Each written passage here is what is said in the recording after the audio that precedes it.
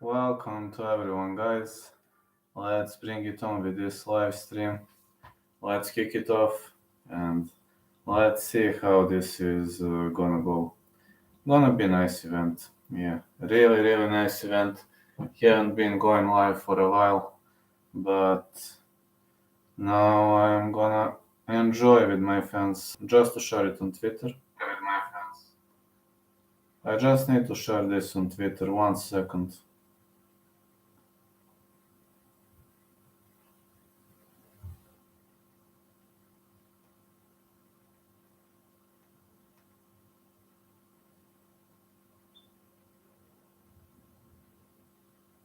Hey mate, hello Threadkill.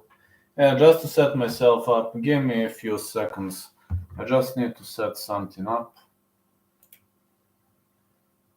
Hey Vlad, hello man. Exact prediction of Rębecki Fiore, what will happen in that fight? Rębecki KO round 2, I assume. Rębecki KO TKO round 2, I assume. 1 second. Just need to... Hold on. I'm trying to connect my TV. Yeah, I'm just trying to connect my TV so to have better view.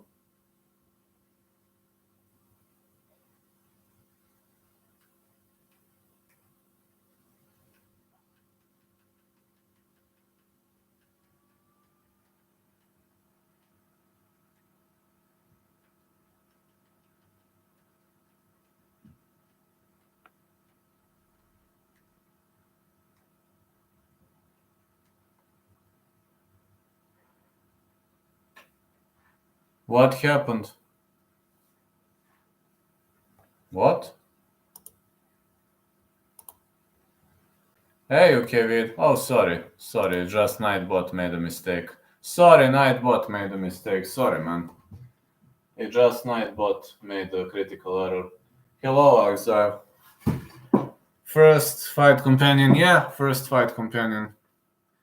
This is the first fight companion in the upcoming year. I just hope everything is looking nice so far. I just need to wait. I'm checking something. Yeah, the first ever fight companion this year. Well, looks okay. Really much looks okay.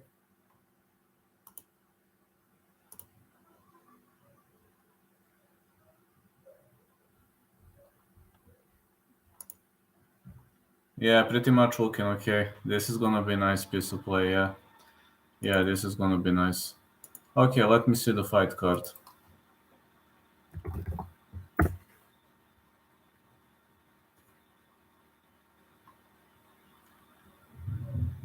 Jimmy Flick, Charles Johnson.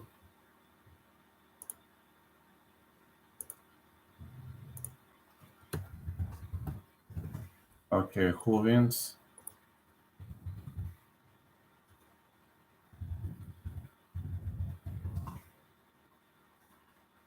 Flick or Johnson?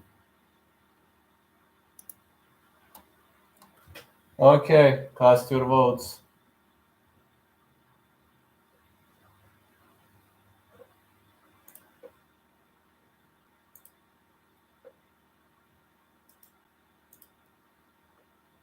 Just tell your votes. Yes, it's a hard prediction. I'm having fight not going the distance though.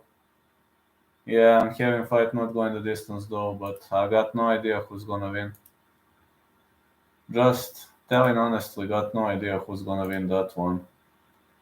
The stream gonna begin soon. Yeah, a very much of a hard prediction. I think Flick has what? Everybody is sleeping on Johnson? Whoa. I was thinking that Flick stands chances. I was thinking that Flick has decent chances to win the match. It really looked to me that way.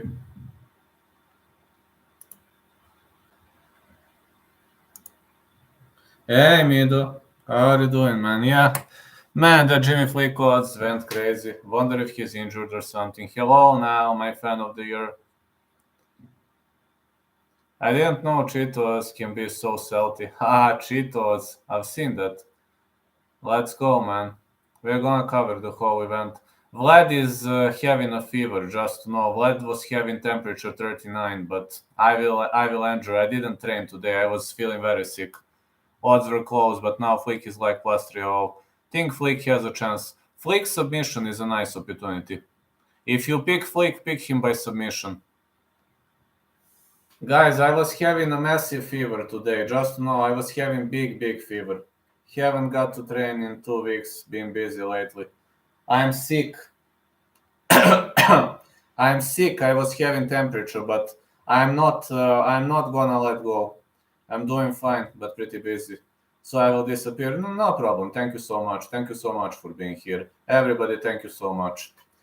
Vlad is sick, but Vlad is not giving up. Hope you are better now and get cured by tomorrow. Hello, Simone. Unfortunately, Vlad is sick, but Vlad is not going to give up. Yeah, I'm sick. I was having massive temperature today. I was sweating like a maniac, but I have to injure. I have no other option left. I have to injure. Yes, I'm sick, but I'm going to add the whole event. Hope you get better. Wish you speedy recovery. Thank you, guys.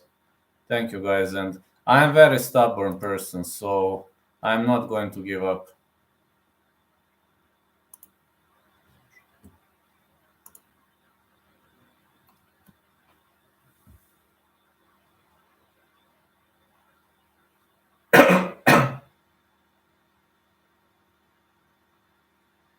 Imavov odds keep getting lower because of 10-pound differential. Crack a beer, feel better. I was drinking a tea, so I'm fine. I was having temperature whole day, but now I'm feeling better. I will enjoy this event, guys. You know me. Yeah, I think that weight differential might actually play a role. I think weight differential actually means a lot. Close the window, it's cold. Window is closed. See? You see? It's closed. It has 2 wings. It's closed. It has 2 wings. But thanks for preoccupation. It's some stupid virus. Imavov will win. Strickland is not in great shape. Imavov needs an early finish. Window is closed. But man. Cold here too. Here is minus 2 degrees. I don't know how much in Romania, man. Here is minus 2.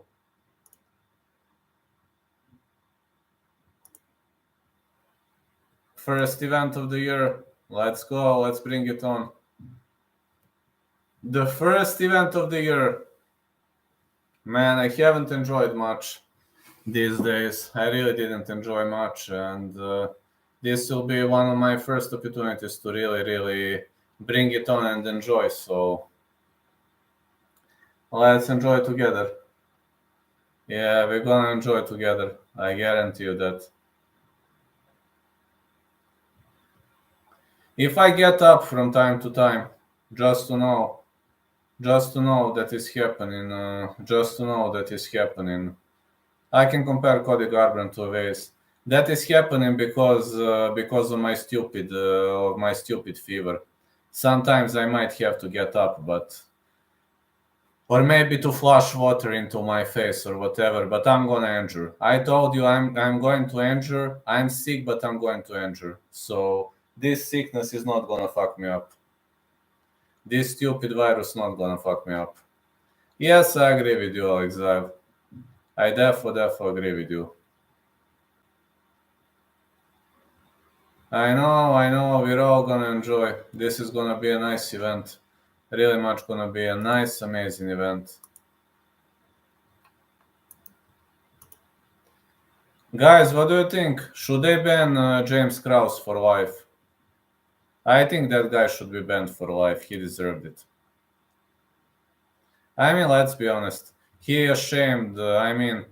I'm ashamed of MMA because of that guy, so he definitely deserves a lifetime ban. Imavov fight. Yes, ban him. Okay, I agree. Ban that guy for life. He is gonna be bankrupt soon, so night, James Krause. A lot of parlays playing in. My prediction for Strickland Imavov is fight starts round 4. That is my prediction. And I hope it will come to fruition, though.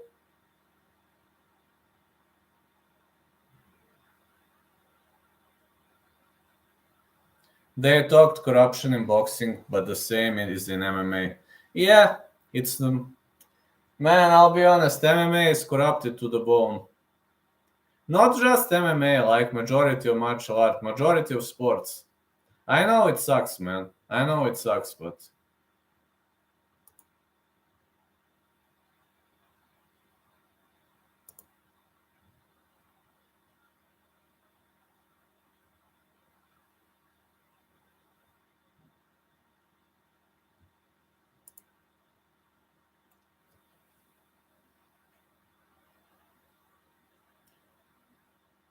yeah, but getting thrown in the ring with Francis, that's nice punishment. That's a middle-aged punishment, though. But I think that punishment would be okay for him. Yeah, I just say ban that guy for life. And I've been a fan of James Krause. Can you believe it? I've really been a fan of James Krause in the past. But now, when I've seen what he was doing, how can you be so greedy, man? You were having everything in your life. You were having wife, you were having lover, you were having money, and you were greedy, greedy, greedy, greedy, greedy. How is going the situation with fixing fights in the UFC? There's a big legal case. As much as I know, James Krause will be banned for life. So some bookies, some states prohibited the UFC gambling, but so far I don't know. James Krause accepted that he was working for an offshore bookie. He confessed that he was doing that. You have an article on the MMA Junkie. So he publicly accepted the guilt, and we'll see how is he gonna get punished. But he will never ever be in the world of MMA again, according to my mind. Fixing fights is a serious issue. They should never forgive him.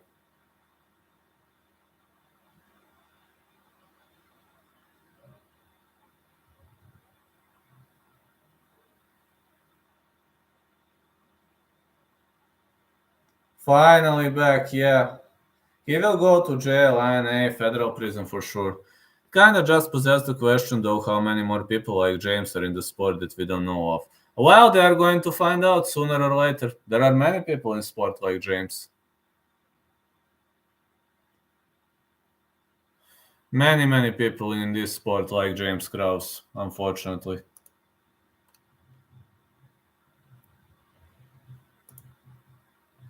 That's a sad part of the story, but many, many, many James Krause situations. Plenty, probably, absolutely, man. You know, fixing fights brings a lot of money, and I know it kind of sucks, but fixing fights, it's really, really bringing a lot of money. It's hard to make money in MMA if you're on top dog. That is true. That is very much true. Or unless you're fixing fights. I mean, with fixing fights, you can earn tons of money if you fix fights. Like James Krause publicly confessed that he earned more money from fixing. So, and also Scampri Jazz. Scampri Jazz was scamming people. MMA lock of the night. He was scamming people. 35K, man. Can you believe it? 35K. What is happening with this world, man? 35K. Why? Just tell me why. Why are you scamming people, man? What are you gonna get from scamming people? Nothing, right?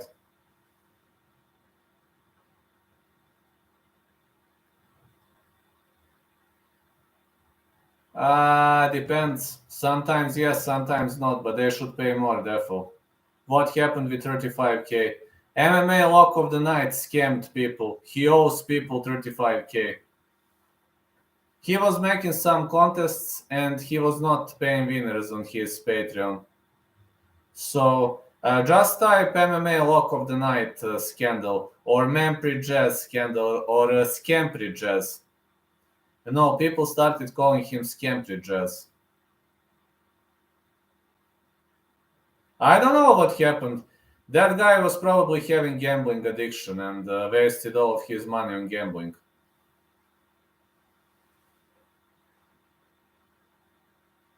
First fight. The stream should kick off in 3 minutes. I don't know. Maybe first fight gonna be in like 15, 20. Allan looked huge. Yes, I know, Allan is always looking huge. Hello, Kev, my fan of the year. Hello, Niall. Fan of the year. Yeah, my fans of the year are in the chat. Let's go, fans. Fans of the year are in the chat. Let's bring it on. It says the stream begins soon, so it should kick off in like 2-3 minutes. I don't know when exactly is the first fight as Priscilla Cachoeira. Guess what? I bet on Cachoeira versus Jubanks no distance. And guess what happened? You can only guess once. What happened? Pick for first. The fight will not go the distance if I must pick a side. Charles Johnson. KO TKO. Guess what happened? Exactly. Jubanks didn't hit the scale. Exactly. So yeah.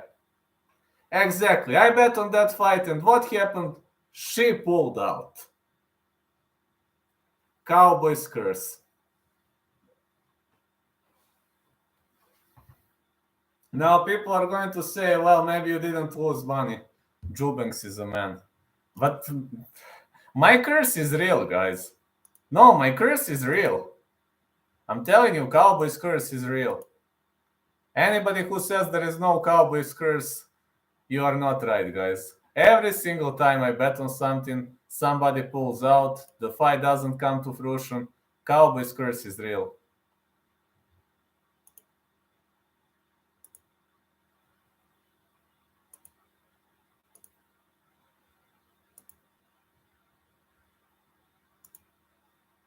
They have to give your money back. Of course, they are going to give my money back. Like the match didn't happen. You know, if you bet on fight and the fighter pulls out, the fight did not happen. So they refund your money and that's it.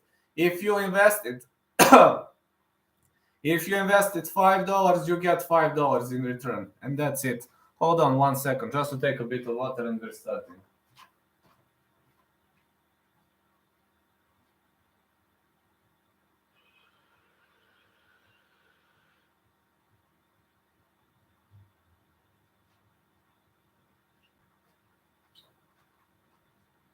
All right, here we are. Yeah, if you invested $5, you're going to get back $5. Like the match has never happened. And it didn't happen, though. In the first place, it didn't. All right, it kicks off. Yes, I bet on Azinga Fuzila versus Telez. Yeah, they didn't fight and they gave my money back. They gave my money back too. Same thing. They are going to give me money back tomorrow. So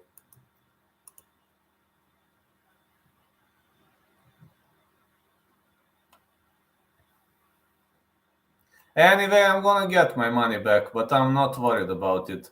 I'm worried because my curse is real.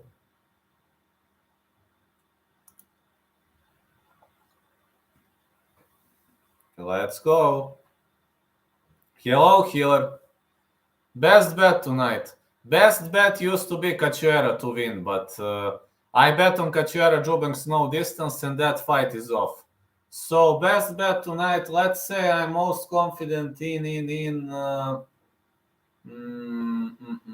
I'm most confident in Allan Nascimento to win. Did you bet some boxing? No, I only bet UFC.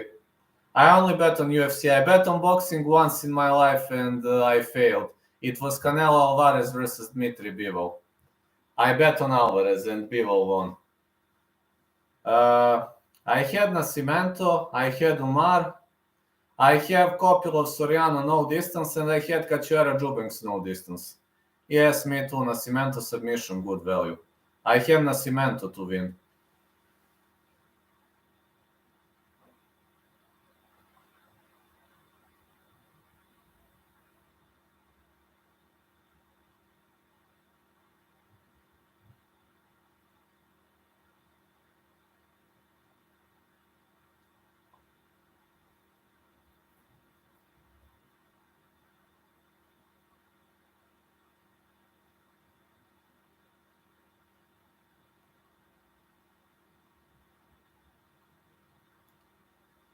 Yeah, I just have 3 of them. We'll see how that's gonna play out. They're still giving the introduction though. I am very unsure about Ribeiro Alhassan. I think Ribeiro wins. Ribeiro is a very, very tough guy. Not connection issues again, please. Sorry, slight connection issues. But it happens from time to time. It happens. Just hope aren't gonna have that many problems in the future. I need to charge my phones though.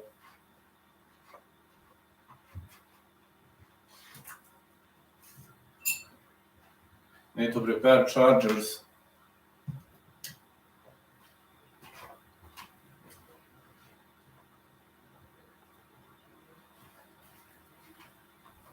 Alright, chargers are ready.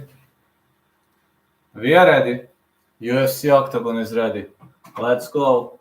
Sorry cause my voice is fucked up. I'm a bit tired. I'm sick, but I'm going to injure. Same, I think so too, but there is still a lot of unknowns. That is true. We are back in business. Let's go. Brennan Fitzgerald, Dominic Cruz, and Paul Felder. Great guys. I've got to say all of them are great guys. Big fan of all of them.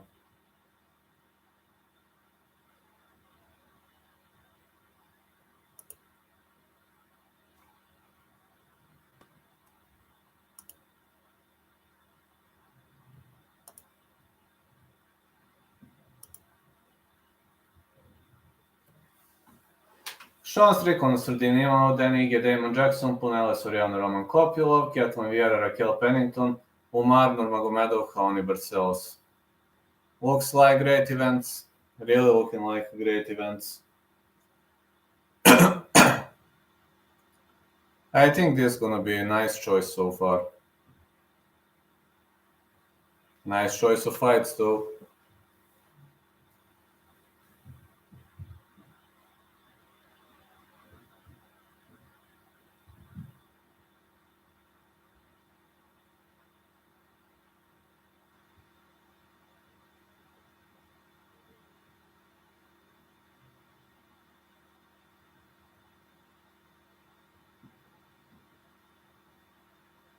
Yeah, it's gonna be pretty much nice. And here, the first fight is gonna be entertaining. Got to say, it's gonna be very, very much entertaining. I think I'm gonna injure.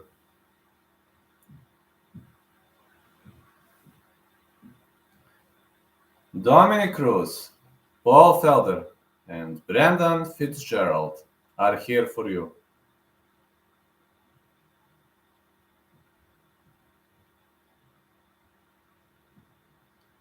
Man, I can't wait for the first fight, especially for the clash of Jimmy Flick.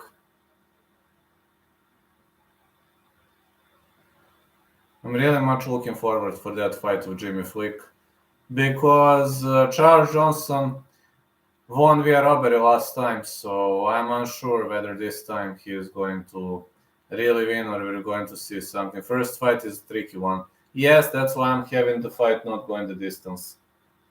That's why no distance sounds like a great call.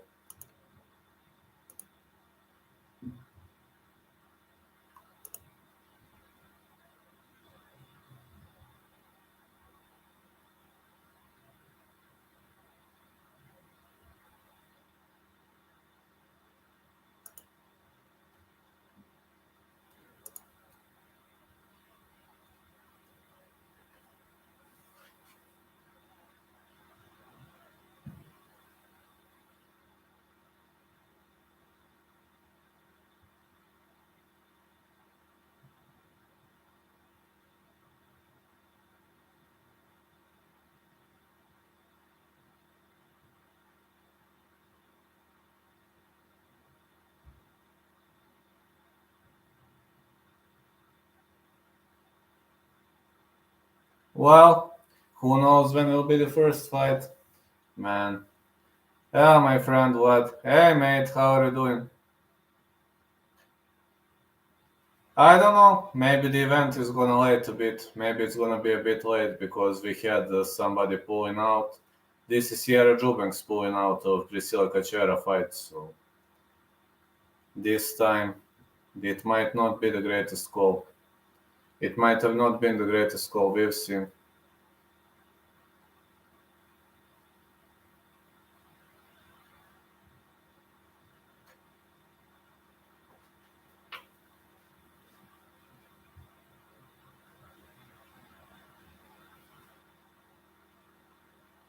Well, we've got some studio interviews, so I assume the event is gonna get late a bit. It's probably gonna be a bit late. We got Karin Brandt here, a famous journalist, Karin Brandt. She's here, looking around. Yeah, I could say looking around in the shadows. That's the trademark of Karin Brandt.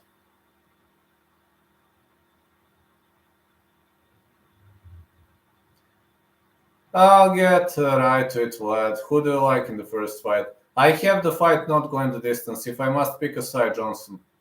Then Ige Jackson fight not to go the distance. Count me in, man. Ige versus Jackson no distance sounds like a great call to me.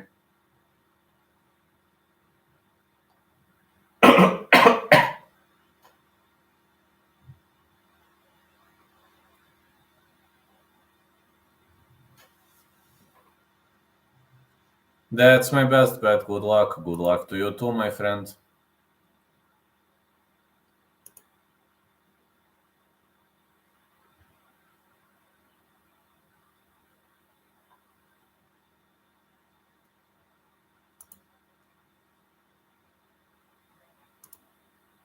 Good luck to you too. And thank you so much. That is a nice piece of play, though. I used to have 24 members, then I dropped to 11, now I have 16. So it's nice. Here we got Imavov in main event. I have fight starts round 4 in main event. That's what I was told, buddy, to take the fight under 2 and 5 rounds. Fair enough. Didn't bet on a Jagba, but I think he KO's show. He fought nobody's. I think a Jagba to win too. Sorry, because I'm talking like this. I'm sick. I was having fever whole day. But I will injure. I promise to injure. You haven't seen the best of Vlad. Yeah, chin issues, good submission ability. Yeah, that's true. That is absolutely true. I definitely have to back you up on that one. And I'm sorry because I'm looking a bit tired, etc. That's because I'm sick, so please be tolerant. I'm sick, but I'm not going to surrender. I'm sick, but that doesn't mean I'm gonna surrender. Vlad will never surrender. I was having heavy temperature today. But it didn't stop me. Believe it or not, it didn't stop me. And it never will.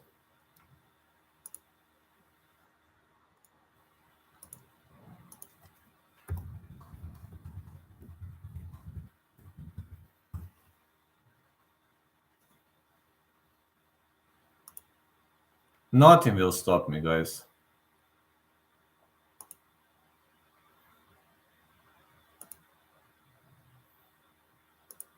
Just nothing. Nothing will stop me. Vlad will never surrender.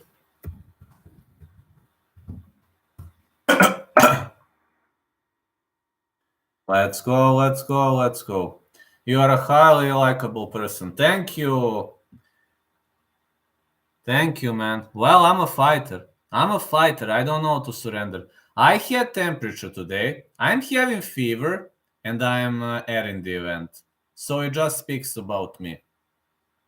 I'd rather die than miss an event.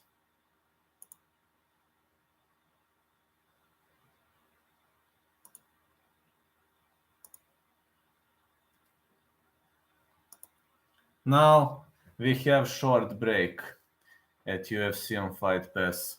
Oh, fuck you. I'm gonna make an Instagram video. I'm gonna make an Instagram video.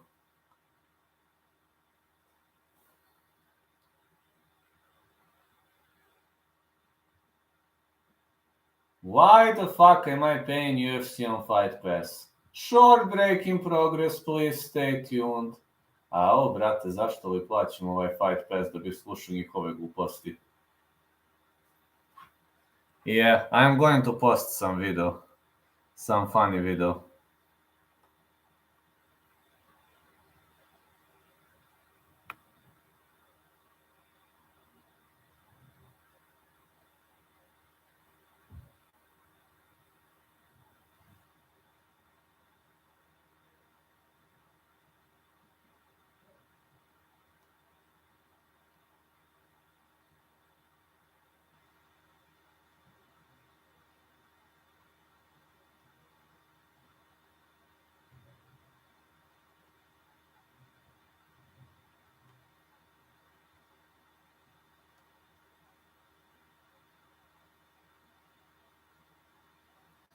Yeah, let's go, guys.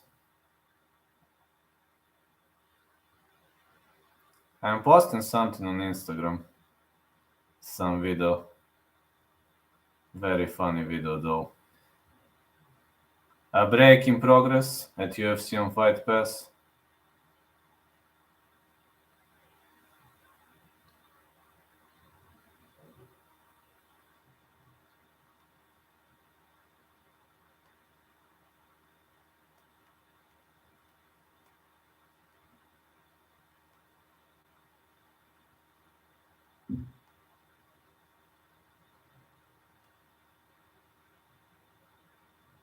I'm very impatient.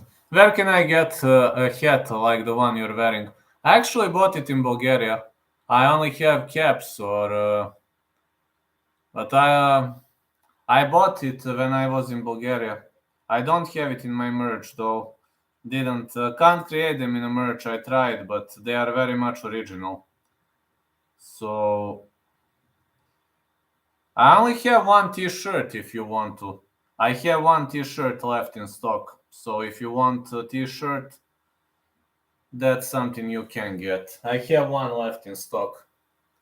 But that hat, I bought it like 3 years ago. And when it was COVID, the factory that was making these hats, it was, finished. During the era of COVID, it was shut down because of COVID. So the factory that was making them. I actually bought this hat in Sofia when I was in Sofia like 4 years ago. I actually got it as a present.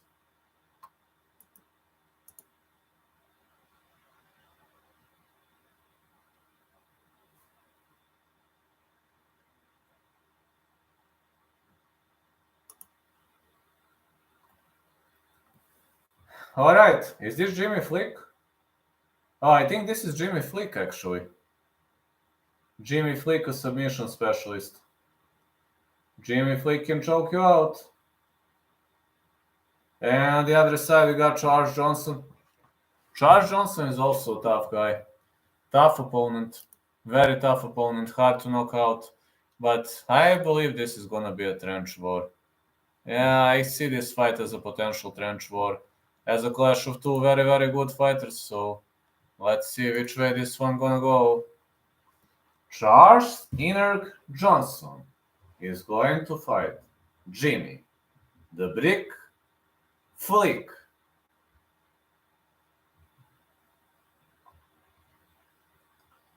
Hide and Roll is reporting.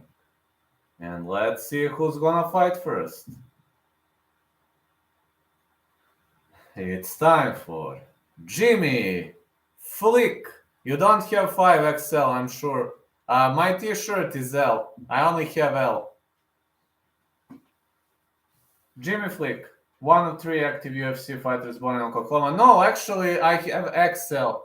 I'm 6'3", 390 pounds. I'm big, man. I don't have 5XL. I have XL, one left in stock. Jimmy Flick is ready to step inside the octagon. Let's go. Jimmy Flick.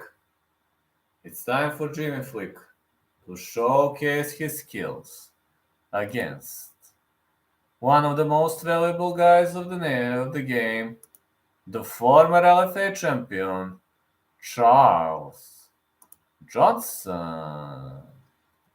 Jimmy Flick, a submission specialist. I had an interview with a guy in the past. Very likable guy, honestly. Very much likable guy.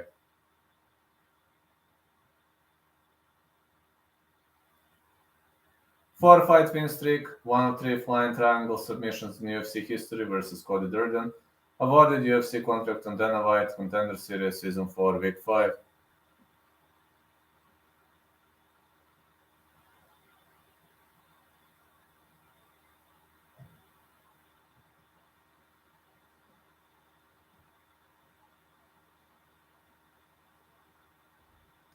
Alright, Jimmy Flick heads inside the octagon.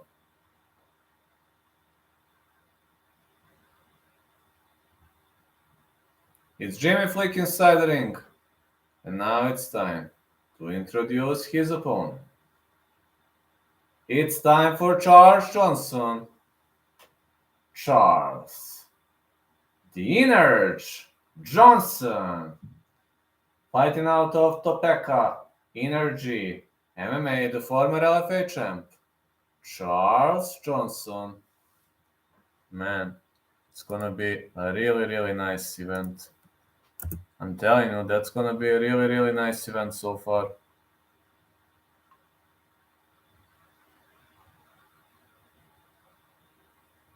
Let's go. Come on, guys. Bring it on, lads. Bring it on.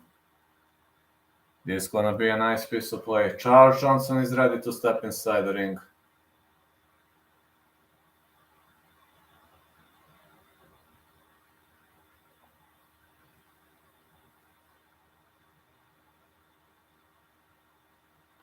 Charles Johnson won 5 of last 6 fights, former LFA flyweight champion, 5 wins by knockout, 3 wins by the way of a submission.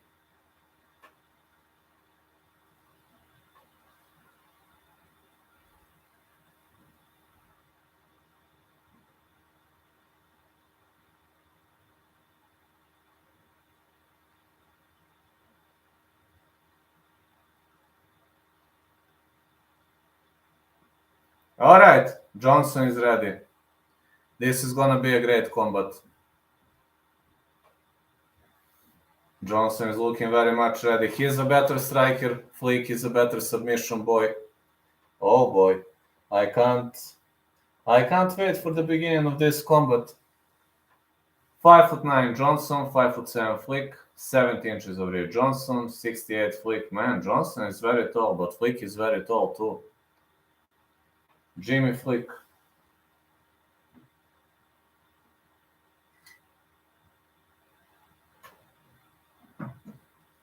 He's actually very tall guy.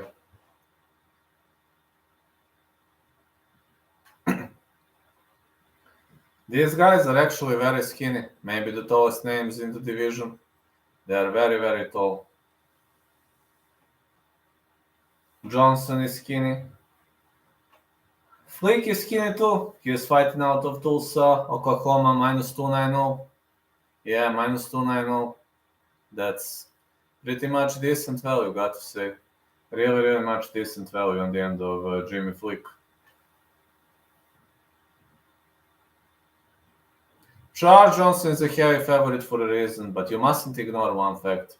Jimmy Flick, that guy knows to submit people really well there.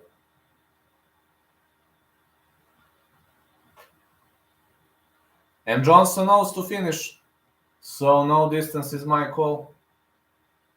The referee in charge of this contest is Kerry Hately. Charles Johnson, Jimmy Flick. Here we go.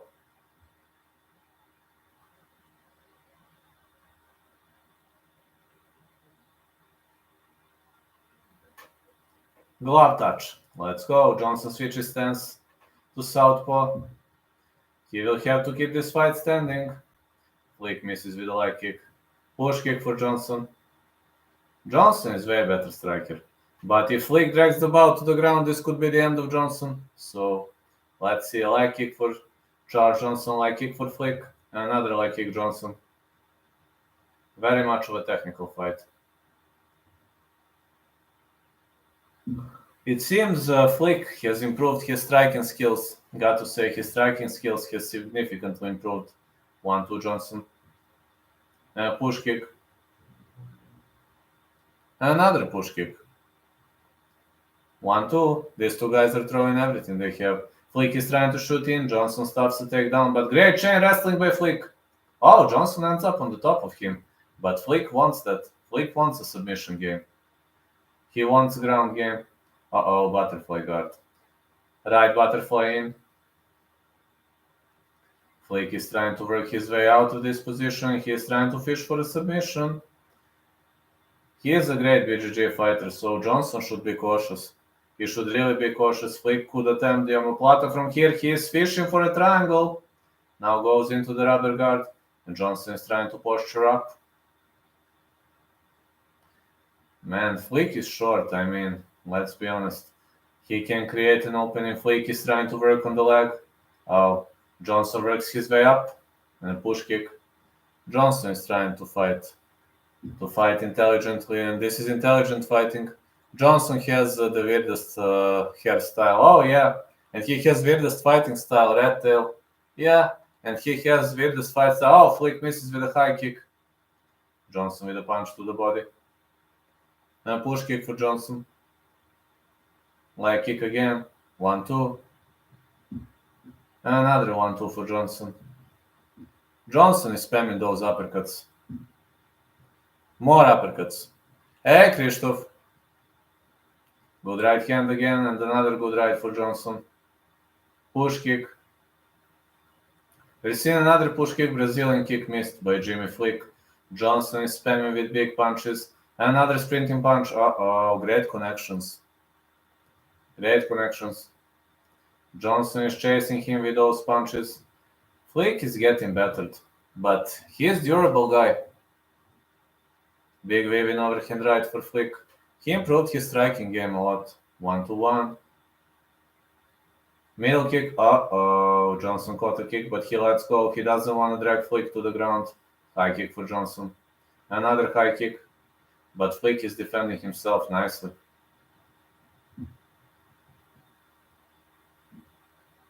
Good right hand again. And again, middle kick for Flick. Flick trying to shoot in. Shoots in with a single leg. Johnson is trying to widespread his legs. He is really much defending this takedown attempt pretty much nicely. Both underhooks on the inside, but Flick is able to slam him. And he hoops on the back. Uh-oh. Uh-oh, Flick is hooping on the back. This is bad position for Johnson. Johnson is trying to shake him off, but that's not gonna go easily. Flick is trying to roll into anaconda choke.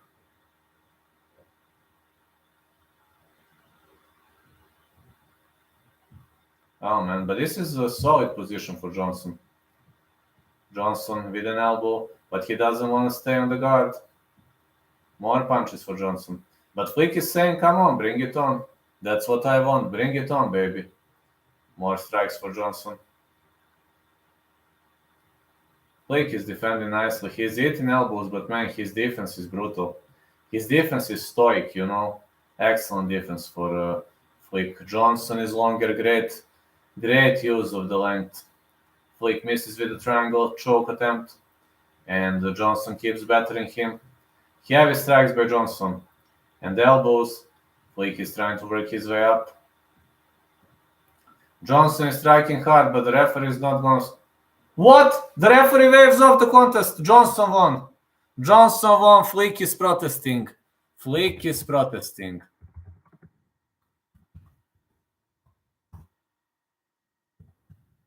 Early call, I think. Flick was not out of the game, but... Okay. Okay, 1 out of 1.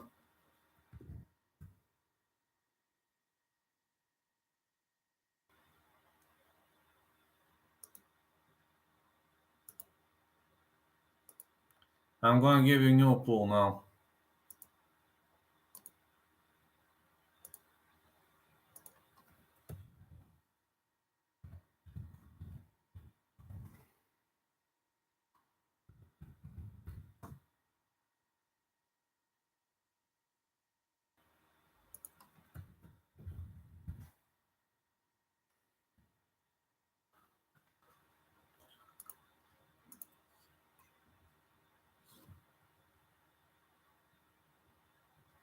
Pick your next winner, lads. I think this was an early call though, but I also think it was an early call, but okay. I mean, it happens, right?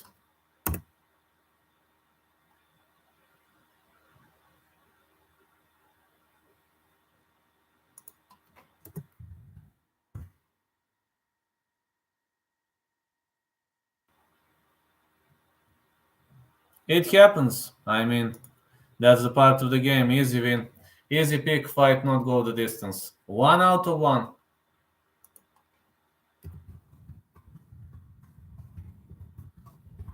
My next pick, no distance also.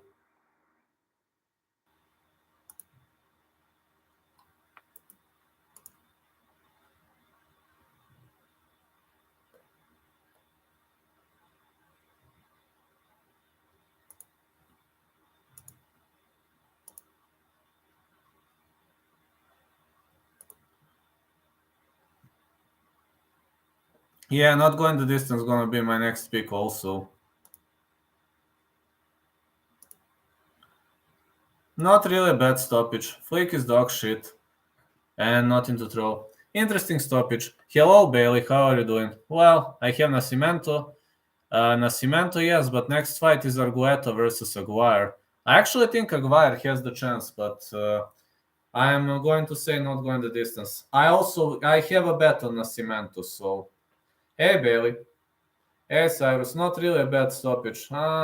I think it was just a bit of an early call, but Johnson would have won anyway. Energy would have won anyway. Flick was a submission boy. So.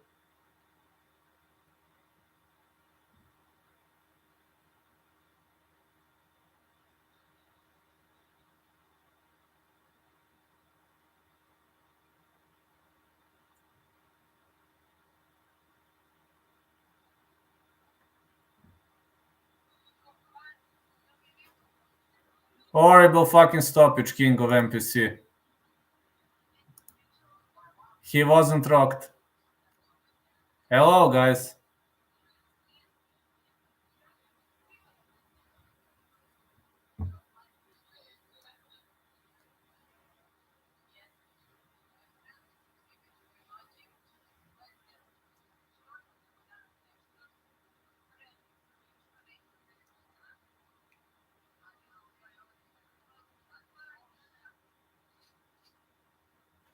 Alright, guys.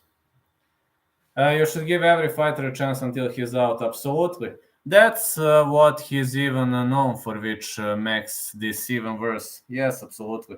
That is true. Sorry, guys. Sorry, I just had to respond to one message. It was a very important message. One champ was wild last night, says Bailey Wright. Going good, excited for the first UFC fight of the year. Yeah, that's true. That is true.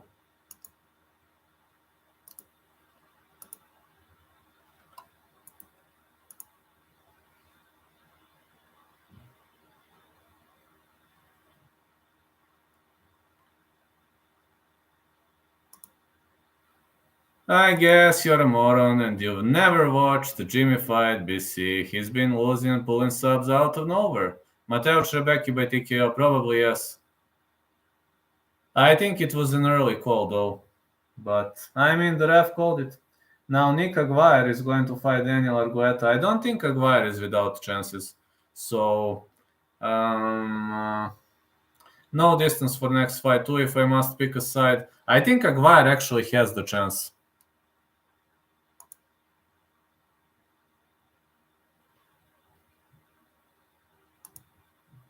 The referee was the one who changed my money line. True. No point in letting first guy on the card get KO'd when he has no answer for his opponent. It wasn't no chance he got him down multiple times. What if he keeps position after that, you know? What's up, Vlad? Hey, mate. How are you, king of NPCs? How are you, my friend? Again, short break in progress. Why the hell am I paying for this fucking UFC on Fight Pass? Alright.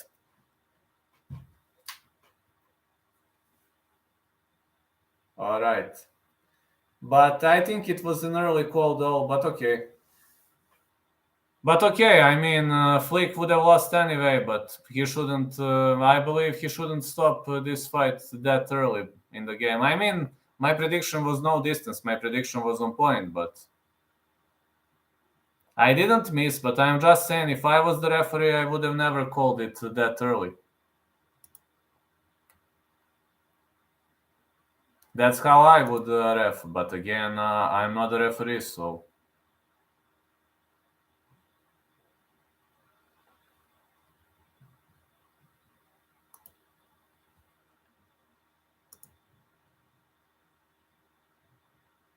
Felt pity.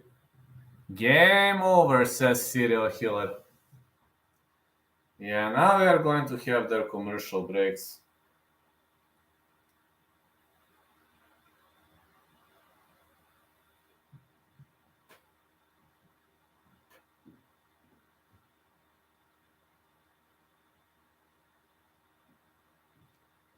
Sepp versus Nogueira. Yeah, there were many pathetical stoppages.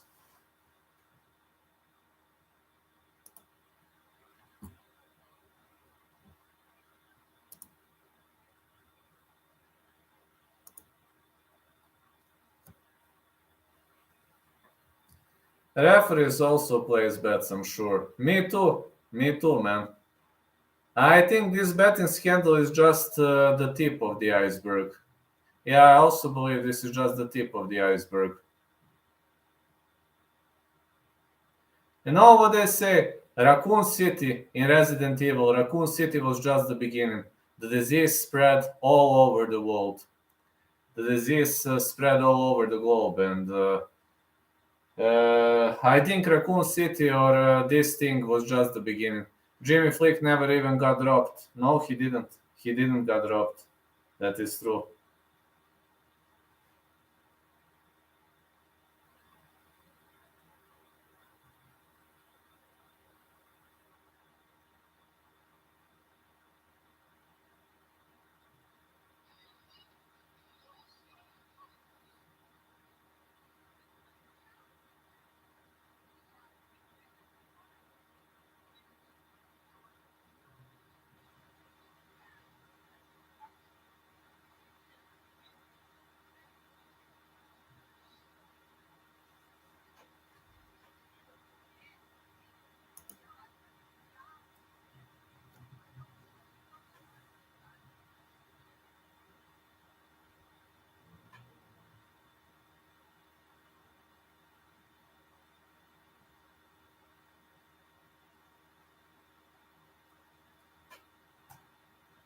All right. Next fight is going to be entertaining. Oh, man. Damon Jackson. Huh.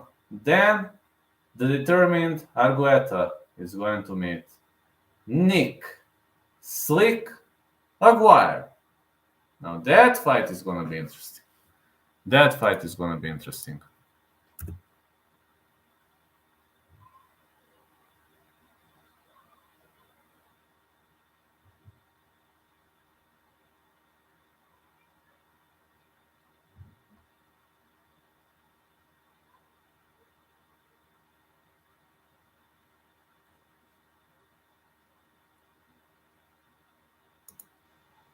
That is going to be an amazing fight, got to say. Nick Aguirre is heading inside the ring.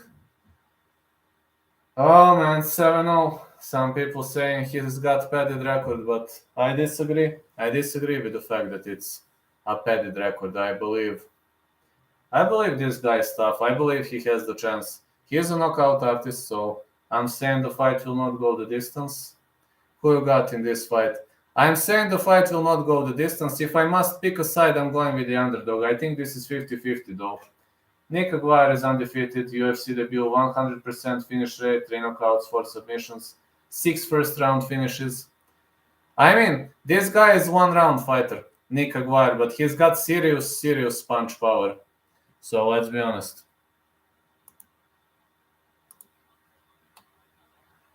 He's got some serious punch power.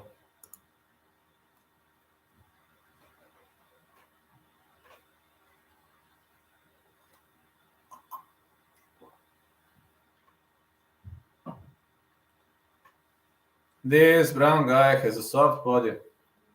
Well, he looks like a soft body guy. Argueta is looking very big, very muscular, but he's vulnerable too. I'm saying somebody gonna go to sleep. He looks like me right now. Dan Argueta, one of 10 active UFC fighters born in Illinois. Dan the Determined, fighting out of Chicago, Illinois. If you're a fan of Chicago, then you're gonna like this guy for sure. I got to say, you're gonna like this guy for sure. Therefore, you're gonna like this guy. If you're a fan of Illinois, if you're a fan of the greatest promotion in the world, you have to love this guy. You simply have to love him. Love him or hate him. He is awesome. The former LFA bantamweight champion finished 6 of 8 wins, 2 knockouts, 4 submissions. Really looking like a great piece of play for him, got to say. Dan Argueta, very muscular, very strong, ready to step inside the octagon. Argueta is very muscular, but the other guy is not bad at all. I'm going with fight, not going the distance. But the problem with the other guy, he is one-round fighter. And Argueta is a heavy favorite, but many people believe Argueta gonna outwork Aguirre, which I heavily disagree. Aguirre is especially dangerous in the first round, and everybody knows that. It's not a rocket science. 5'7" Argueta, 5'9" Aguirre, 68 inches of reach for Argueta, 74 inches of reach for Nick Aguirre. Yeah, you can tell with his physique, he's one-round fighter. Yeah, I can tell that. But I'm going to tell you one thing. These scoliotic guys, the guys with poor physique, they are, they are tricky. People underestimate them, you know. People underestimate them, and never underestimate those guys. They say don't read a book by its cover, though. Yes, that's what I'm saying too. Never read a book by its cover. It would be horribly wrong to judge the book by its cover. Dan Argueta, 8'1", 5'7", out of Albuquerque, New Mexico, minus 490, favorite.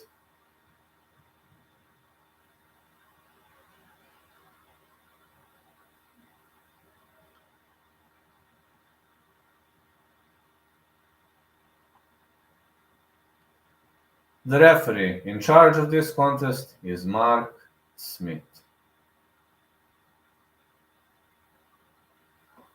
Then we're good. Nick Aguirre. Here we go. All right. No glove touch. Oh, both fighters are lefties. This is going to be interesting. Leg kick for Argueta.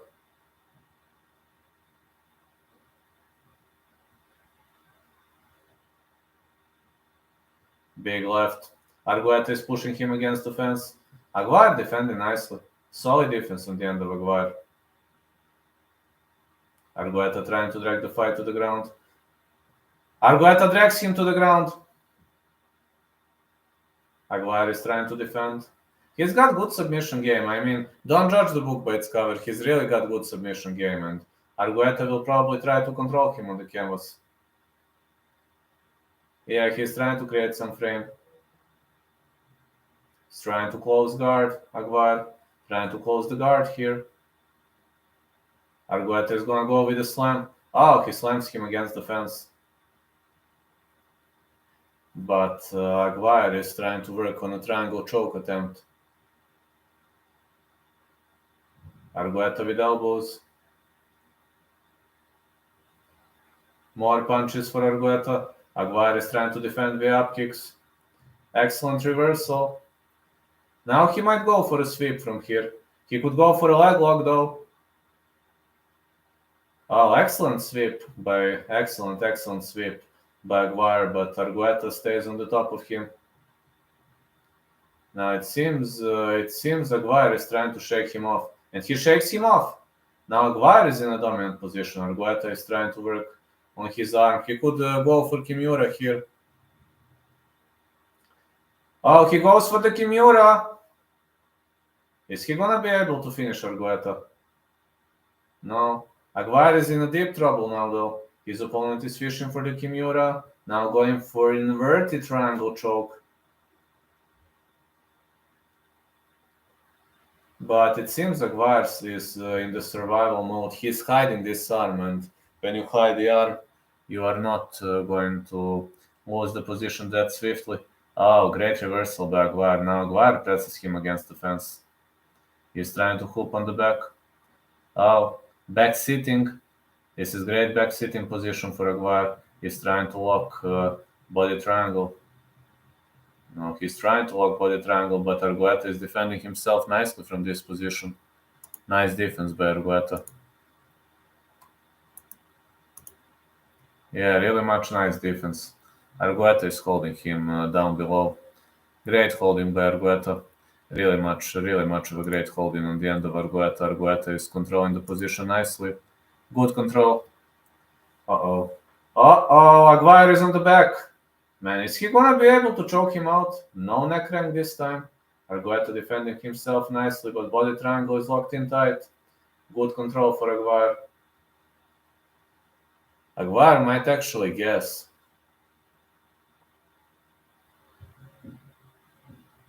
Oh man. Oh man. Aguirre is trying to stay on his back. Argueta is trying so hard to shake him off, but it seems Aguirre is working against gravity. Nice performance by Aguirre. Argueta with a big left.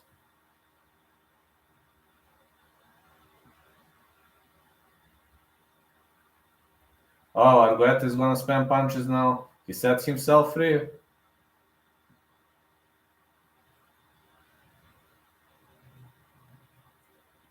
Some knees been thrown. More punches. And more punches.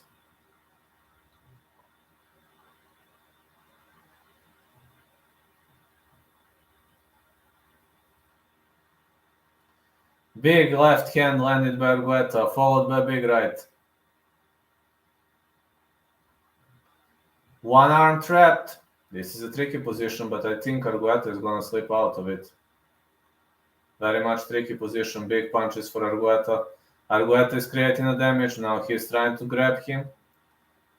While Argueta is trying to grab him, he's trying to set up that submission, but it seems Aguirre is pretty much scrappy.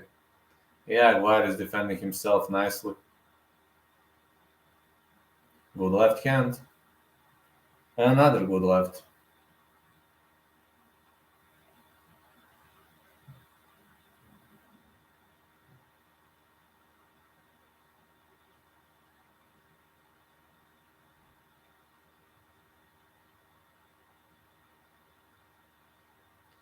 I think this is round for Argueta. As much as I can see, this is clean. This should be a clean round for Argueta. As much as I can see. Should have been a clean round.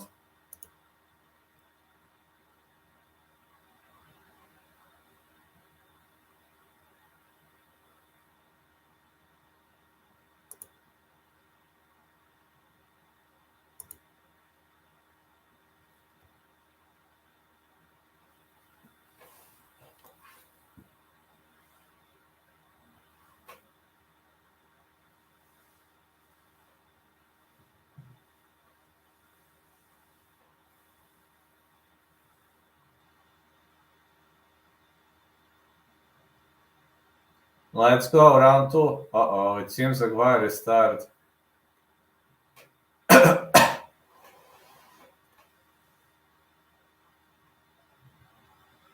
Fighters are standing now. High kick for Aguirre.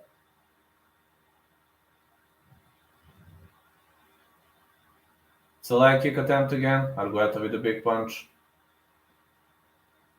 Uppercut to the body by Argueta and the high kick, but Aguirre blocks nicely. Argueta with 1-2.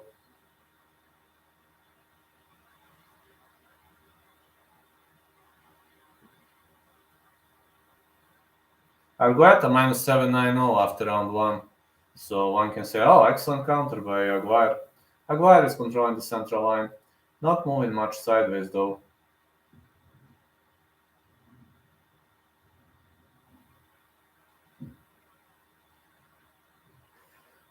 Excellent uppercut by Argueta. Argueta is trying to drag the fight to the canvas. Yeah, he's really trying nicely to drag the fight to the canvas. Good takedown attempt by Argueta. He is holding his opponent against the fence. Very much slow-paced fight. Yeah, these two guys are pretty much holding into a stalemate. Yeah, big right hand again for Argueta. He separates and misses with the left hand. Yeah, man, he misses with the big left hand. And this big left hand looked pretty much clean on his end. Uppercut. Another uppercut. Left right for Aguirre. Leg kick for Aguirre. Argueta with another leg kick. Was a calf kick though. Another calf kick. Argueta is trying to drag the fight to the ground, but Aguirre defending himself nicely. One underhook is on the inside.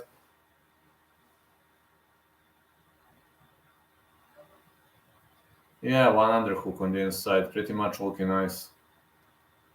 Still water runs deep. Very much patient strategy on the end of Argueta.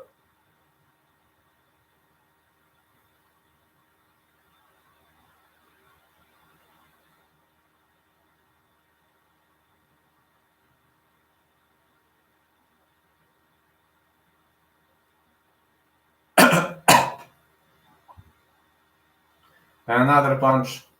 Oh man, great offensive punches by Argueta. Argueta is controlling the cage. Aguirre needs to press. Argueta with a leg kick. This is pretty much slow-paced fight. Big left hand.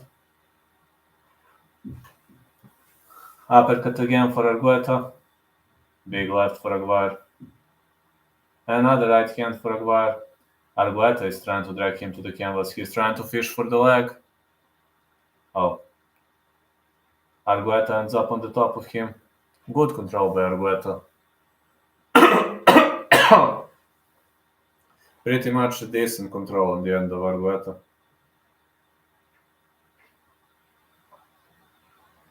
Argueta secured 2 takedowns, and this is his record. This is his personal best. Argueta with 1-2. Excellent wrestling on the ground on the end of Argueta. Good right hand again. And again, he's trying to work his way up into this position. Good left hand. Great back control. Now we are into back riding position. Argueta will try to choke him out. He's trying to fish for a neck crank. Aguirre defense. Argueta again trying to create some damage and trying to choke him out again. Uh-oh. But let's be honest, Aguirre is defending himself nicely. It's not locked in tight. Not yet. Oh, now it looks better.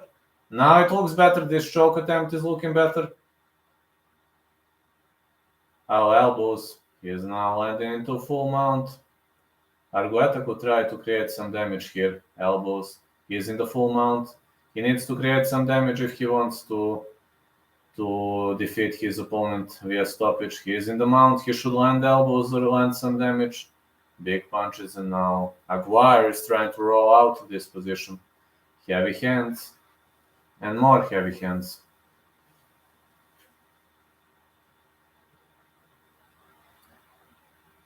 Well, Argueta still trying to choke him out, but Aguirre defends himself nicely.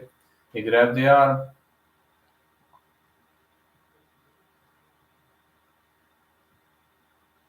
Elbow again for Argueta. Aguirre is guessing. Oh man, Aguirre is guessing. He is breathing heavily.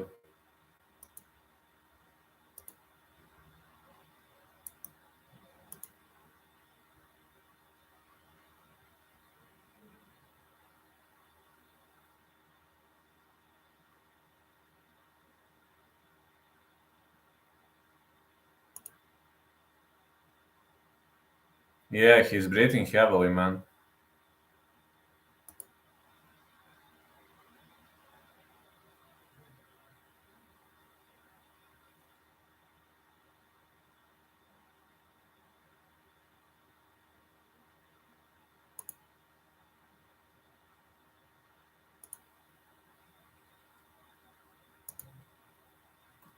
Man, Aguirre is really breathing heavily. Let's see how this one gonna play out for him, but it doesn't look too good though.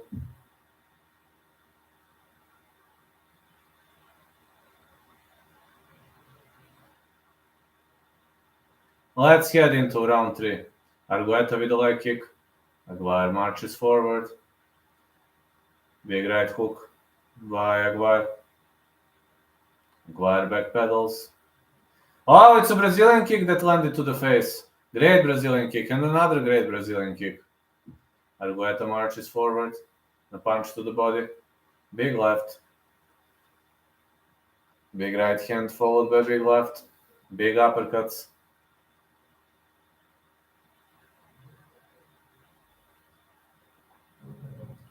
It seems Argueta is trying to drag the fight to the canvas again. Great dragging to the canvas again by Argueta this time. But even better defense on the end of Aguirre. He is defending himself nicely. More punches by Aguirre. Argueta with a great leg kick. Violent leg kicks on the end of Argueta. In the waving overhand right. Just landed clean. Big punches. And a high kick for Argueta. This high kick pretty much looking nice. Uppercut again. And again uppercut. Aguirre is looking too sloppy. He's looking very, very slow right now. Yeah, it seems he's looking very tired. Good leg kick for Argueta. Argueta won 2 rounds. He just needs to push the pace and that's it for him. No need to do anything else. Big jabs. And another big jab. Good right hand again. And again big jab. Argueta is trying to drag the fight to the canvas. Elbow for Argueta. And another elbow. He tries to shoot in. And it seems Aguirre gets dragged to the ground again. Aguirre's stamina is playing a significant role in this fight. And his stamina is pretty much shitty. Not gonna lie to you. His stamina looking pretty much shitty.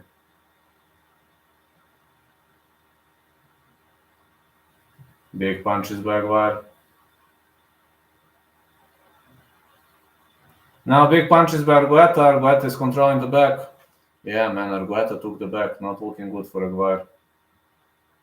Argueta took the back and Aguirre will have a hard time slipping out of this position. Argueta trying to roll out. Fishes for a leg. Excellent sweep attempt for Argueta, but Aguirre is now on the bottom. He is in the full guard right now on the bottom. Not looking good for him. This looks like a horrible position for him. Yeah, really much looks like a horrible position for him, as much as I can see.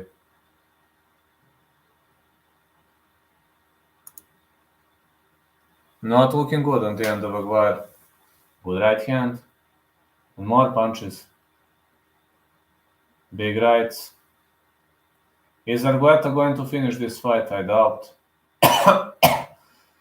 Seems Aguirre is having good chances to survive. He is in the survival mode, but Argueta is showing very much superior wrestling. He is trying to hammer his way through. Argueta with elbows.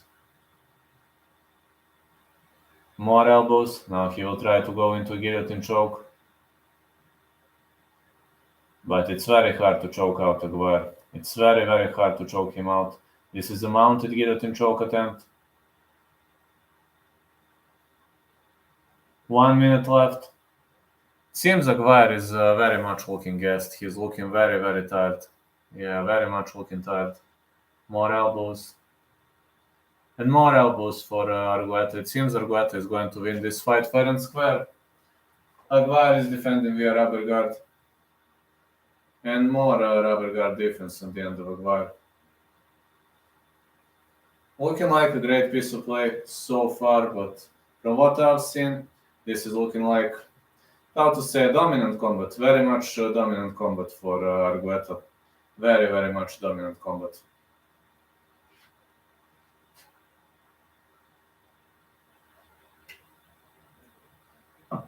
Yeah, this is very much dominant combat for him. Good punches for Argueta.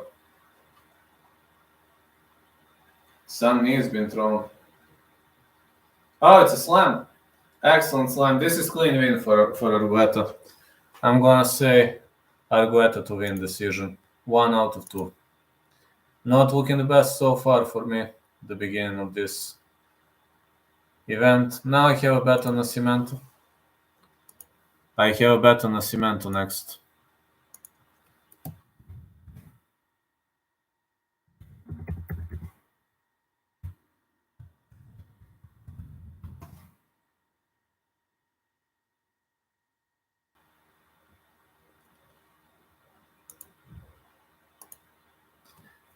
Nascimento or Hernandez?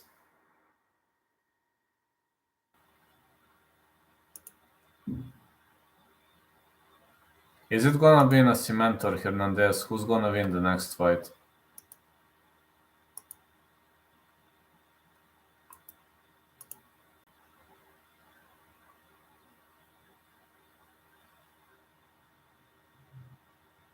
This is clean victory for Argueta. Can't be cleaner than that. Simply can't be cleaner than that.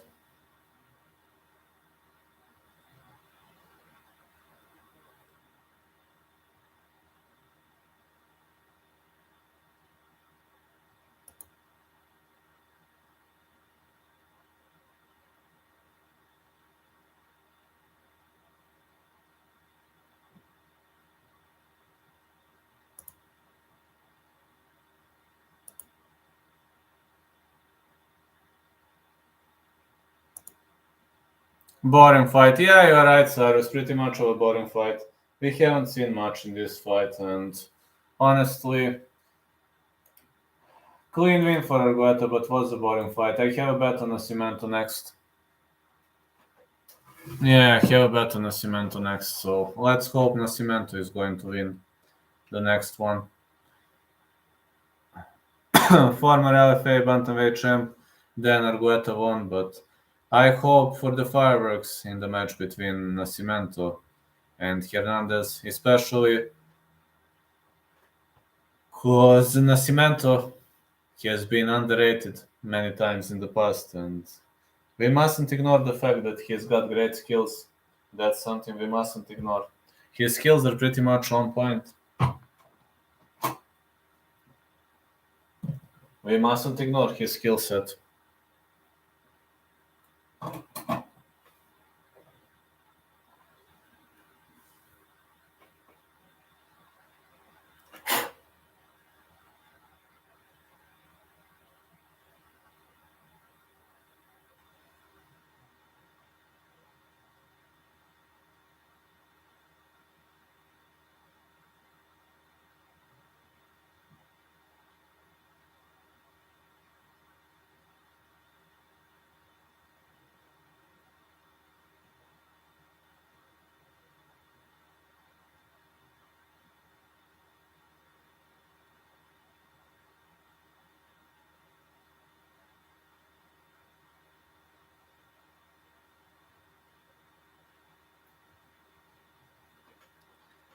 Well, it hasn't been the most exciting fight on the card, got to say. It hasn't been the most exciting fight on the card.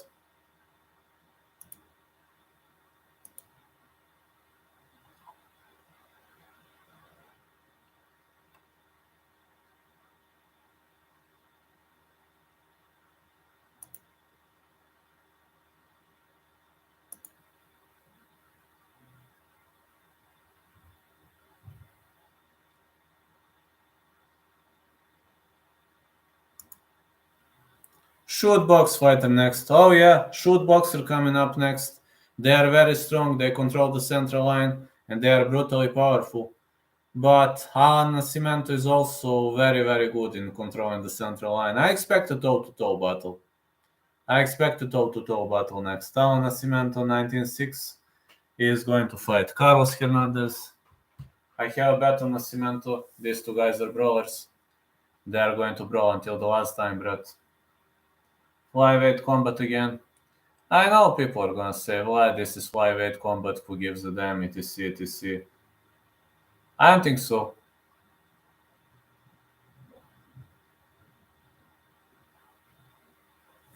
I don't think so. I think this is actually going to be a nice combat.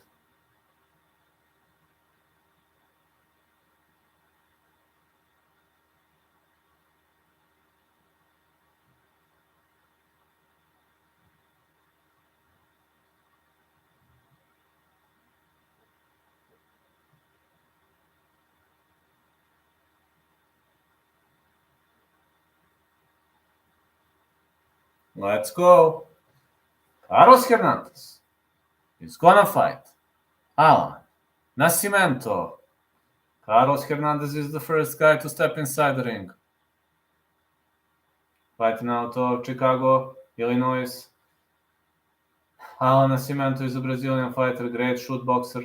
Hernandez on the other side, he knows a bit of everything. He really knows a bit of everything. He is a bit of a different type of fighter, you know. He is, how to say, an all-around guy. Very much an all-around guy. Knows a bit of everything. He can give you a good matchup, if you know what I mean. What I mean by that, he could really, really give you a good matchup.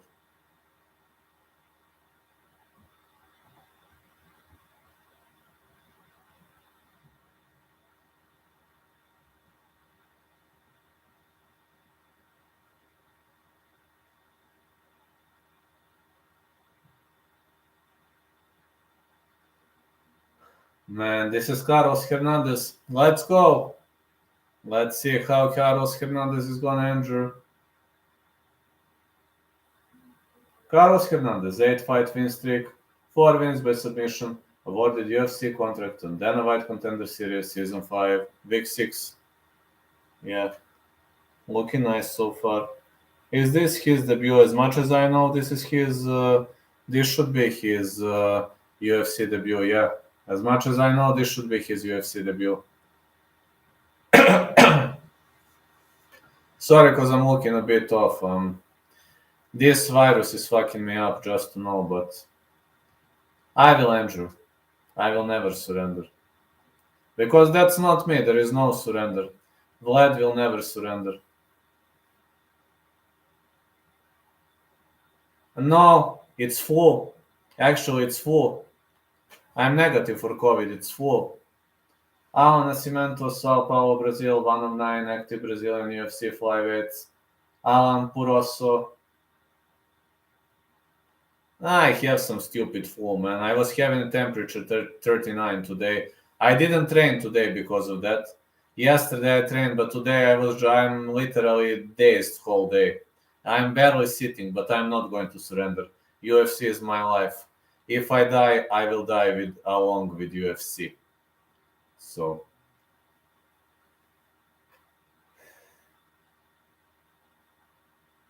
if they ever bury me, I only have one wish. On my stone above my grave, it will be written UFC. Let's go. Yeah. Allan Nascimento defeated Jake Hadley by unanimous decision, 13 wins by submission, 11 first round finishes. Yeah, I have only one wish. When they bury me, on my stone above my grave, on the stone above the grave, there has to be one thing has to be written. It has to write UFC or the best Bulgarian UFC commentator or whatever, something like that. But I don't care, man. If I pass out, you know what happened. It's because of flu. It's not because picture of Dana White slapping his wife.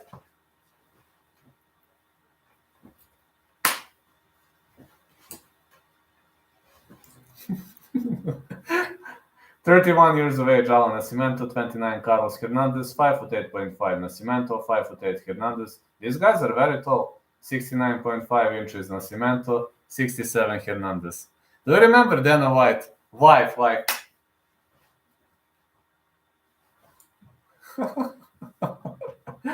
Dana White slapping his wife.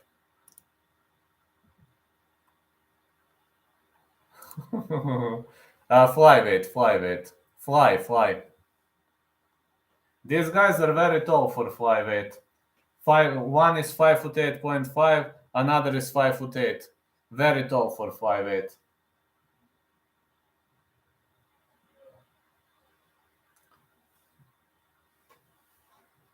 But that Videno was funny. Weight bullies, yeah.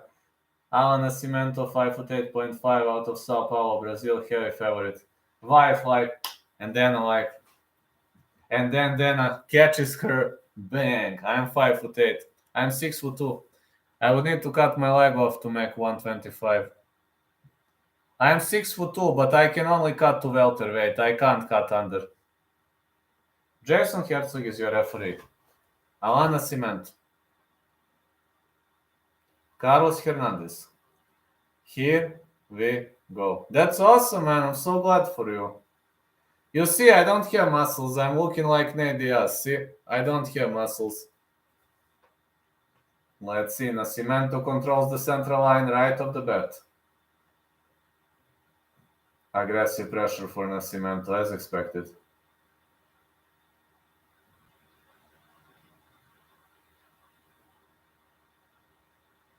More punches for Nascimento. Secret juice. Oh, yeah. Good right hand, Nascimento. Another good right. Nascimento with a leg kick. Whoa, Hernandez fires back with a big right. Big right hand for Hernandez. High kick for Nascimento.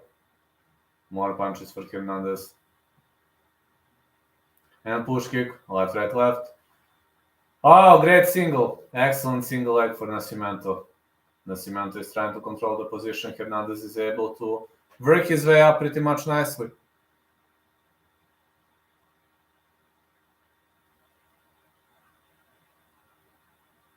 Another takedown attempt.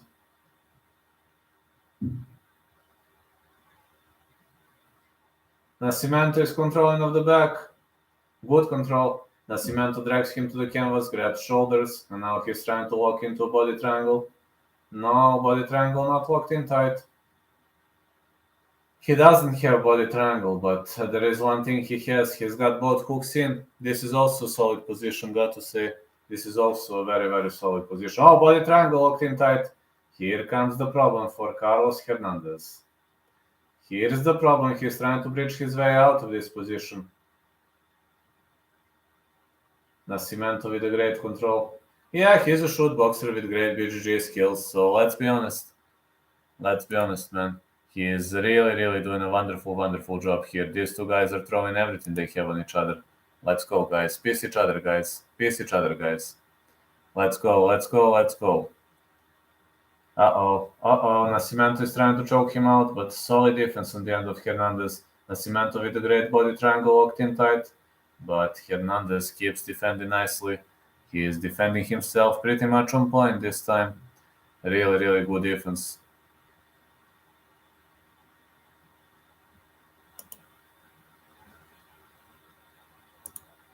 Excellent defense. Is he gonna be able to transition of defense? Let's see what are we gonna see on the end of Hernandez.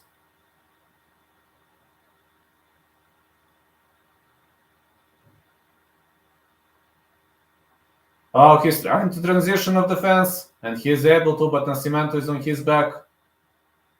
Nascimento hoops on the back. He's trying to choke him out. Uh-oh. Great standing rear naked choke for Nascimento. Nascimento is having great control here. I think this might be it. Oh, he taps. He taps. Nascimento won. Nascimento won.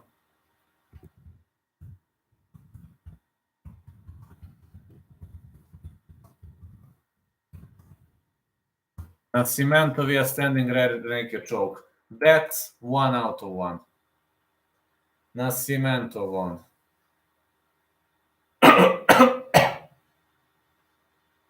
Great victory for Nascimento. Let me give you more options to vote now.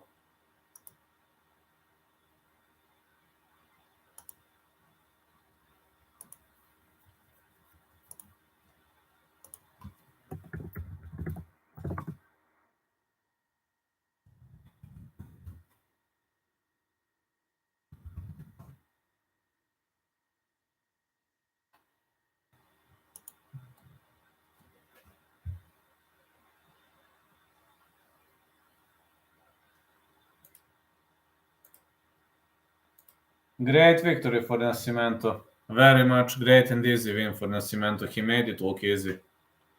Don't forget to vote, lads.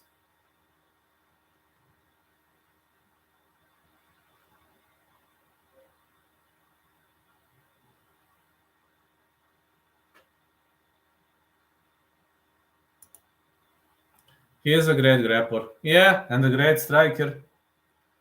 Then we got Rębecki versus Fiore. That is our next pick to call.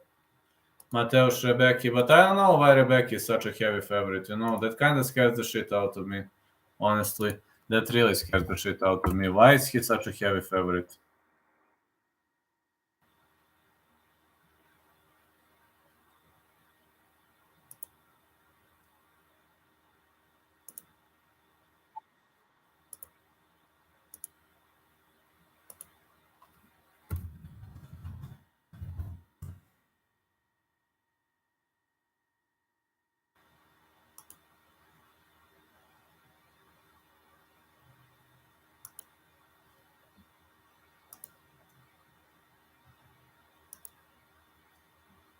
Yeah, let's go, let's go, let's go.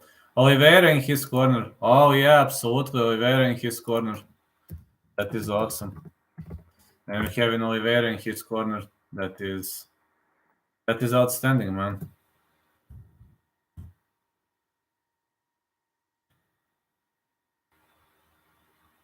Let's go, man. Let's go, let's go, let's go. Bring it on. Bring it on. Well, when you're having Oliveira in his corner, it just speaks about his great abilities. Did you see the news about... No, what happens? What happened? I haven't seen the news. What happened?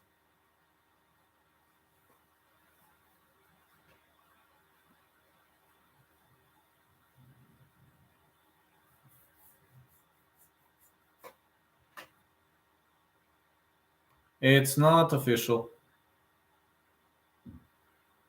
No, I haven't seen. What happened?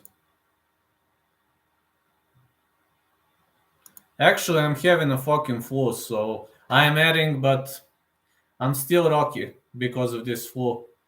Gun called out JJ. Really? And an advertisement appeared on T-Mobile Arena that the match between JJ and Gun was for the belt. Haven't seen that. I'm 0-3 to start 2023. How is it going, Cowboy? Hello, Real News MMA. 2 out of 3 so far. Bets 1 out of 1. Gun called out John Jones. Yes, I haven't seen that. Nascimento submission, very good. Yes, he is. Your best bet was excellent. Thank you. I was most confident at Nascimento. And Gun left the promotion then. Of course, Ngan is going to leave the promotion. He is constantly unhappy with the UFC. That's normal. He is constantly unhappy with the UFC, and that's normal.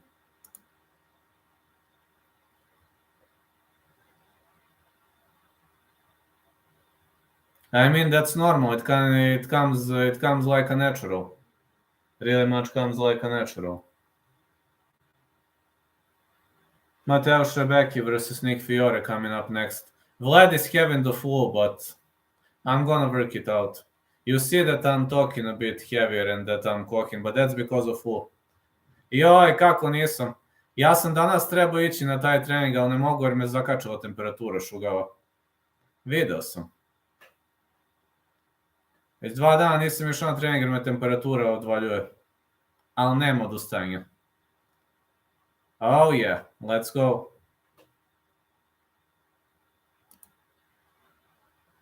Let's go, let's go, let's go. Mateusz Rębecki versus Nick Fiore coming up next.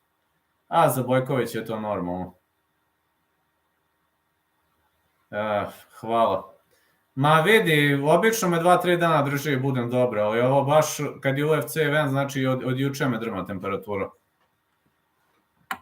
Bukvalno danas sam ležao ceo dan i kao ajde, ali ne mogu preskočim event, glupo je.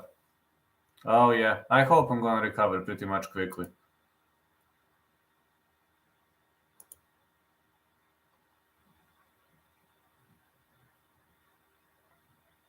How's your health, guys, by the way?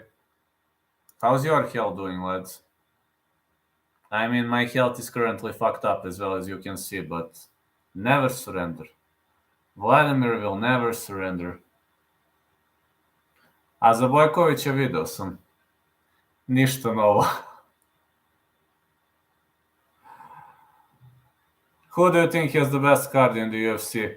Nate Diaz. Nate Diaz, he's smoking weed all the time. I've never seen him guessing. Surviving each day, Cowboy, your channel gives me strength. Thank you, man. I'm so glad I'm inspiration to some people. I'm so glad. Keep doing what you do. Thank you, man. I'm so glad I'm an inspiration to some people.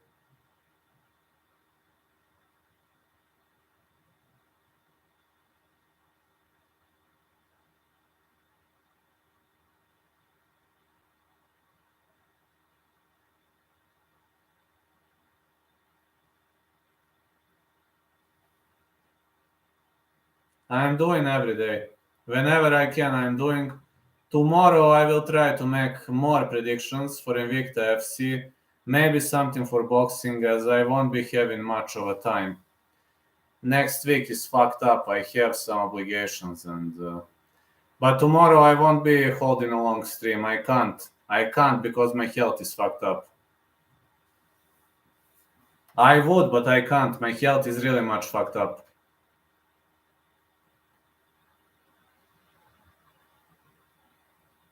Who do you think is the best grappler in history? In history, according at his era, it was Royce Gracie, but in history, I don't know. Oliveira has the greatest number of submission wins. Could be him, but he lost to Makachev via submission, so. Yeah, Damian Maia could be the best grappler, yeah. Basharat versus Mendonça. Fight goes distance, yes or no? No distance. So glad I'm inspiration to some of you guys. You know, even when I'm sick, I'm not giving up. So that's me. Yes, I agree, no distance. 2 out of 3 so far for me. I'm so sorry because I'm looking a bit tired, etc. Just don't get mad at me. It's only because of stupid flu. I'm actually in a good mood, but this flu is killing me.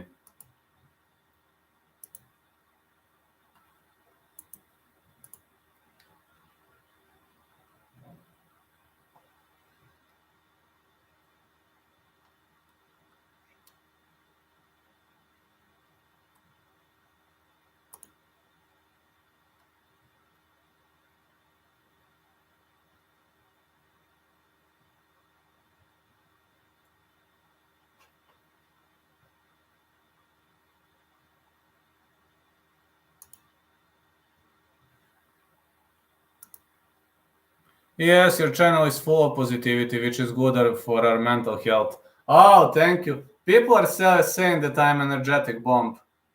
You know, and imagine this. I'm sick and I'm erring. So it just speaks about me. I'm sick and I'm erring. It just speaks about me. So it means that you should never surrender.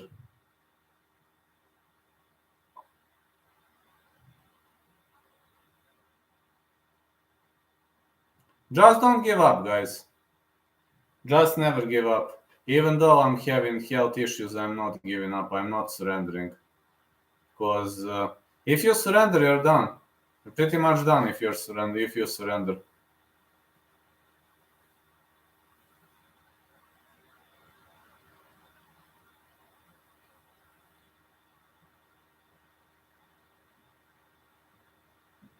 Now Fernand Lopez is translating to Nassourdine Imavov. I need to get up because of the virus, but I'll be fine. No worries about me. I'm here, but need to get up because I'm shady. It's shady. It's a bit shady.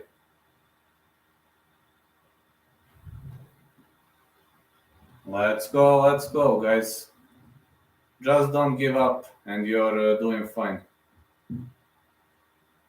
I was learned to never give up, and that's something That's something that is currently the best thing I have ever seen.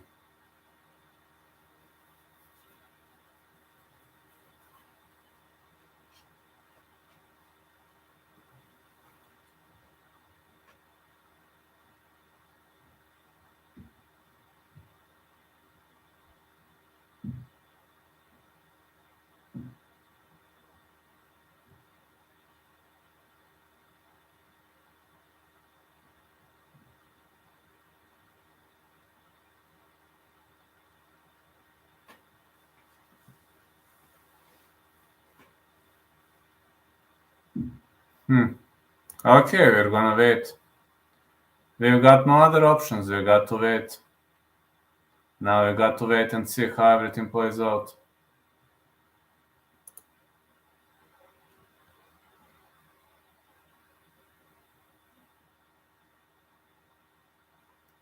Rębecki versus Fiore coming up next.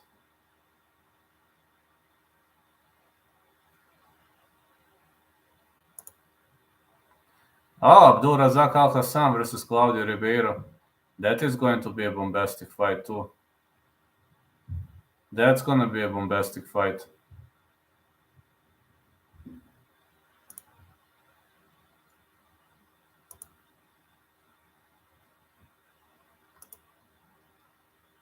I think Rębecki to win. Yeah, next pick is Rębecki now. But I didn't bet because there is no value. I didn't bet on this because there is no value.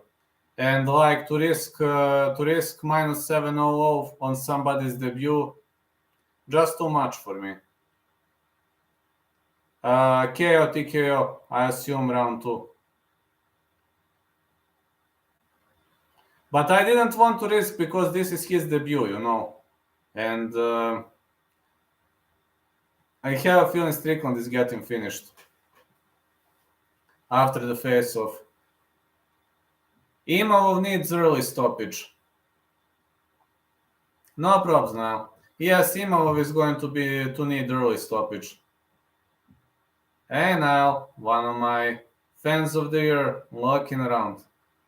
What you got for next? My bets are so far 1 out of 1. And I have 2 more bets left. I have Punahele Soriano versus Roman Kopylov, no distance. And I have Umar to win. And guess what? Cachoeira versus Jubenks got cancelled. So every single time I bet on something, it gets cancelled. Who is next? Next is Rębecki versus Fiore. Mateusz Rębecki, 16-1, 9 first round finishes.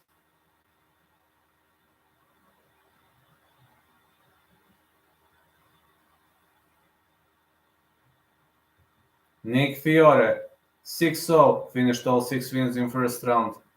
Mateusz probably will win more fights. How many KOs does he have? Rębecki, I don't know. But Fiore has all finishes in the first round.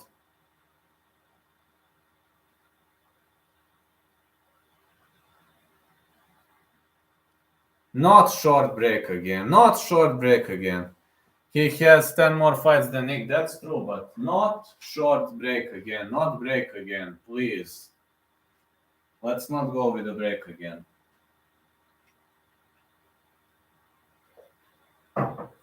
Why break again, man?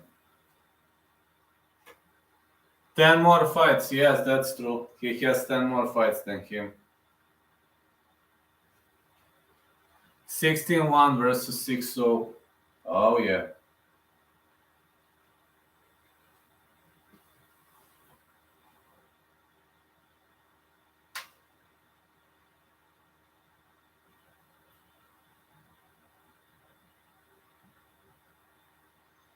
This is gonna be a fun fight, but I think Fiore is a one-round fighter, but never underestimate the guy. Maybe he really has the power.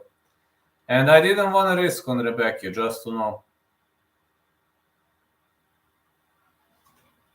Because this is his debut, you know, and I really didn't want to risk on Rębecki. It would have been too much of a risk.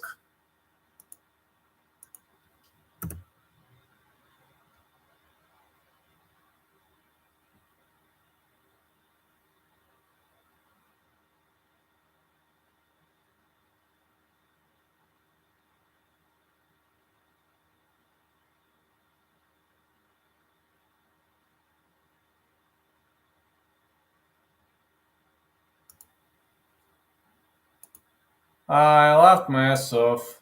The Strickland Imavov head-to-head. It was so awkward. Who won? Uh, no, the fight hasn't started yet. No. The fight will start in around 5 minutes, I assume.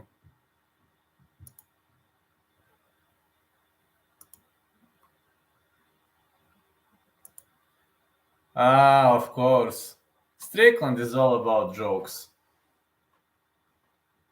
Rębecki is warming up, so Fiore is warming up. That fight is coming up next. Let's see.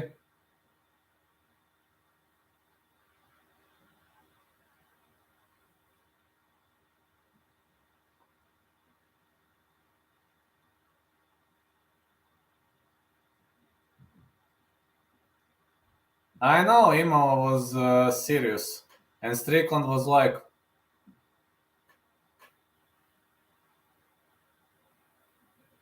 why are you fucking watching? Why are you fucking watching? I see myself in Strickland. Really?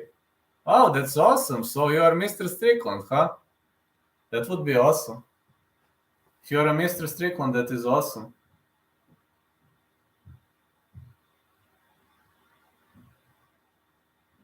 Mido is actually fun guy. His trash talking skills are funny.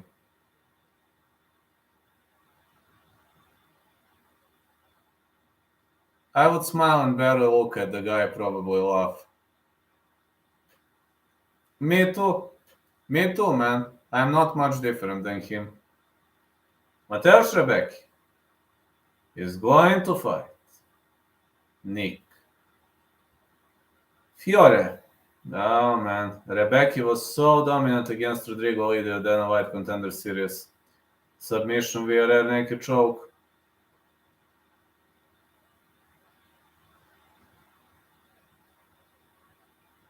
He is great on the ground. But Fiore is very dangerous in the first round. You never know. I mean, it should be victory for Rębecki, but you never know. The fight is gonna get underway. Mateusz Rębecki versus Nick Fiore. Lightweight combat.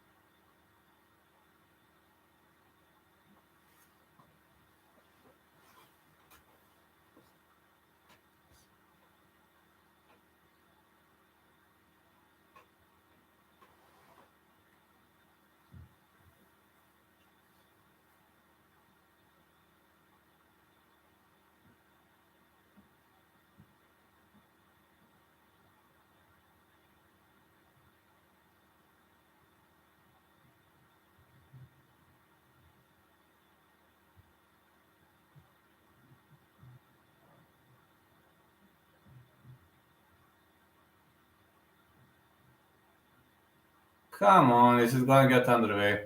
Holy fuck, Mateus is jacked. Yeah, he's pretty much jacked. He's very, very strong, man. You don't wanna be on the ground with that guy. Fiore is strong. A lot of jacked ball dudes these days. Yeah, many of them. Really much many of them.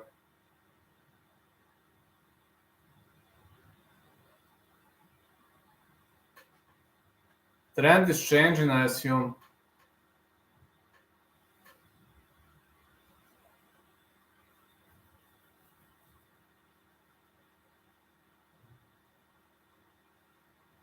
UFC Fight Night is coming up, is heading our way.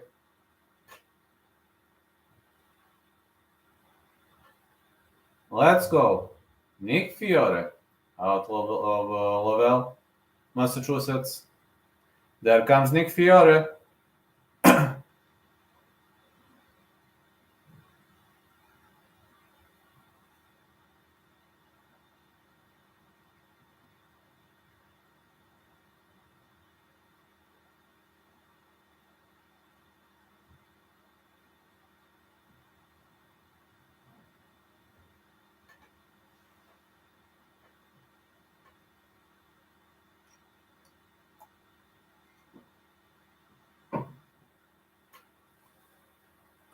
Let's go. Fiore is heading inside the ring slowly.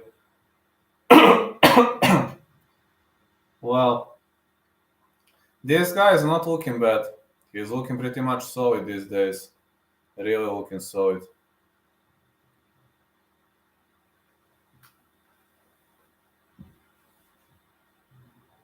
Nick Fiore, undefeated UFC debut, 100% finish rate, 2 knockouts, 4 submissions, Brazilian Jiu-Jitsu black belt.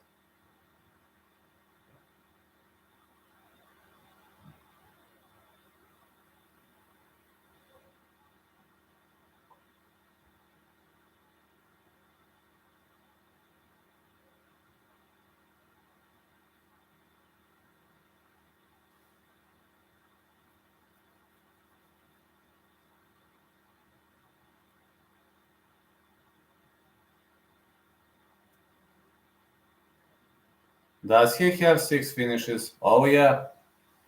I think all of his finishes came in the first round.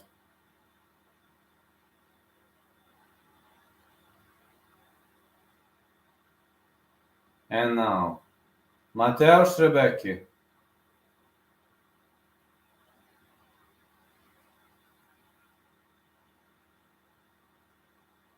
Out of Gliwice, Poland, one of 3 active Polish UFC lightweights. Rębecki Mateusz. Chinolao, BGG. He is a great grappler. A heck of a grappler he is. It seems that name is popular in Poland. Mateusz, yes, it is. Mateusz is one of the most popular names in Poland.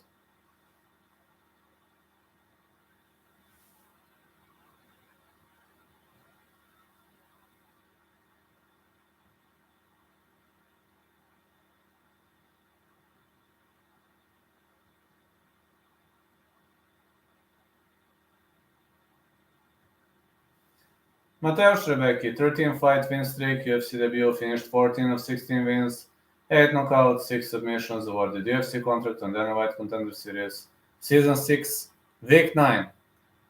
Let's go! Mateusz Rębecki is heading inside the ring.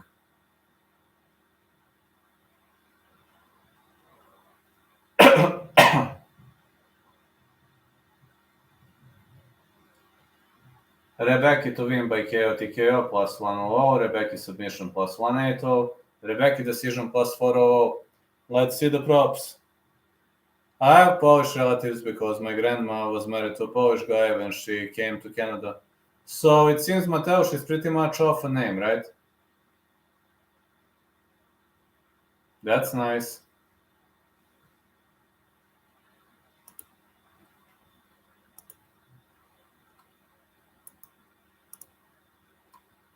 Mateusz Rębecki, 5'7", Nick Fiore, 5'10", 66 inches of reach. Rębecki, 72 inches of reach for his opponent. Well, looks okay so far. I don't know what to think of this fight. I think it's gonna be nice though.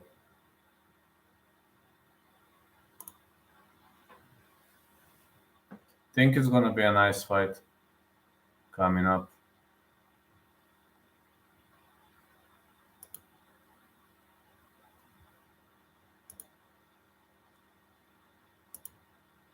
Yeah, a lot of common names in Poland. Well, it seems that name is pretty much popular. Yeah, it seems it's very much popular in Poland. Mateusz Rębecki, 16'1", 5'7", out of Szczecin, Poland, opened as minus 450, now he's minus 750.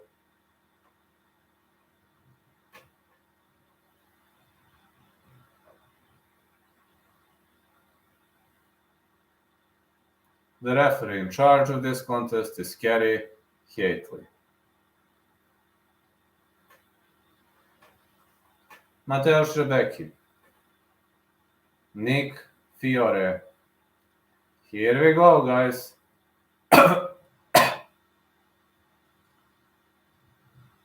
Glove touch. Let's go. Rębecki's left-handed middle kick for Rębecki. His opponent misses. 1-2 Rębecki. Leg kick for Rębecki. He's very, very aggressive, but Let's be honest, Fiore knows to fire back. Uh-oh, Fiore caught the leg. Fiore with a knee. Rębecki with 1-2. 1-2 again for Rębecki. The high kick missed for his opponent. Big right hand. Man, Fiore knows to stand and bank. He knows to fire back. Middle kick again. 1-2 Rębecki. Another punch to the body. And another punch.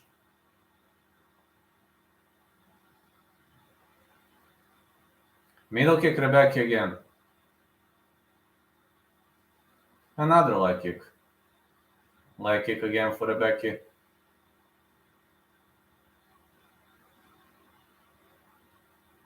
Big left hand.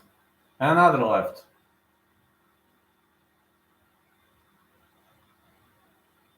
Big left for Rębecki. Uh-oh, Fiore caught a kick. Rębecki has to try to drag the fight to the ground. Big left right. I mean, let's be honest, Fiore is not that bad at all. And Rębecki's got reach disadvantage. Big right for Rębecki. 1-2. Another punch to the body for Rębecki. Leg kick Fiore. Rębecki seems to create more damage. Since Fiore's eye is in a problem right now, Rębecki fires back with big punches. 1-2 and again 1-2. But it seems Fiore also cracked Rębecki's eye open. This is looking like a great toe-to-toe combat. 1-2 Fiore. 1-2 Rębecki. Rębecki keeps opening angles nicely, big leg kicks. Good right hand again for Rębecki. Big left. Oh, it's another big right for Rębecki. Great right for Fiore. Rębecki keeps chasing him. A lot of pressure on the end of pole. Oh, another uppercut and a big left hand. Good right for Fiore. I think this is the best fight so far. That uppercut left hook is money. Yeah, you can call it money uppercut. Yeah, you're right. You can call it money uppercut. Punch to the body. Rębecki is attacking nicely, but Fiore is still in the game. Rębecki with a flying knee. Such a level of aggression on the end of Mateusz Rębecki. Big left hand.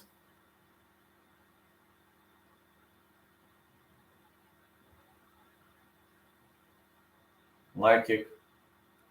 It's another leg kick and a big right hand for Rębecki. One way or another, this is a great candidate for the fight of the night. Gotta say. Rębecki with a big left. And an uppercut for Rębecki. More punches to the body. Some heavy hands been thrown. Another heavy hand. Big left. Another left hand been thrown by Rębecki, and Rębecki is trying to drag the fight to the ground.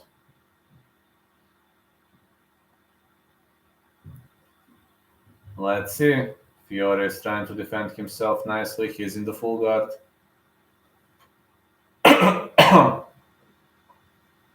Some elbows. More elbows been thrown.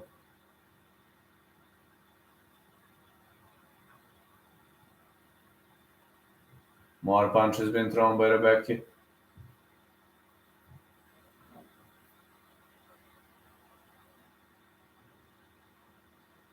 Rębecki is definitely winning this round. Elbows. His opponent is trying to go for a high guard. But Rębecki's got great grappling skills, so he is unloading, unleashing some elbows. Yeah, he's posturing up. More elbows been thrown. And more rights. Yeah, this is clean round for Rębecki. Looking like a clean round for Rębecki so far.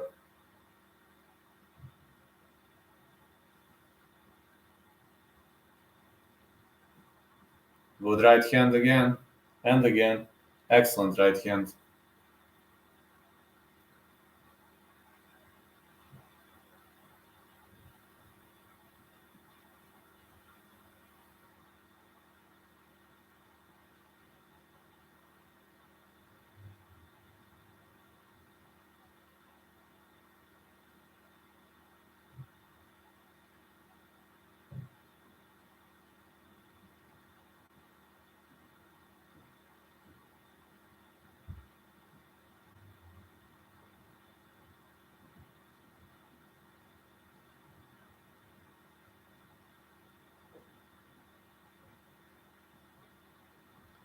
This is clean round for Rębecki. I believe Rębecki won round 1 fair and square.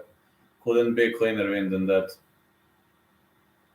Yeah, can't be cleaner win than that. But Fiore is tough. Fiore is showing great toughness. And Rębecki used to be a heavy favorite, but it seems being not favorite is well, this might not be the greatest choice, let's be honest.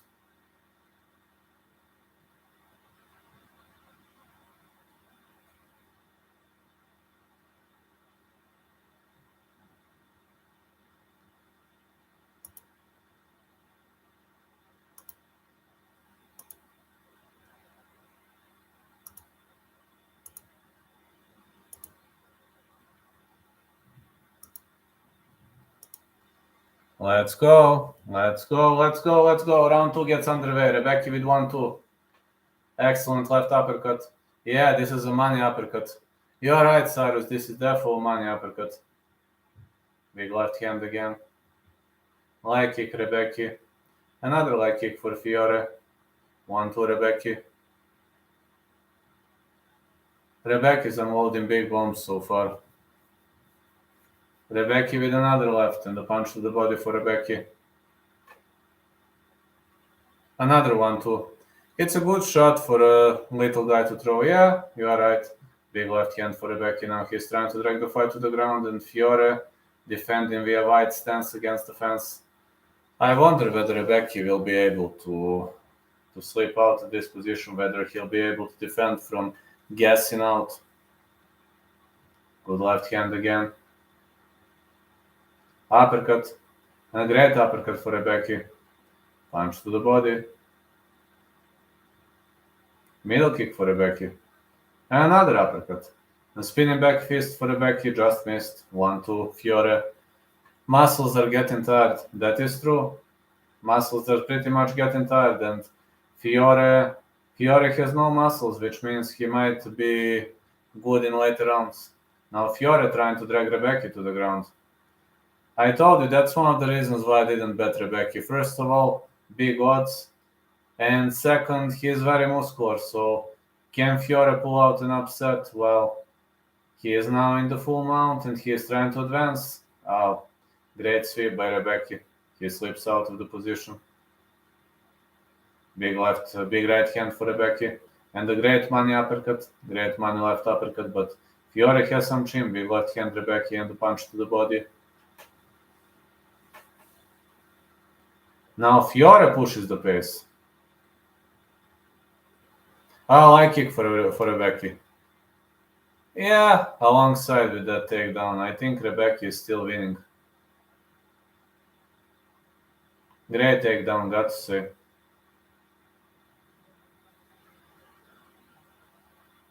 We're still seeing nice punches in the end of Rębecki.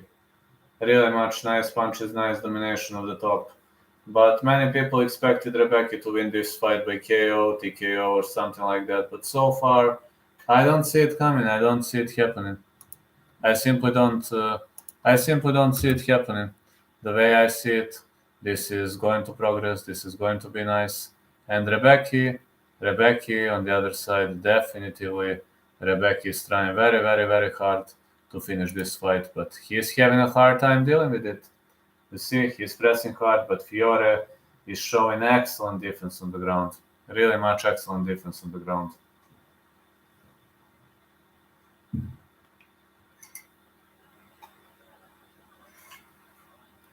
Good left hand again.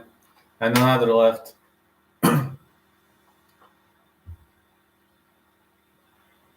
We've got 1 minute 20 seconds until the end of round 2, and Rębecki seems to be doing a wonderful, wonderful job. Fiore with an elbows at the bottom, but this looks like a great matchup. Rębecki is trying to posture up, but Fiore closed guard, so when the guard is closed, this is giving a hard time to your opponent.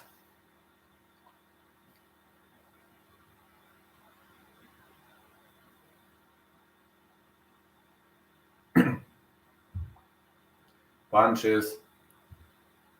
And more punches.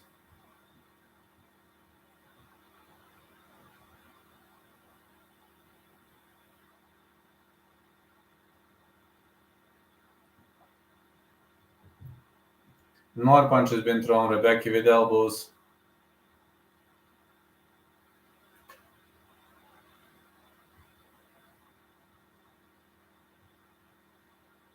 Yeah, more elbows been thrown by Rębecki, and we're seeing solid defense on the end of Fiore, but it's still Rębecki who dominates. He's unloading elbows, he's unloading some heavy hands, and so far we're seeing a great game.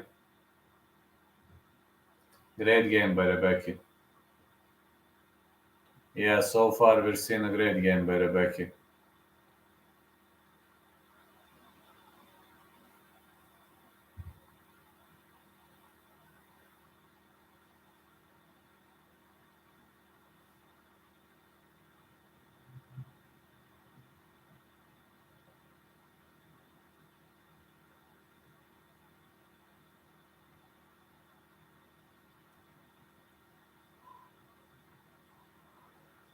I think Rębecki is up by 2 rounds. 2-0 Rębecki on my end.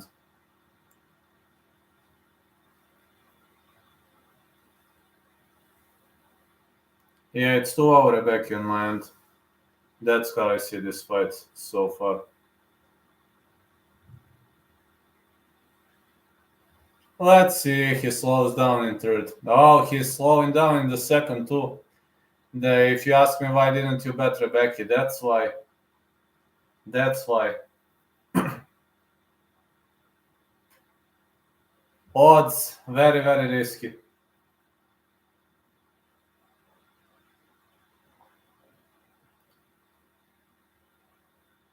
Let's go. Good left hand. Another good left.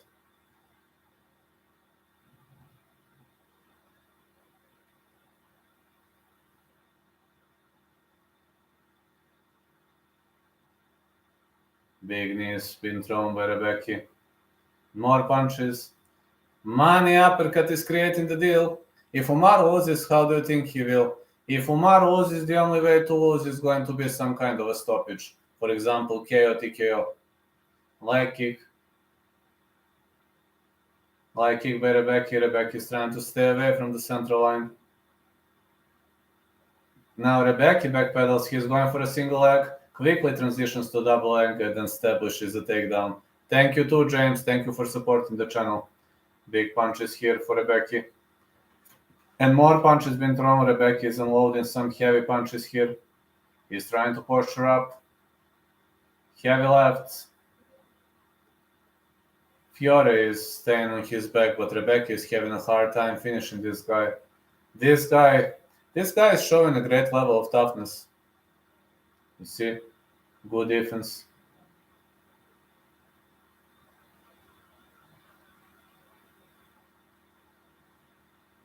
Oh man, Fiore was trying to roll out of this position, but it seems Rębecki keeps his hips low, and when he keeps his hips low, that's nice. That's a nice piece of play. Very much nice piece of play on the end of Mateusz Rębecki. Let's go. Rębecki keeps advancing, keeps unloading these heavy lefts.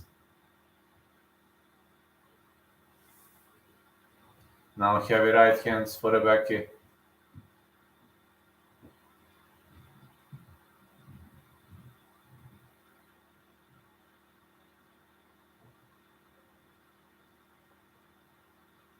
Oh, another left. Another one. Now some elbows. You see they are getting very frustrated in Nick Fiore's corner. And of course they are. He is losing the match. He has to do something. Fiore has to slip out of this position, but I just don't know how is he going to slip out of this. This is a hard position to control. A hard position to slip out of.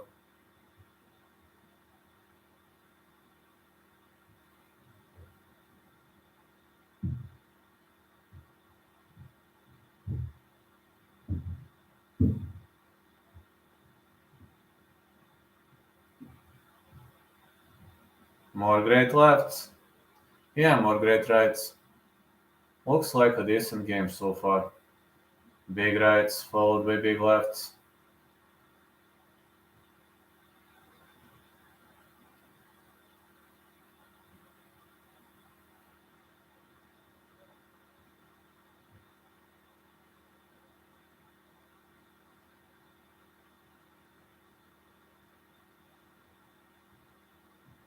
Big right hand again.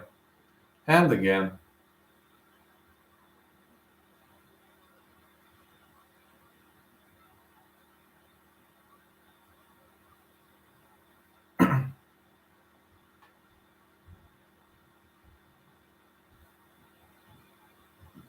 Fiore is trying to go for a sweep. He was trying to go for a 50-50 sweep, which didn't go well. Big left hand for Rębecki, followed by big right. Ground control time is definitely working in the favor of Rębecki. 3:10. Man, what a great ground control time on the end of Rębecki. He is now in the stoner control.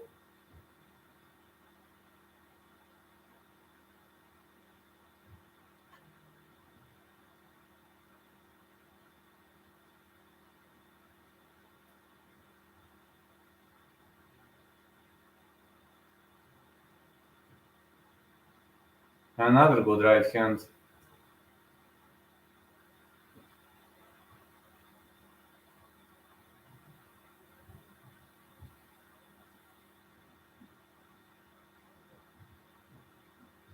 Followed by big left.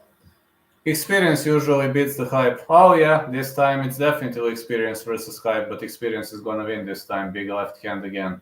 Big right, Rębecki trying to finish. Fiore defending nicely. 3-0 Rębecki. This is 3-0 Rębecki, clean win. I'm gonna be 3 out of 4. Okay, let's see. Let's see who's gonna be next. Mateusz, Rębecki, Nick Fiore, Alhassan, Ribeiro.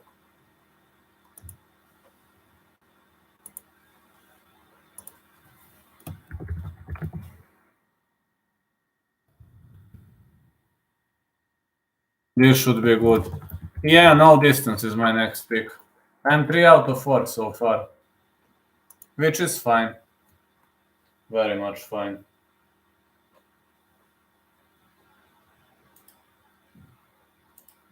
I think Ribeiro gonna win though, but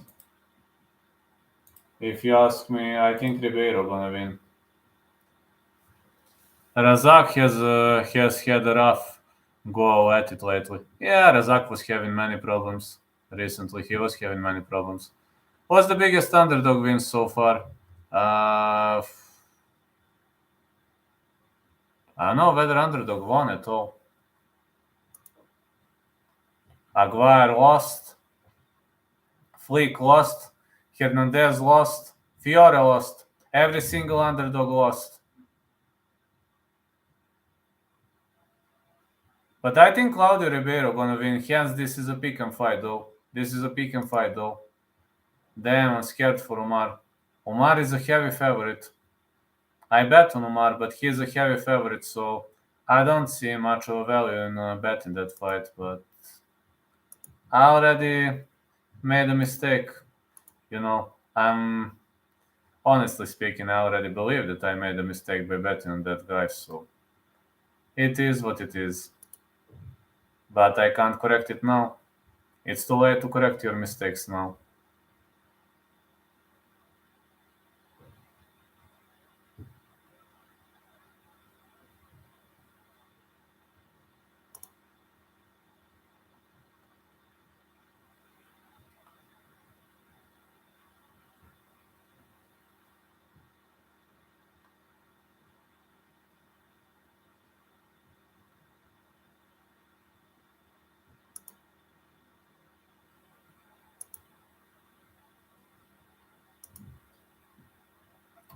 Let's see how this is gonna play out, though.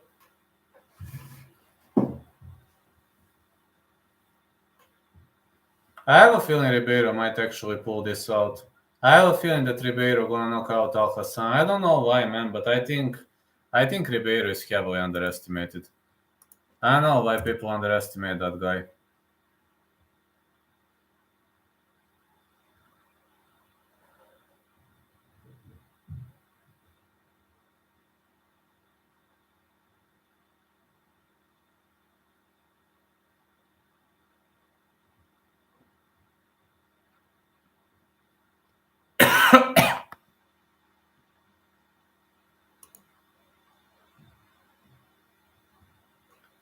Yeah, Rębecki won.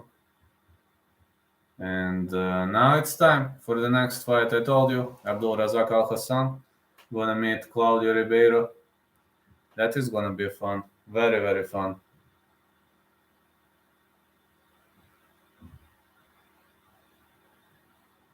Oh man, showing Strickland again. Why they're showing Strickland all over the place?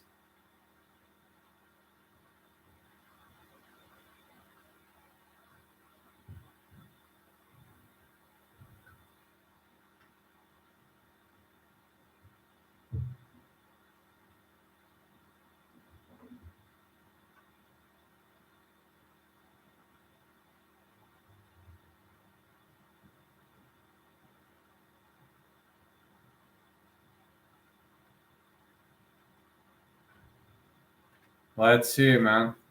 Guys, my IQ is too. Oh, you made money on Nascimento. That is awesome. Jackson or Ige? I have fight not going the distance. Let's say Ige.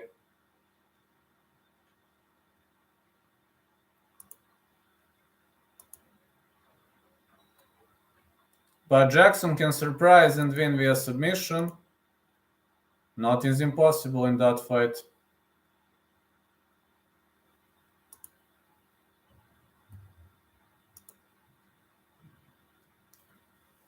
Claudio Ribeiro versus Abdul Razak Alhassan. Ribeiro floored his opponent Ivan Valenzuela with a big left. Oh man, he countered this spinning back fist with a massive left hand. My IQ made some serious money on Nascimento. That is awesome. Imavov or Sean. I think Strickland to win. But I have fight starts round 4. So KSI won, right? Did that fight end anyway, KSI? I think it's an easy fight for KSI too.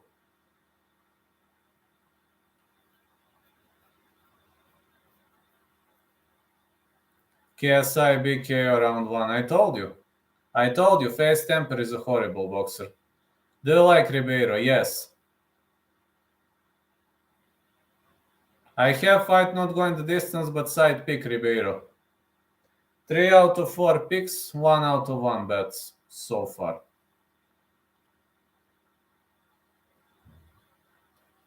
He did an MVP type move where he was bouncing hands down, then darted with a straight punch. I know what you mean by that. And Face Temper is a horrible boxer, so I knew he was gonna lose. He's just a hype. Face Temper is just a hype. KSI been training with MVP. That is awesome. No problems, man. I like Ribeiro.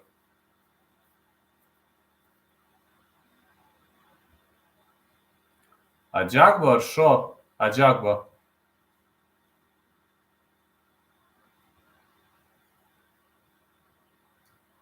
I'm a striker, says Ribeiro. I have great boxing, Muay Thai, and Jiu-Jitsu. Fans should be ready for a lot of blood. Well, this guy lives for blood.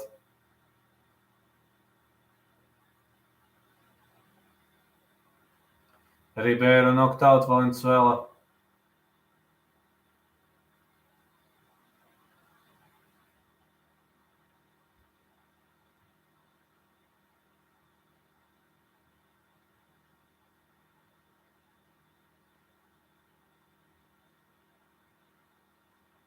"25-second knockout on Contender.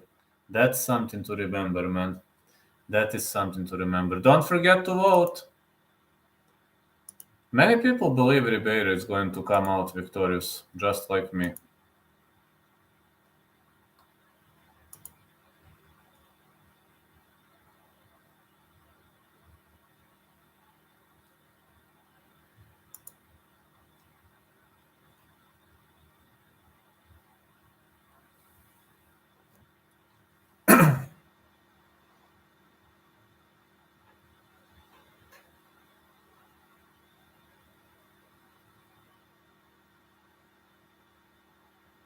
voice of hide and draw. I wonder where are the guys. And there they are. Who's gonna come out first? It's Claudio, Ribeiro. No, it's Razak Alhassan. Out of Akragana, Judo Razak. I haven't seen, I was thinking it's Ribeiro, but it's Razak Alhassan. Yeah. It's Razak Alhassan. He was having ups and downs recently. And yeah. Hey now. Yeah, let's go. Abdul Razak Alhassan is stepping inside the ring slowly. Yeah, I wonder whether it's his time to shine.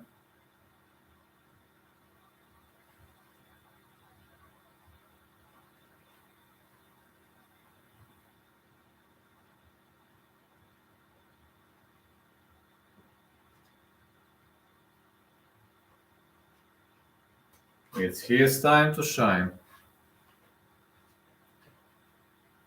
Abdul Razak Alhassan, all 11 wins by first round knockout, third most sub-minute finishes in UFC history 3, fourth fastest finish in UFC middleweight history, all 17 versus Alessio Di Chirico, fastest head kick knockout in UFC history.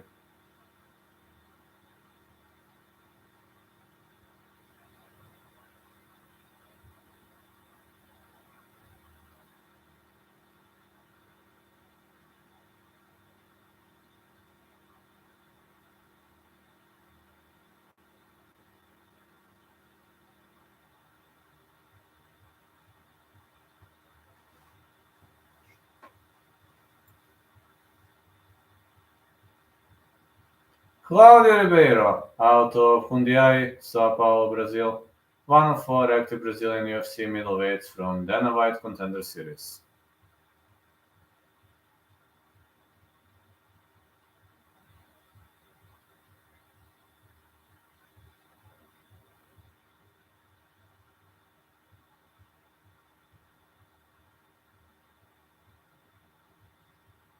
I think I would knock out KSI Cold in a boxing match. That would be awesome to see, man. I think I can beat KSI in a kickboxing fight or MMA. He is a trash boxer from what I've seen. Yeah, I believe you. No problems, man.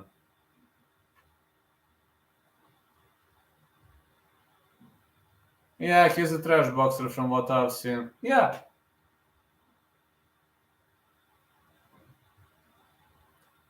Vlad, ever been to USA? Unfortunately, no. No, I haven't. No, I have never been to UFC.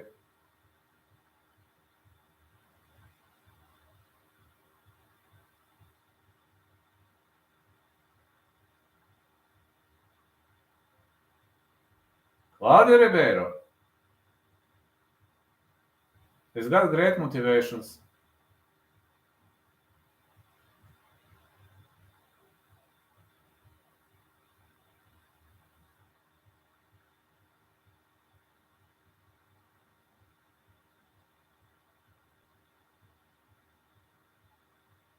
Great coaches, great motivation. Claudio Ribeiro is ready. If I had 1 million subs on YouTube, this would be easy money. Really? That would be awesome. Yeah, that would be easy money. Yeah, if you had 1 million subs on YouTube, it would have been very easy money. Fastest finish in Dana White Contender Series middleweight history of 25 versus Ivan Valenzuela, Claudio Ribeiro. But you've seen, I'm like Salt Puppy guy. Yeah, you are like that. Salt Puppy is brutal. He's excellent boxer. Same kind of boxer, slick southpaw. That's awesome.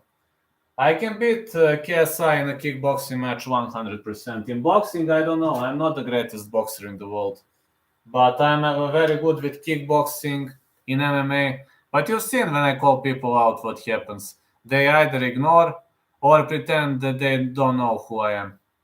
6'1" Ribeiro, 5'10" Razak Alhassan, 77 inches for Ribeiro, 73 for Alhassan. Alhassan was having ups and downs.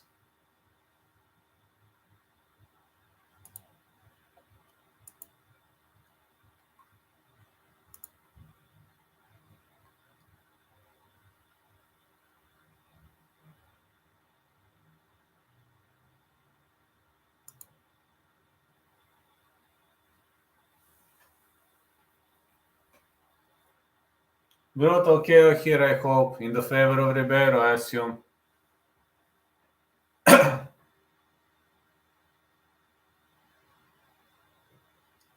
Razak Alhassan versus Claudio Ribeiro. Out of Fundiai Brazil, -110. It's a pick and fight. Ribeiro looks a bit different. I got to confess, he looks a bit different. Feel that you would get hired for job on one of late night talk shows that we have here. They would hire you in a second asking people questions on the street in New York City about MMA. Oh, that's awesome. That is awesome, man. Thank you so much for the recognition. Claudio Ribeiro, Razak Alhassan. Here we go. Let's go. Glove touch. Leg kick for Ribeiro. Ribeiro is master of central line. Ribeiro with another leg kick. Another leg kick for Ribeiro. And another leg kick. Razak Alhassan misses. Excellent check hook for Ribeiro. Another calf kick. Man, Razak Alhassan better be cautious. If he's not cautious, he might get slipped. Leg kick again for Ribeiro. Big right for Alhassan.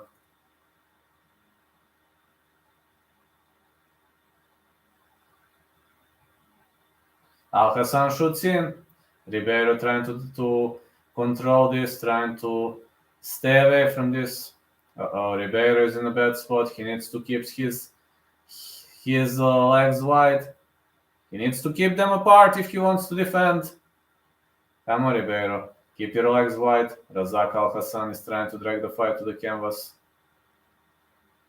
Solid defense by Ribeiro, but he doesn't have the underhooks, which is a problem. If you don't have the underhooks, you have zero ability to defend. More lefts.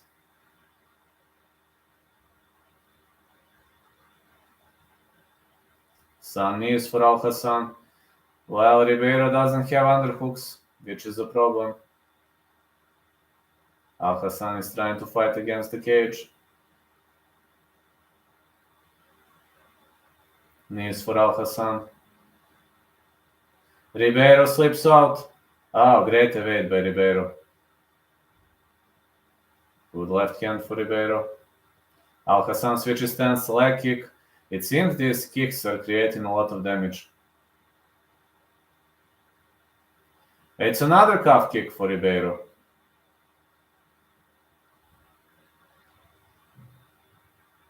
High kick attempt for Razak Alhassan and a high kick for Ribeiro, but Ribeiro is slamming him with those punches and kicks.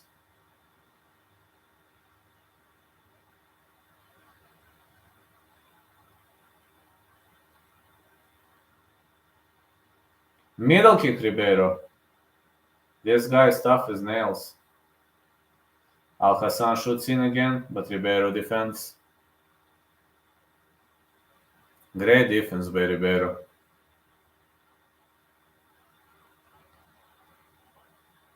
Alhassan is unable to drag the fight to the canvas.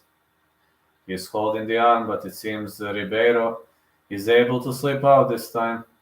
He needs to keep his stance wide. Yeah, he's trying to slip out of this.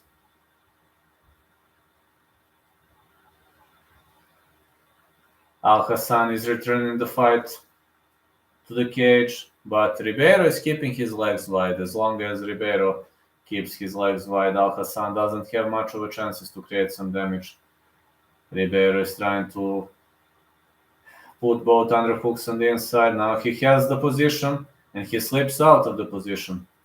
Now Ribeiro is controlling the fight against the canvas, but Alhassan has both hooks in. Yeah, body lock for Alhassan. Knees. Alhassan is trying to slow the fight down, but Ribeiro doesn't want to stand and engage inside the clinch. He doesn't want to spend too much time in the clinch. This is unnecessary pretty much. Cross-face defense for Ribeiro.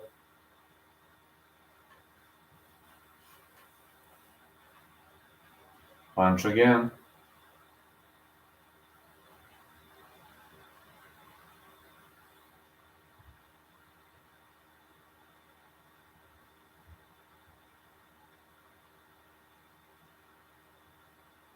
Another punch lands.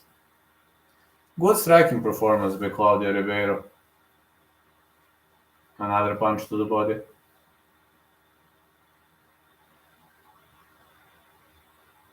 Ribeiro is trying to slip out of this position, but Alhassan is pressuring hard. Alhassan is really pressuring hard, but he's wasting a lot of energy on this. Elbow for Alhassan.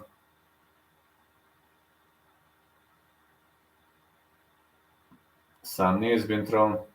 And another short knee by Ribeiro. Alhassan with an elbow. Another elbow for Alhassan. And another elbow. Big punches for Alhassan. Ribeiro survives on defense. This was a close round. I was thinking that Ribeiro was winning, but it seems Alhassan woke up in the dying seconds of this fight.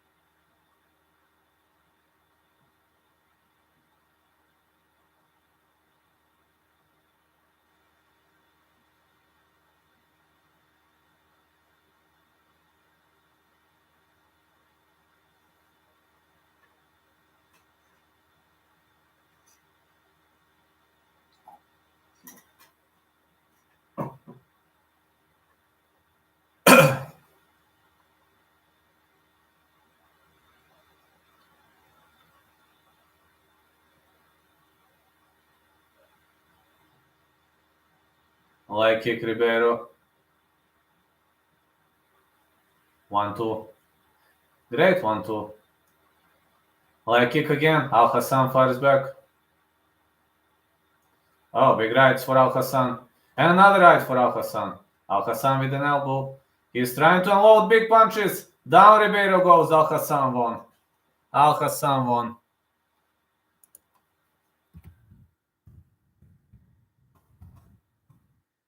Alhassan KO round 2.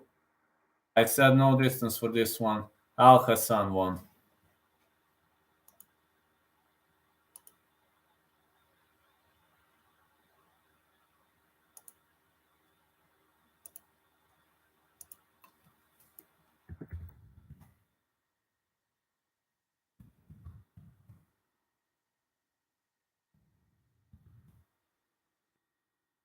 Mendonça or Basharat, who is going to be your next winner? What a beefy. Oh, yeah. Next fight, I also have not going the distance. But if I must pick a side, Basharat.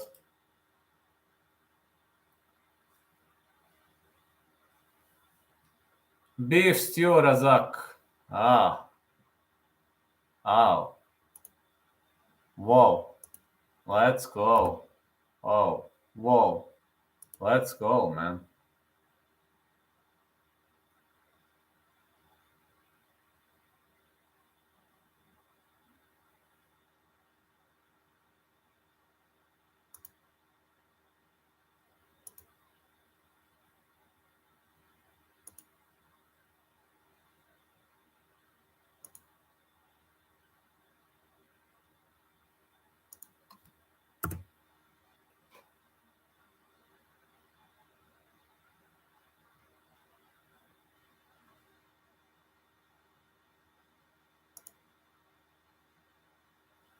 Fucking hell, that was brutal. Abdul Razak screamed Allahu Akbar. He just yelled it out. Oh, yeah. I've seen that. Get him back in 1 minute, quickly.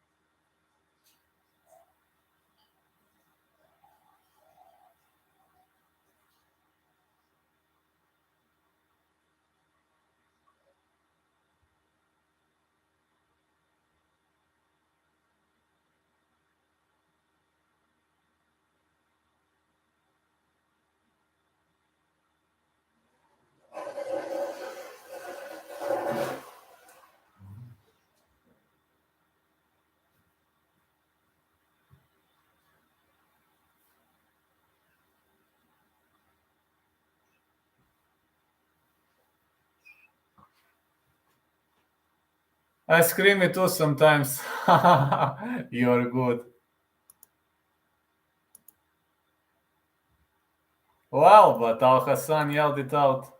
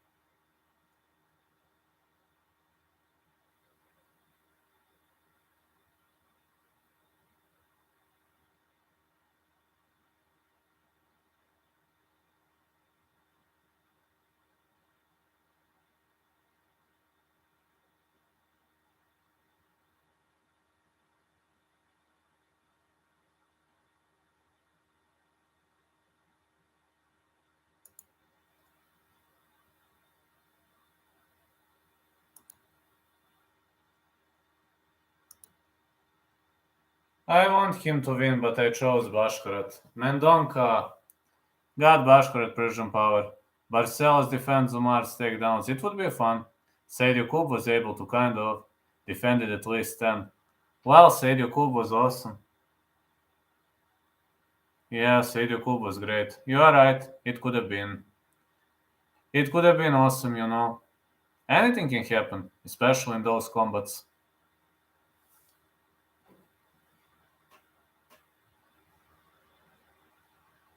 Sorry, because I'm looking a bit off, but Said Yakub versus Sergey Morozov, UFC 287. Yeah, that should happen. That sounds like a great one. How old is Umar? I think 27, 28, not sure. I'm really not sure. Thanks for your constant support, guys. It really means a lot to me. I know Alexeyev is a very busy guy, but whenever he is able to, he hoops into the chat. And all of you, I know you have your own lives. I know you are very busy with other stuff, but I'm so grateful that you're hooping, that you're hooping here to take part in combats and discussions with me. This is awesome, really awesome. I'm one of your best fans, 2023. Let's go. Yeah, 2023, yes. Yeah. I don't know how much you've been active in 2022 in this account, but in 2023, yes, you are one of the most persistent and best fans in 2023.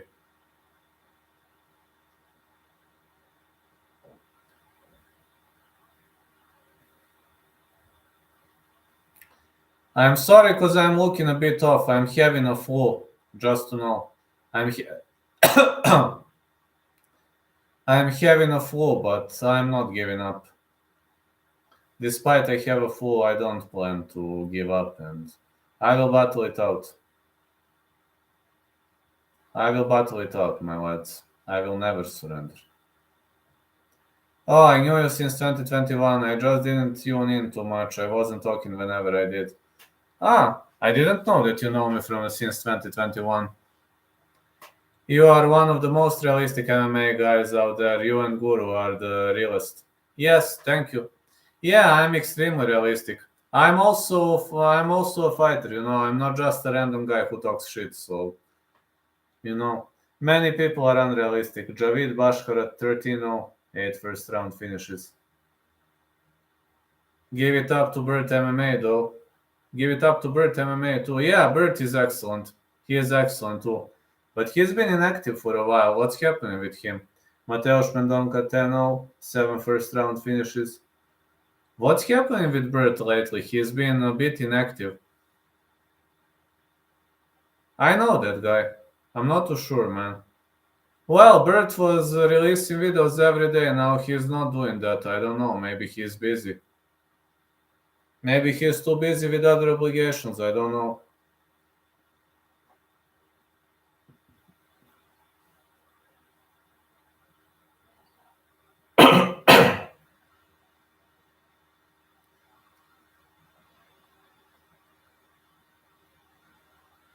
Maybe Bert is busy.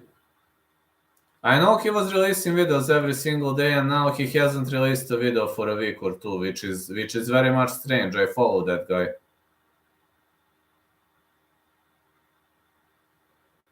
It's pretty much strange for me that he hasn't released a video for a while. Sedyukov would submit Sergey round 2. Well, Sedyukov has great wrestling. He showed his great wrestling.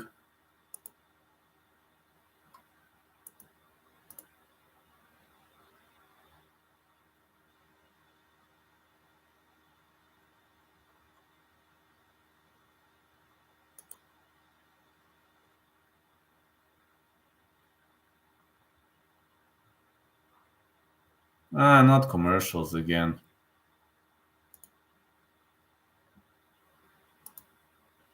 Morozov is a better striker, though. Oh, yeah.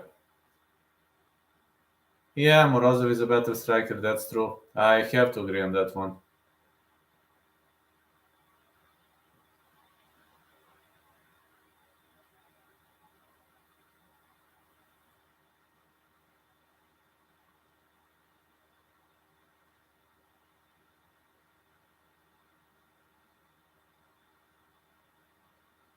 But Sedyukov got some hands when he swung at Said. He got, but Sedyukov is more of a ground guy. He is more of a ground fighter.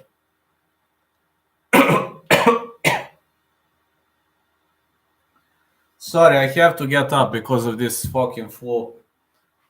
This flu is like keeping me different.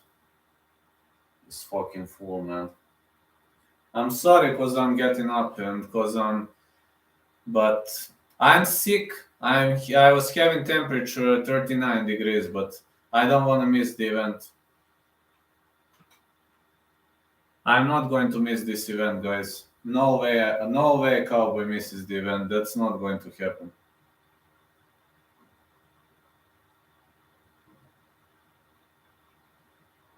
I'm one of the most realistic guys in the league, and I'm not missing UFC events. That's unacceptable behavior. Strickland versus Imavov.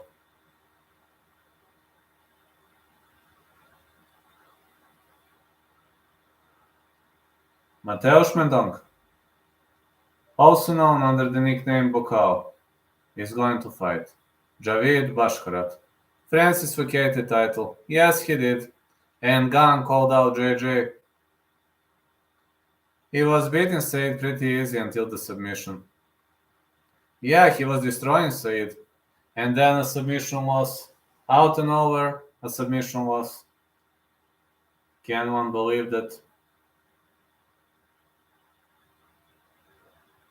Out and over, submission loss.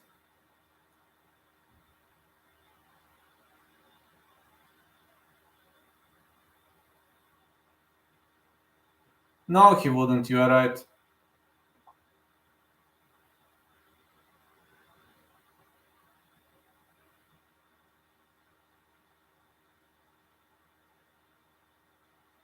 Nah, he wouldn't. You are therefore right.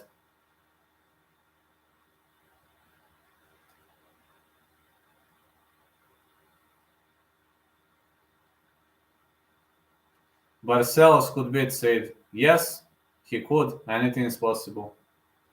You know, guys, at the end of 2022, when you gave me the reward for the most influential Bulgarian MMA personality, I was like, I was shocked. I didn't expect that. I haven't seen that coming, honestly. But I'm glad because it happened that way. I'm really, really glad because it happened that way. I believe I deserve the title, but I was happy, not gonna lie. How's the parlay? 1 out of 1 so far. Because you are the best. Thank you, man. 1 out of 1 so far. You know the Jubanks versus Kachera is cancelled. So I only won on Nascimento. And the next one I'm waiting Umar. Next one I'm waiting after that Punahele versus Kopylov, no distance.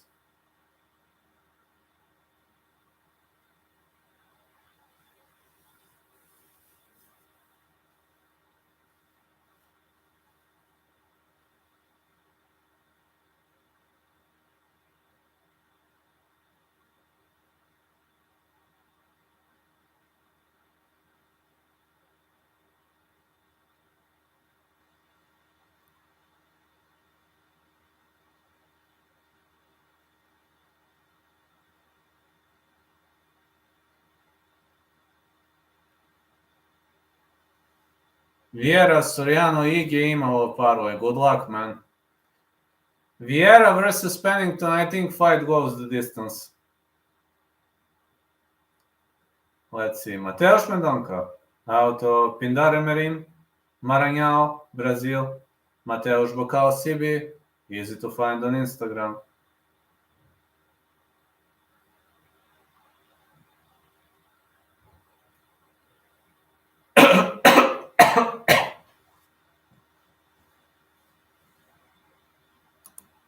Let's go. Mendonça is slowly entering the ring. Let's go.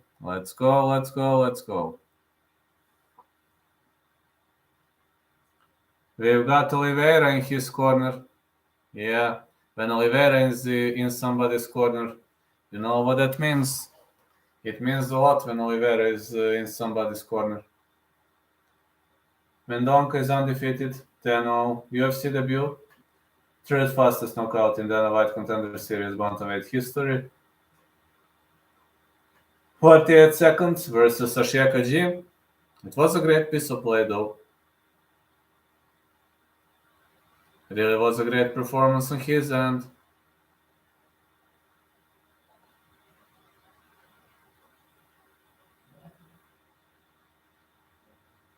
Mateusz Mendonça is entering the ring. Trial the American murderer Silva. Imavov will lose to Strickland. I also think Strickland is going to win.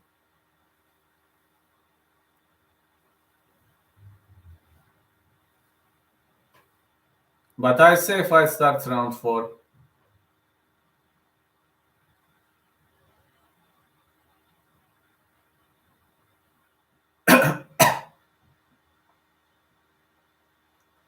Javid Basharat, born Paktia, Afghanistan.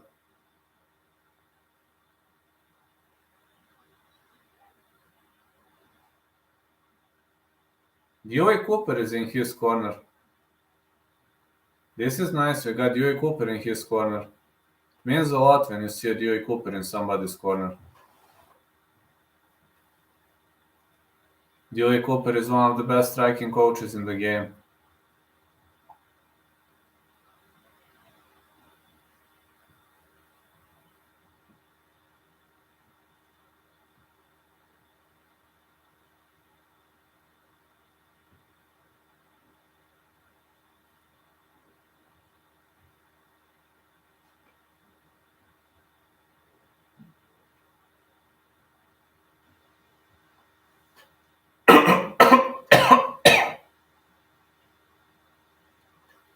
Alright. Javid Basharat, undefeated 13-0, finished 11 of 13 wins, 5 knockouts, 6 submissions. Awarded UFC contract on Dana White Contender Series Season 5, Week 9. What do you think about Ige Jackson? I'm thinking Ige can blow him out within 2 rounds. Fight not going the distance for Ige to win.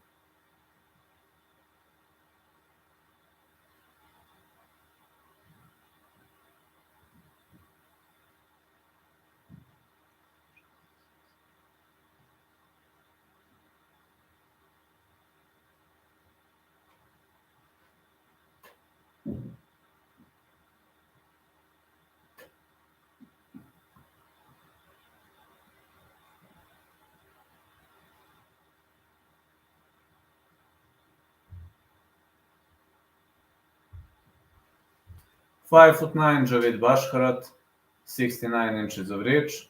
5'6" Mateusz Mendonça, 71.5 inches of reach.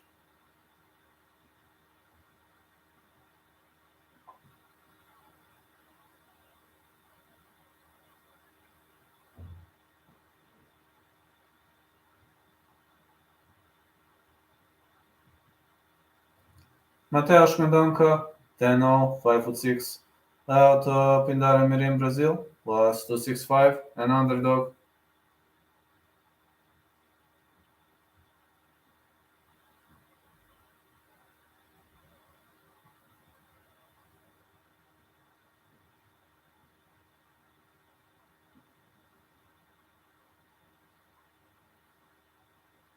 Also, Javid Basharat, 13-0, fighting out of London, England, minus 320.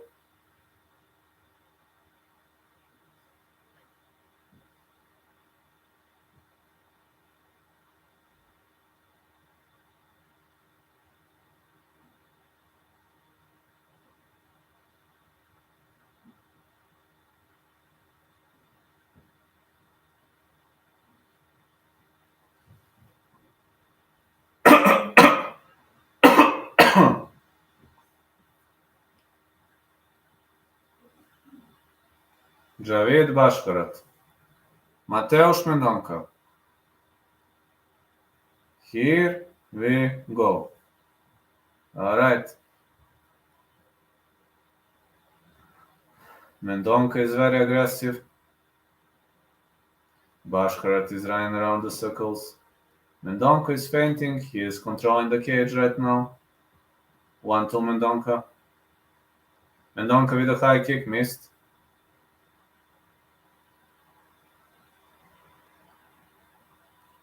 Man, Mendonça is so aggressive.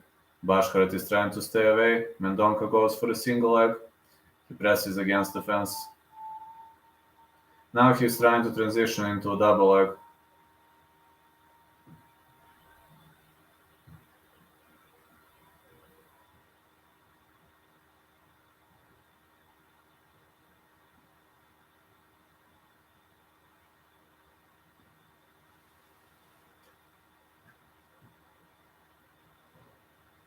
Mendonça misses with a switch kick.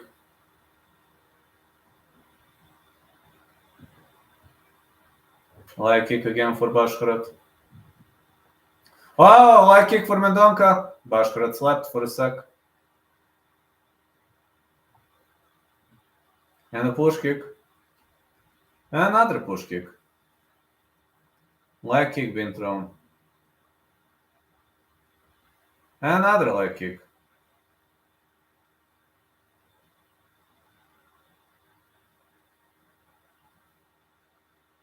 Oh, it's a cartwheel kick. Missed. Punches for Javid, Basharat.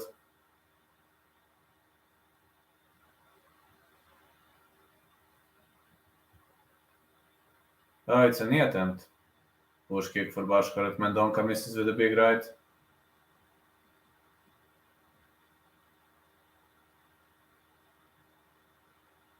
Mendonça shoots in. He missed the takedown. Leg kick Basharat. Leg kick Mendonça.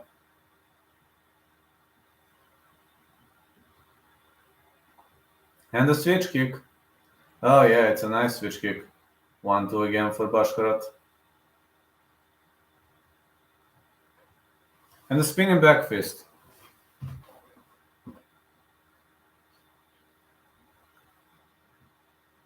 Oh, big left for Basharat.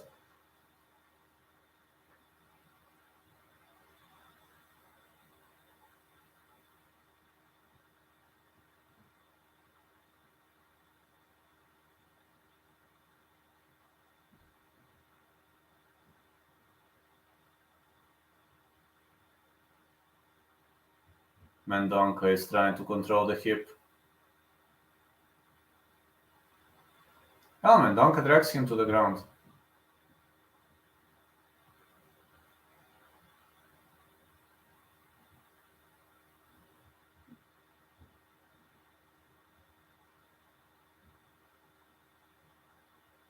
Big elbows. Another elbow. More knees been thrown. A spinning back kick.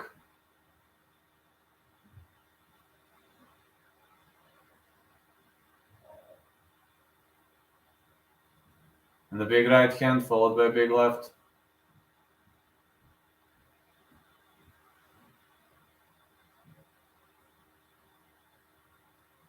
And the high kick.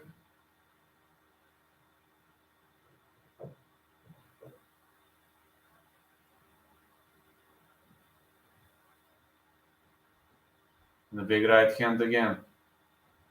And the high kick again. Leg kick. Oh, Mendonça with the big right.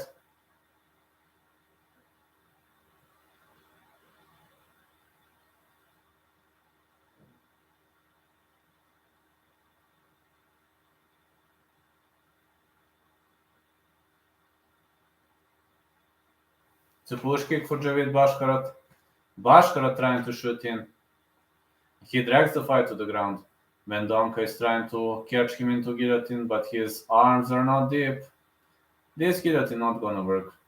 Great frame on the end of Javid, Basharat, and now he's unloading some heavy shots here. Mendonça is crawling towards the fence. Some elbows been thrown. Yeah, some heavy elbows been thrown by Mendonça. And a high kick for Basharat, but Mendonça caught a kick.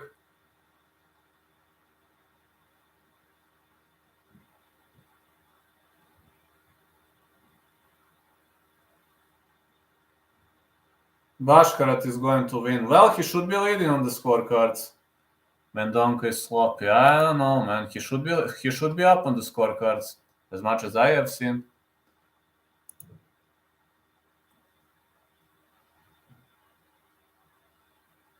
I mean, Basharat is a heavy favorite heading into this fight. Let's see whether he is a heavy favorite for a reason.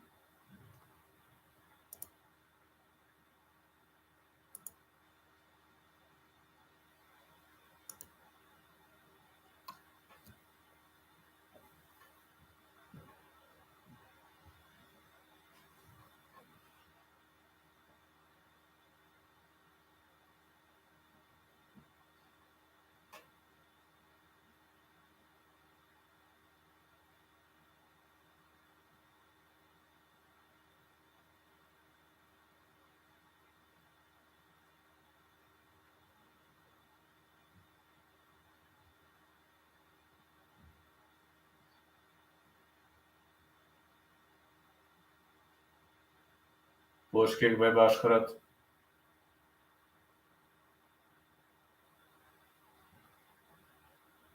And the leg kick.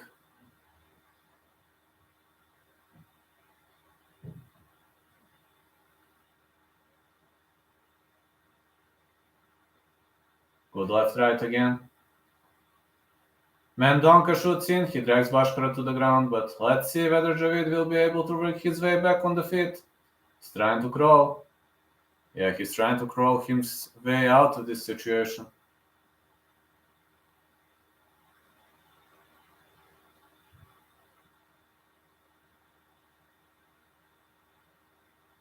Big elbows by Basharat, but Mendonça is shooting in. He is controlling the fight against the fence, but Basharat is unloading with heavy elbows. Excellent frame by Basharat. Some heavy elbows been thrown. Mendonça is marching forward, but he's slowing down a bit. Yeah, that's not the movement from round one. 1-2 Basharat. Mendonça again with 1-2. Good right hand for Basharat, but Mendonça is keeping his hands low. Leg kick again. And again we see a leg kick. And a middle kick. Another leg kick. Mendonça trying to shoot in.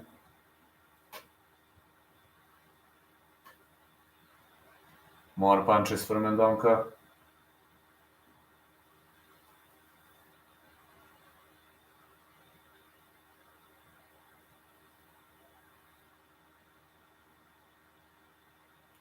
Oh, another punch. Big right hand for Basharat. Well, it seems Mendonça is not in a great spot right now. Basharat is trying to go for a single leg. Mendonça calls his guard but goes down. Basharat should try to slip out of this position. Yeah, he does it. He's now in the half guard.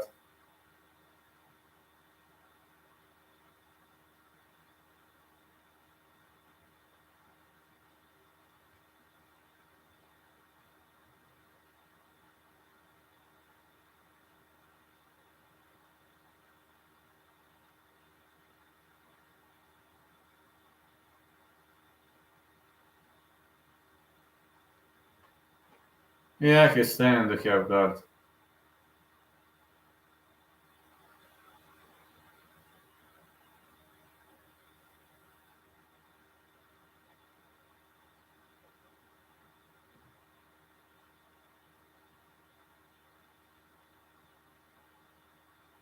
Mendonça is trying to roll out of this position, but his opponent falls into full guard again, and he is now posturing up.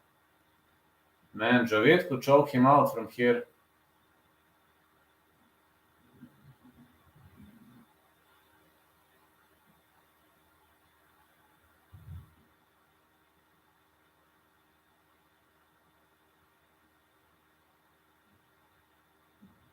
Some elbows been thrown.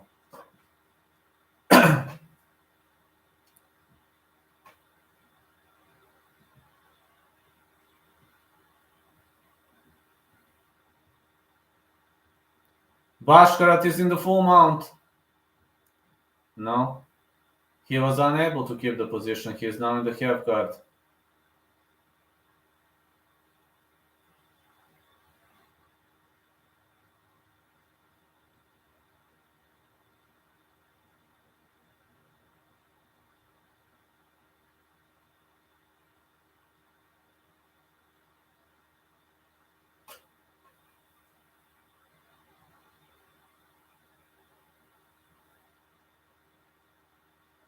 Oh, is Mendonça gonna go for the ankle lock?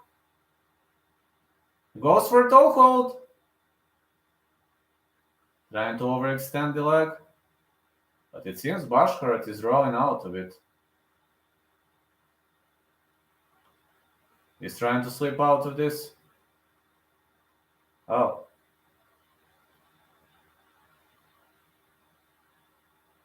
Man, Mendonça is bleeding heavily. It seems Basharat is winning this fight. Yeah, I have a feeling Basharat is winning. Should be 2-0 for him on the scorecards.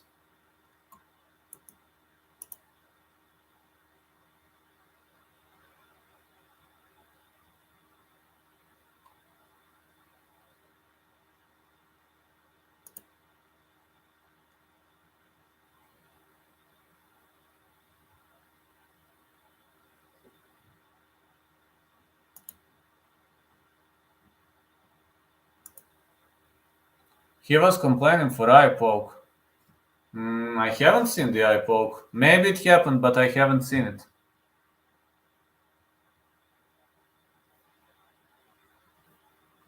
Mendonça is looking very tired.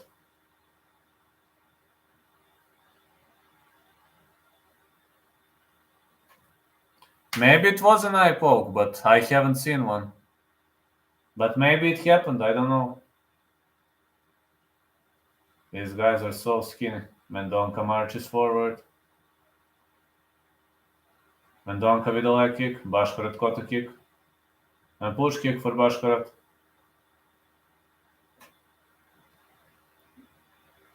Basharat with a middle kick. Mendonça blocks. And a middle kick for Mendonça. Great left hook counter for Javid. Javid with another left. Bocal's got the power.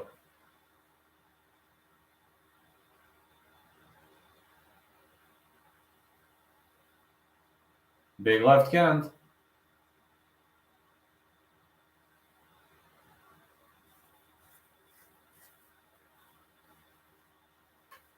And a high kick again for Javid.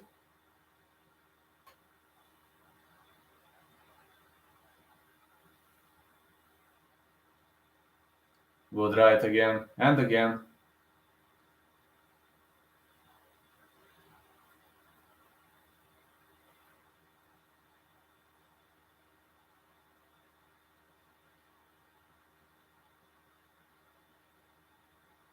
It's another punch for Javid Basharat. And a push kick. We've seen more push kicks all around here. Heavy hands been thrown. A spinning back fist. Takedown is stuffed. Big left hand. And a middle kick, followed by big left. Knee. Big knee has been thrown. Another big left hand. Mendonça is trying to drag the fight to the canvas.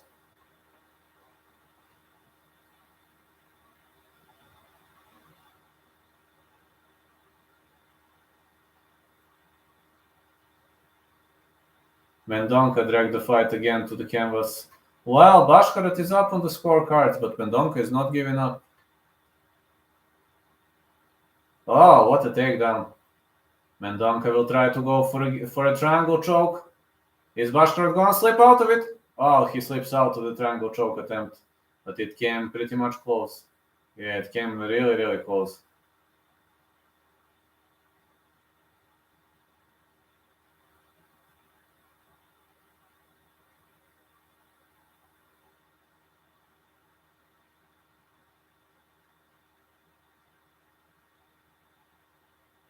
Big punch by Basharat. Another elbow. And Basharat is controlling the fight. Even if he doesn't finish Mendonça, he is going to win probably.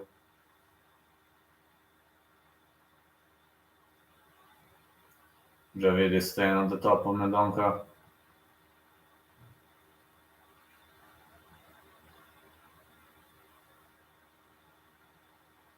This is excellent control of the half guard, and Mendonça is pretty much scrappy. He's trying to roll to the side. He's trying to get up. But as well as you see, nothing is happening. He's now turtled. And turtle position for Mendonça. And Basharat is trying to choke him out. He is now in the mount, but he slips out of the position. Basharat shoots in again. Mendonça is trying to stuff a takedown, and he succeeds. Now he will try to catch him into guillotine. No. Now Javid drags him to the ground. Great dragging to the ground on the end of Javid Basharat.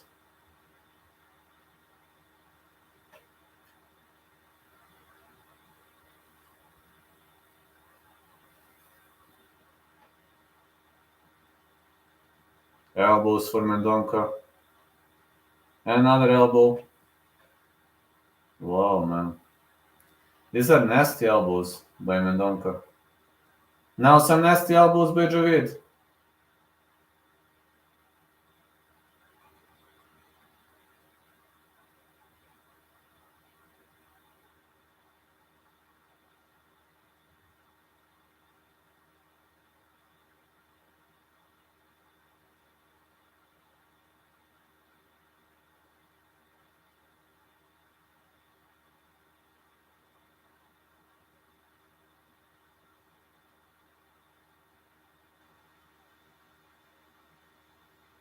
Mendonça trying to go for a leg lock.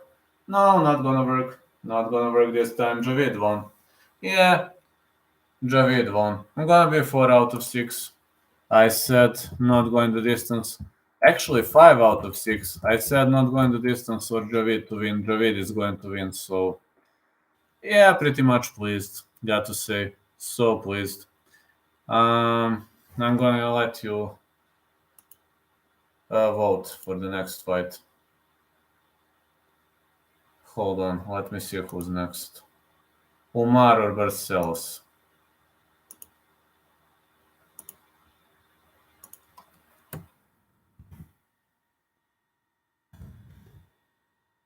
I think Umar Nurmagomedov to win. Okay, you can vote for the next one.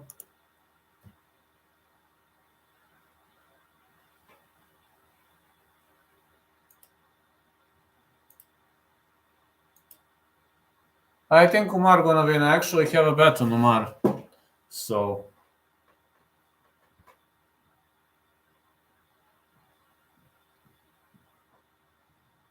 easy for Umar. Well, we're about to see. I also hope for an easy one for Umar, but we're about to see.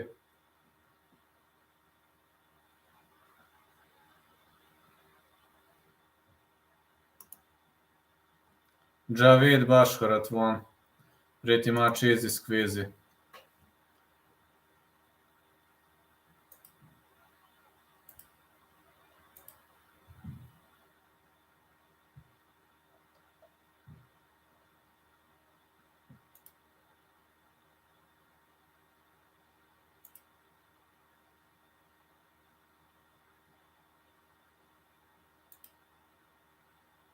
Yeah, easy for Umar. I hope for the same. I also hope for the same, for an easy win for Umar Nurmagomedov.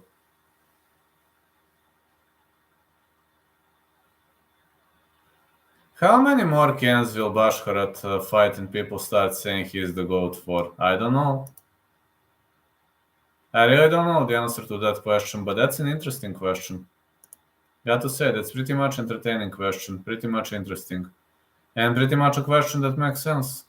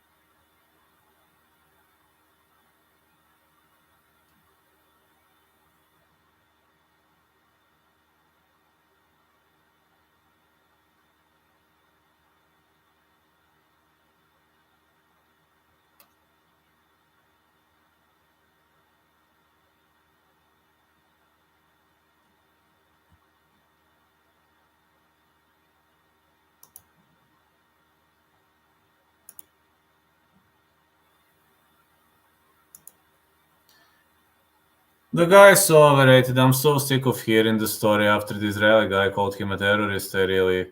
DJF. He just beat an undefeated guy. Yeah, Mateusz Mendonça is an undefeated guy, and Mendonça is not a bad fighter at all. But we'll see. We're about to see what comes up for him next. Got no idea, honestly, who could come up for him next. But from what I've seen, need to say it's gonna be fun to see. Yeah.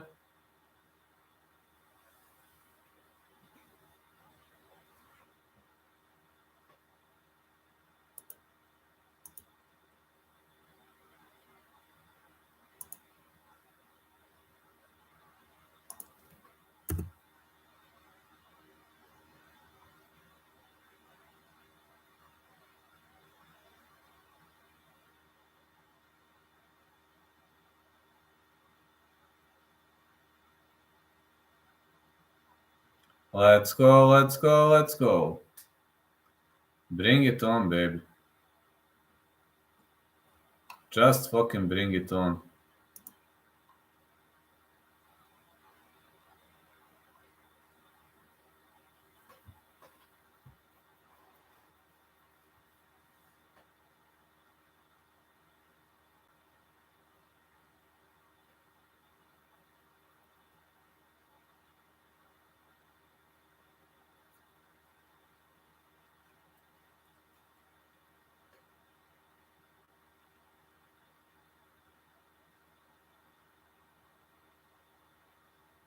Man, can't wait for this fight card to kick off, to get underway. Thank you so much, 15, 16 people. That really means a lot to me, you know? So many people in the chat, it really means a lot to me. You are making my day, lads. Just to announce, you are really making my day. No, my heart is full when I have so many people in the chat. And so many people wants to hear what I have to talk, what I want to talk. I'm not a hater, I didn't criticize him once. It's this overrating like he is this phenomenal prospect as king of NPCs. Or just a hater guy. Thank you so much for being in the chat, guys. I mean, 15 people, 17 people, 20 people. It's awesome. It's awesome, you know. It's always a pleasure to have so many people in the chat. It's always a pleasure. I'm really trying to create high quality content as much as I can. So, yeah, I know this is a watch party. I know that I don't have hosts etc. But again, at the end of the day, it's pretty much nice up and coming.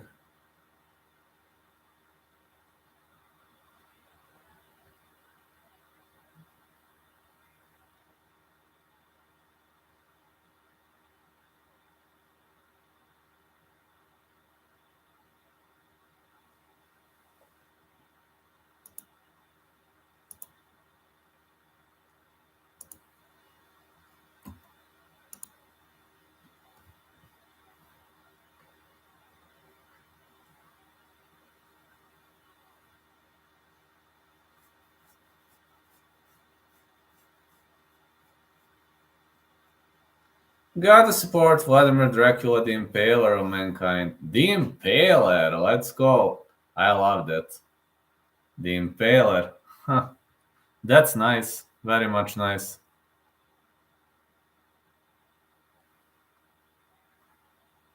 That's very much nice.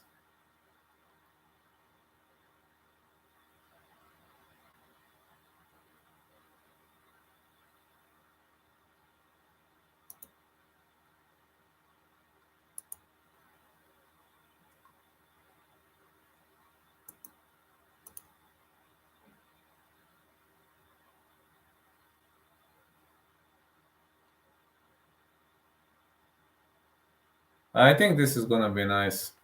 I can only expect nice things from here. Vladimir is my full name. Unfortunately, it's Vladimir. So that's my full name. Vlad is a moniker, a nickname.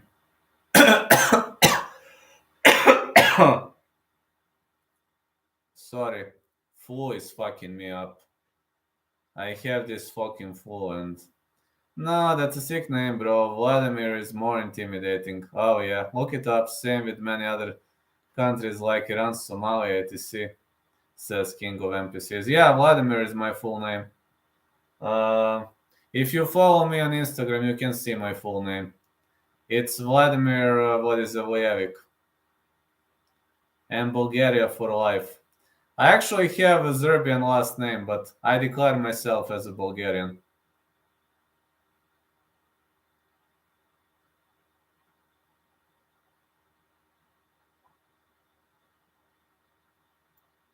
Nassourdine Imavov versus Strickland. That's gonna be the main event of the evening.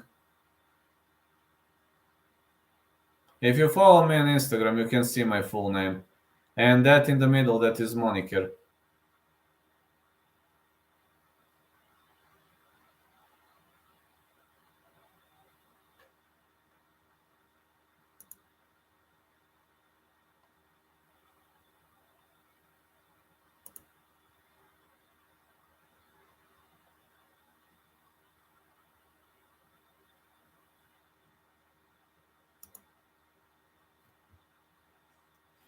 But yeah, well said. Let's bring it on. Let's bring it on and see how everything develops.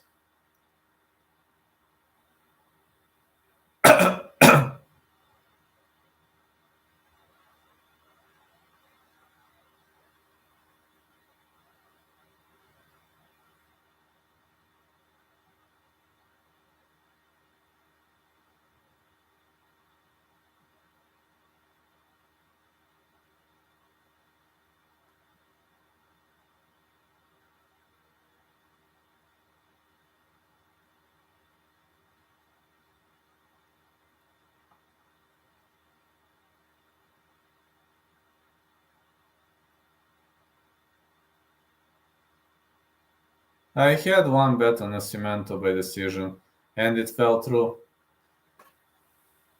I bet on Nascimento, Umar, and Puna versus Kopylov no distance.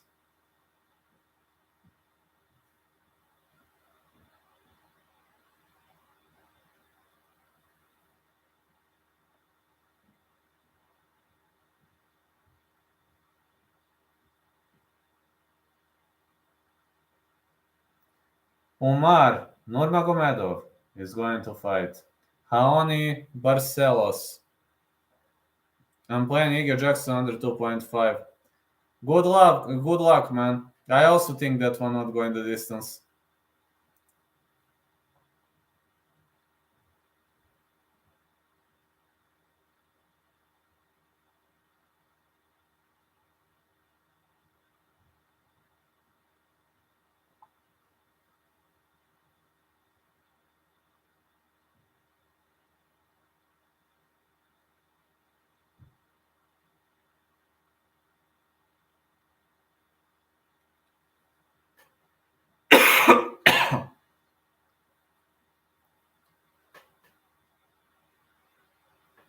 Raoni Barcelos is ready to step inside the ring, fighting out of Rio de Janeiro, Brazil.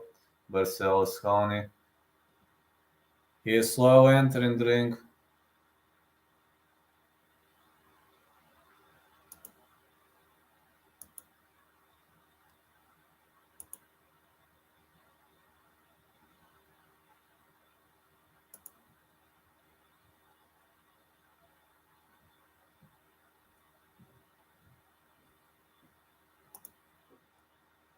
Let's go, let's go, let's go. Raoni Barcelos is ready to step inside the ring.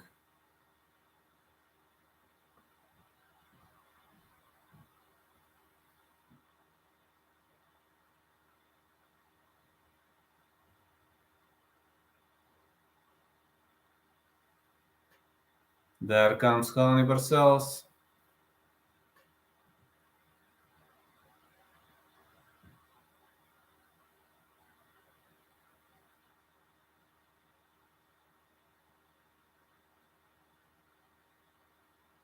Raoni Barcelos, 8 wins by knockout. Former RFA featherweight champion, 7th highest significant strike accuracy in UFC bantamweight history, 52.2%. This looks like a decent piece of play so far, at least on my end.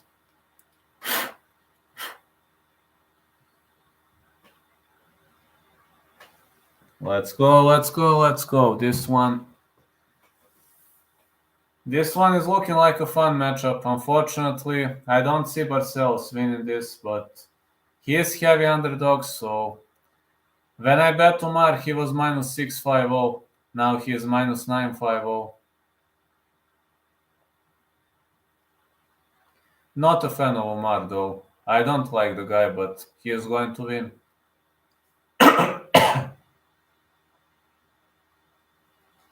Look at this papaka. Out of Kiraval, Dagestan, Russia. Khabib is back on the cliff. Huh. Well, with this papaka, yeah.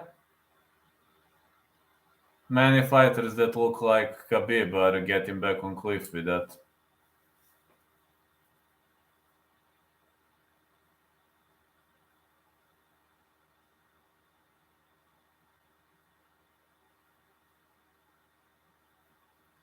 Made of sheep fur.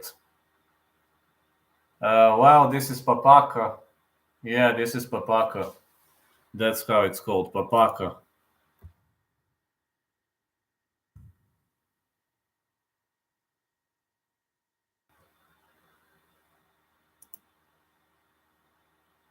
Yeah, it is called papaka.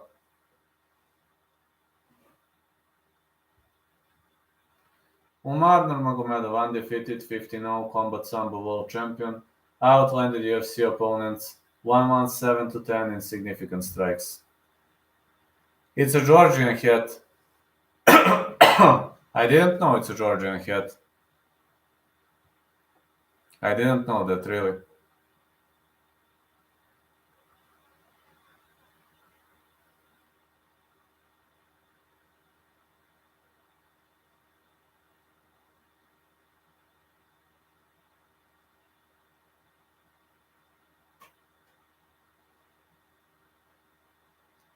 Well, Chechnya, Georgia, and Dagestan are the same ethnicity. Yes, I know.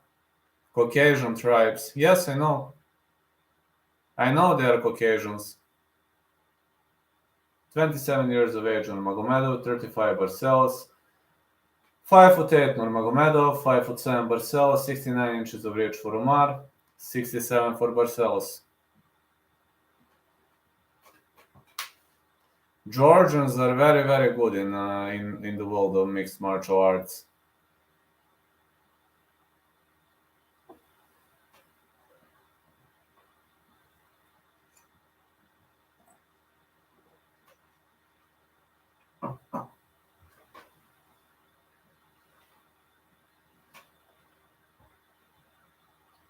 Raoni Barcelos, 17-3, 5'7", fighting out of Rio de Janeiro, Brazil. Plus 6-0 underdog in this fight.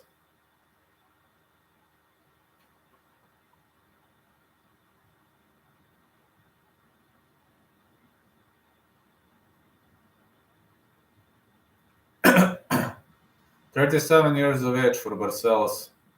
but he is tough. He is very, very tough.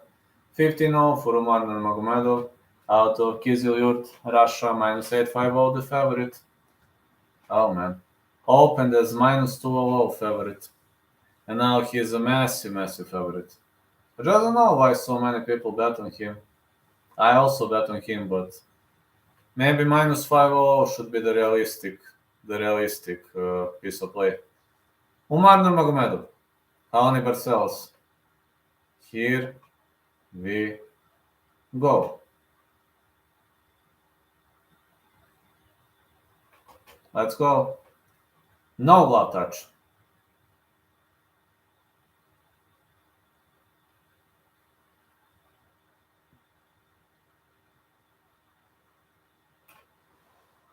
Oh, it's a bazooka kick by Umar Nurmagomedov. He's trying to feint with the Yapchagi.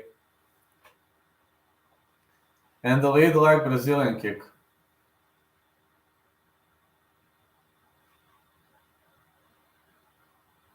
Big left right for Barcelos.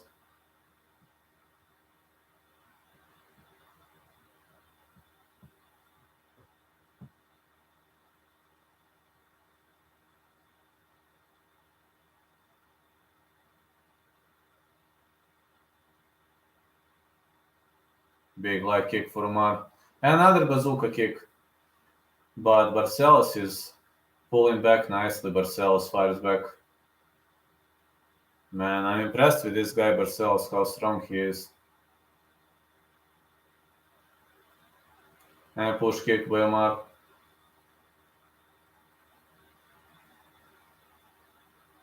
Big left hand again. Excellent right for Umar. Umar is lefty. Yeah, this southpaw stance is critical. Push kick. And the leg kick. Push kick again for Umar. Barcelos is pressuring. Excellent step in jab. Umar is creating some significant amount of damage here.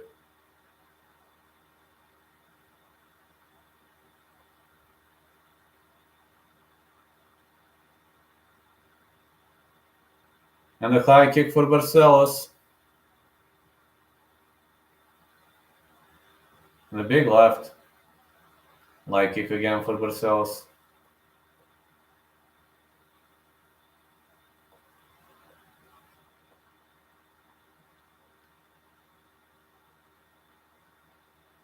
And a middle kick. More light kicks.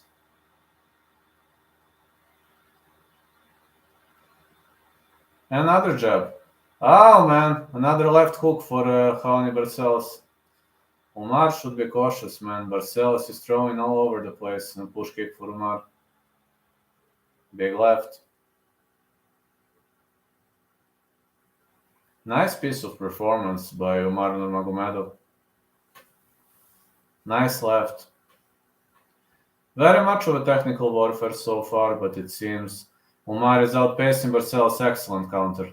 Excellent right hand counter by Umar. And the big left right. And the high kick, Barcelos fires back. Man, Barcelos is really firing back nicely with those strikes.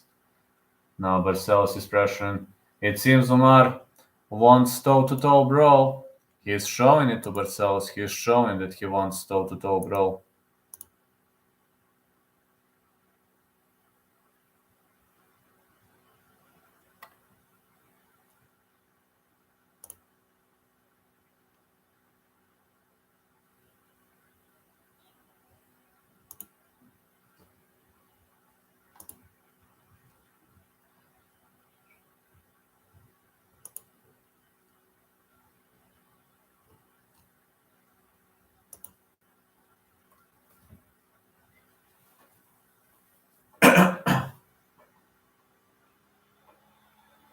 And a push kick again for Nurmagomedov.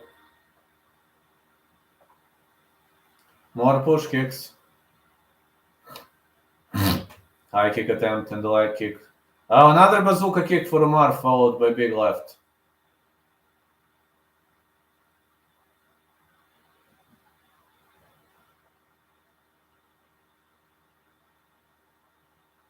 Middle kick for Barcelos.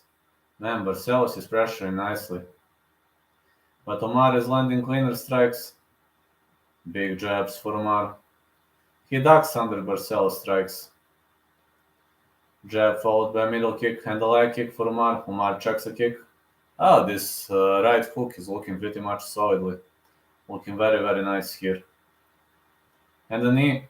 Oh! Umar drops him! That's a knockout. Big right hand and Umar won. What a knockout.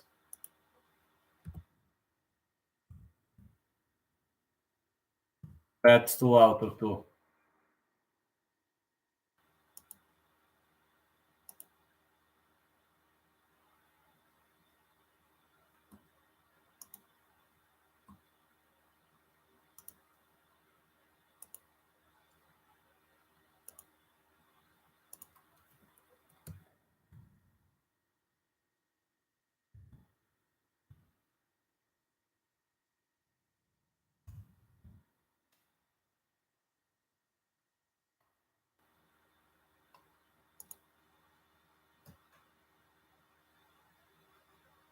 Vieira Pennington fight goes the distance.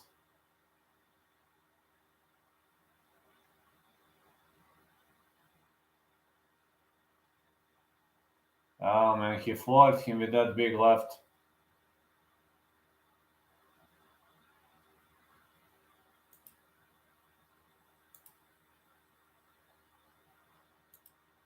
Man, he floored him with that big left. What a knockout. Damn. What a knockout. He feinted the knee, charged into knee, and unloaded a big left hand that sent Barcelos to sleep. What a KO.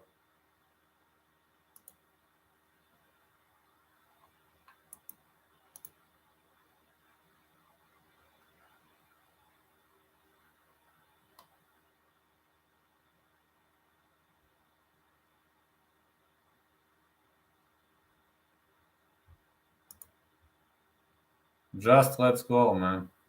Holy fuck, that was a different kind of city. The way his head hit the canvas. I haven't expected such a heavy knockout coming. I haven't seen that one coming.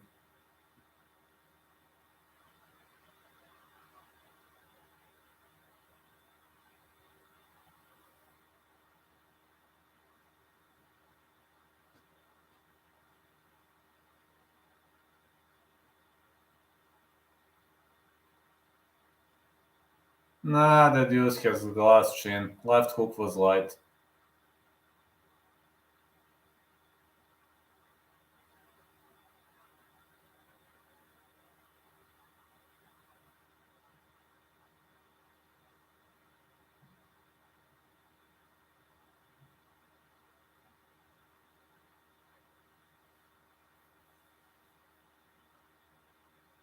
Mendonça would have aided, no problem. Yes, you are right about that.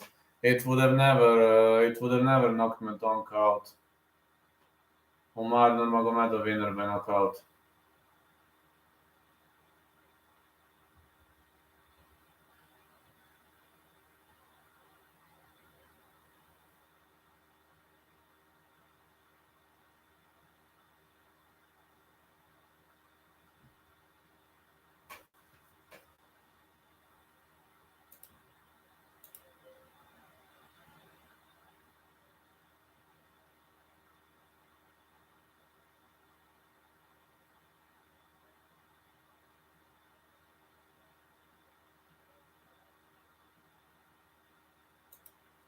Umar is speaking English pretty much nicely. Yeah, Umar is speaking English pretty much nicely.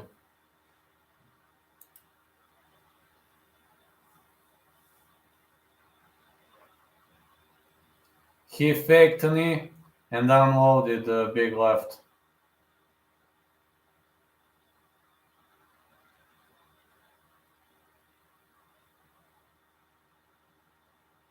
Oh man.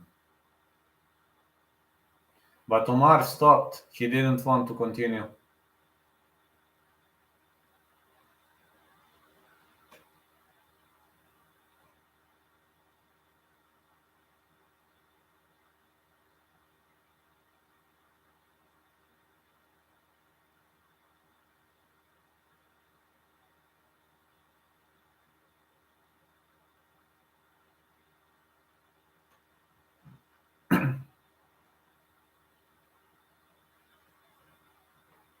Oh, man.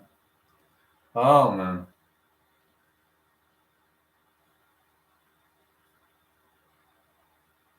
Umar Nurmagomedov.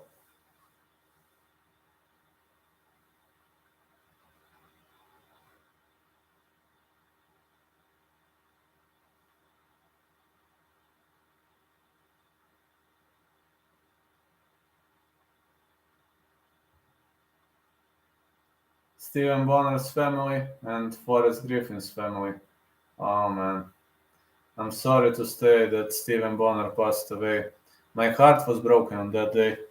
Not gonna lie to you, my heart was broken. Okay. Let me see one more thing.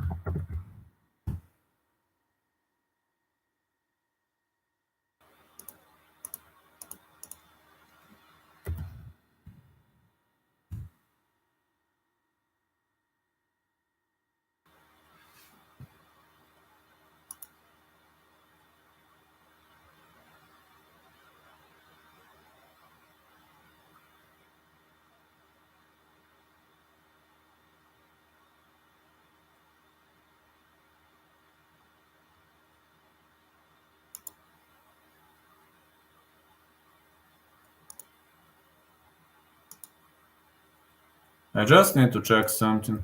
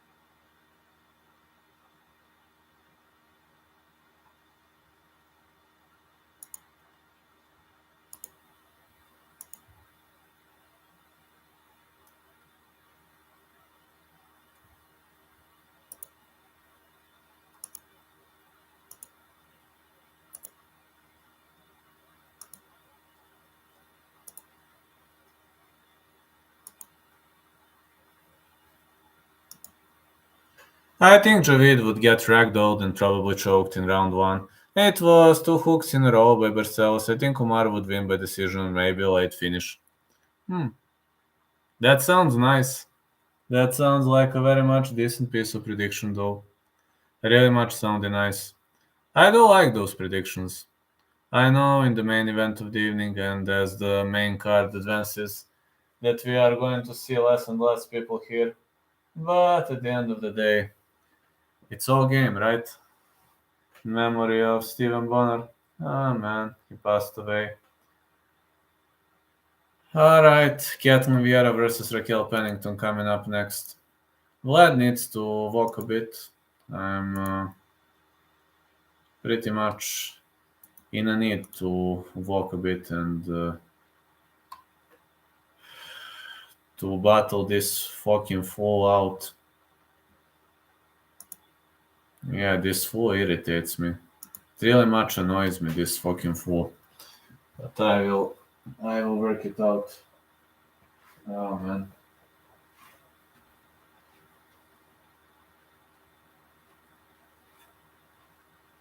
Drink some tea, bro. I was drinking tea before the stream. But this, I'm having fever today. I was having temperature 39 and I was feeling really, really bad, but I didn't want to miss the event. So even when I'm sick, there are no excuses. Even when I'm sick, I don't have excuses because I want to battle it out. Sometimes it's very hard. I'm not gonna lie. Sometimes it's very hard. For example, today is very hard because I'm sick and I'm barely standing on my legs. I'm barely sitting. But got some vitamin C, mate. Yeah, I'm taking something, some immunity, something for increased immunity. Because sometimes it can be really, really hard. I'm not going to lie, but I got used to it. That's the life I chose. That's the life I've chosen. So I've chosen that life for a reason.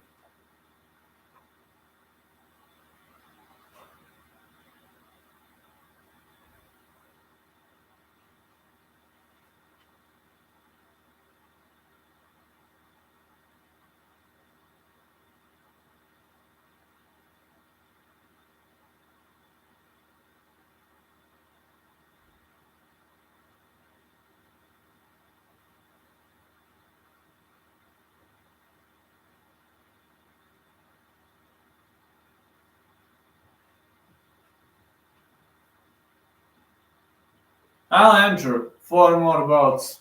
Nothing much. I'll injure.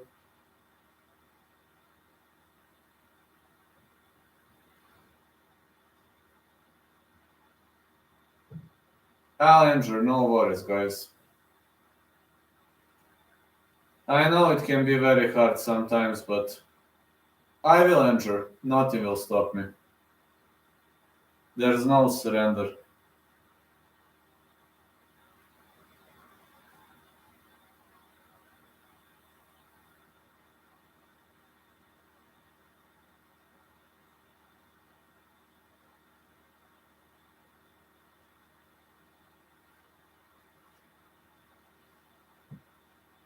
When is the Ige fight? The Ige fight is, I think this is the co-main. Raquel Pennington versus Ketlen Vieira. Then we're having Punahele Soriano versus Roman Kopylov. And then we are going to have Dan Ige versus Damon Jackson. And after that, we're having Imavov versus Strickland.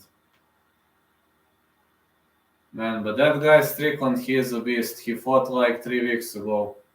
And he is fighting now. That guy is a real beast. Sometimes I'm really sorry because I'm looking a bit sloppy, a bit tired, but that's all a part of the game, you know? It's all the part of the game. I will endure 4 more bouts. I can do it. It's not a big deal.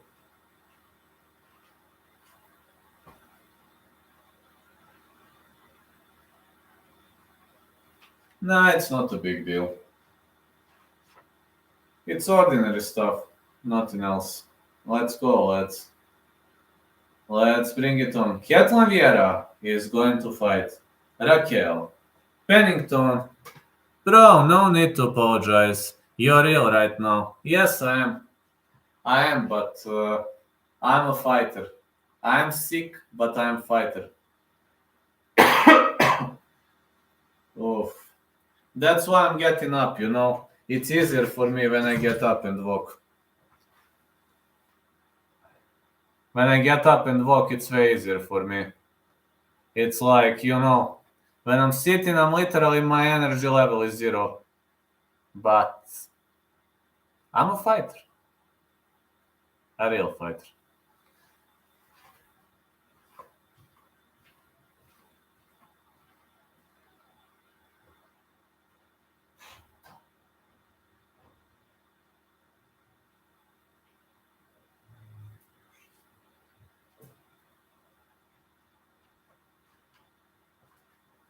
Just drink lots of water. I'm drinking. Alright, here we go. I drank tons of water today.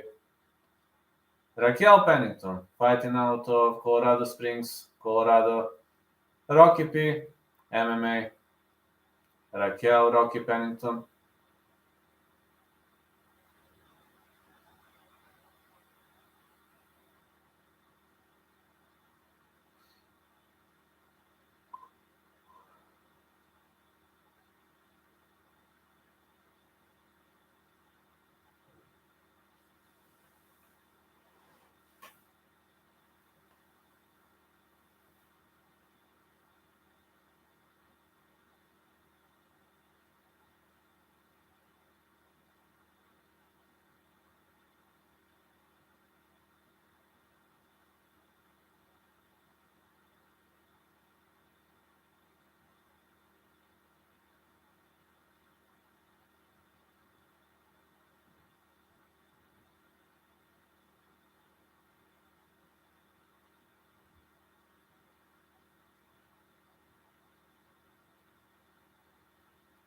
4-fight win streak, second most wins in UFC bantamweight history, 10.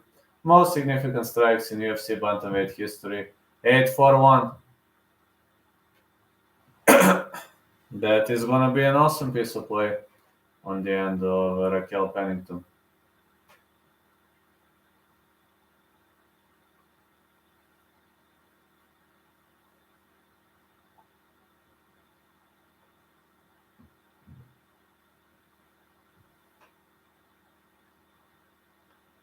And now it's time for Ketlen Vieira fighting out of Manaus, Amazonas, Brazil. About to see a cat fight, lads. Yeah, meow. Meow.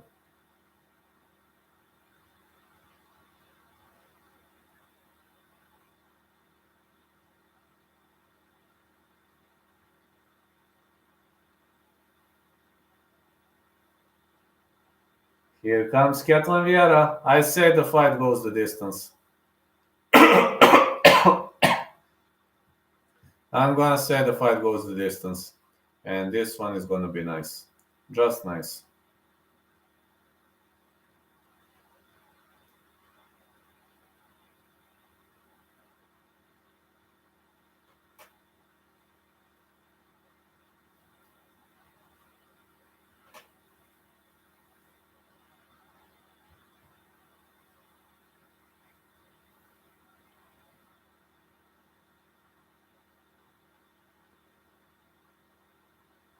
Ketlen Vieira is ready.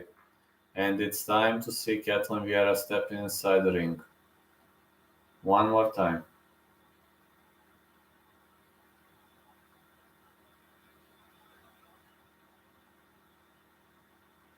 She is bowing, and she's probably praying. Ketlen Vieira, back-to-back wins, third most wins in UFC bantamweight history, 7. Highest takedown defense in UFC bantamweight history, 92.3%.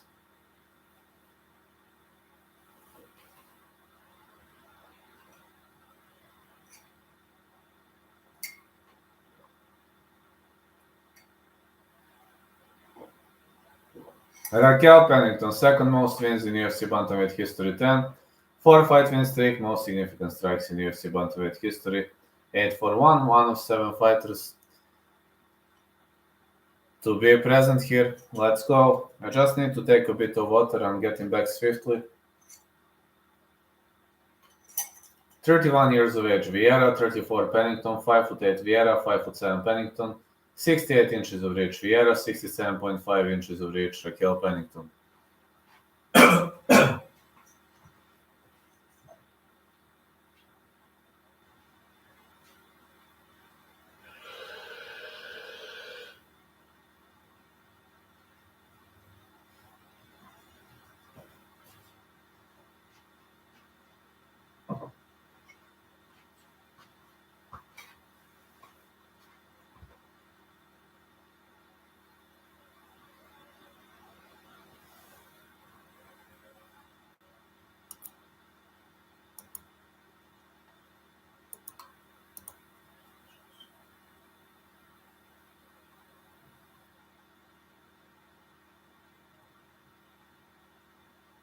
Okay, let's go. Ketlen Vieira versus Raquel Pennington. Let's go.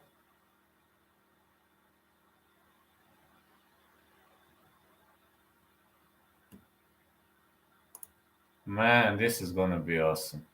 Just gonna be fucking awesome. The referee in charge of this contest is Chris Tognoni.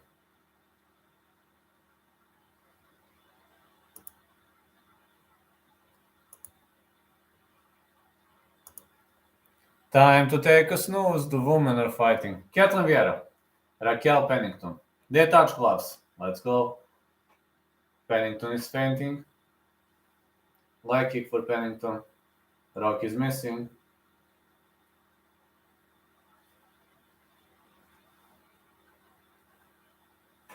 Good left hand for Pennington.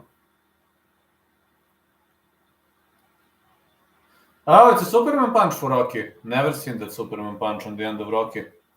Yeah, it's time for a snooze fest. You're right. Big left right for Ketlen Vieira. Are you still leaning Strickland? If I must pick a side, yes, but I'm saying fight starts round 4. But Imavov could knock him out cold in the early stages of the fight. Everything is possible. Big right hand Vieira and a leg kick for Pennington. Pennington is digging to the body. Man, Pennington is fighting very differently. Vieira with left right.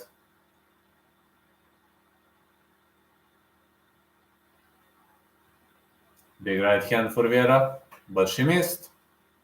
Oh yeah, she missed. Pennington is sprinting forward. She's missing with jabs, but she's trying to cut the cage. Big right hand by Vieira.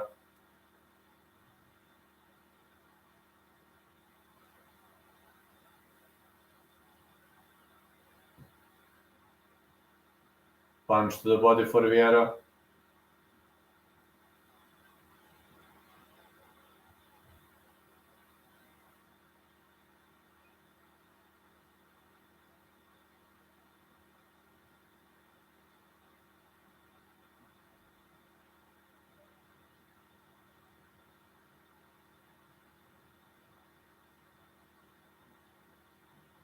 Got 3.5 over. We can only hope, fingers crossed. Yeah, we can. Big right for Vieira. Rocky is not a knockout artist. Oh, big rights for Rocky. Great connections. Vieira fires back with the right. Big left again. Big right for Vieira. Vieira is taller, but Pennington is powerful. Pennington can really take a beating. Like kick Pennington. Vieira with a jab. Jab to cross. Some legs been thrown by Pennington. Oh, it's a Superman punch for Pennington.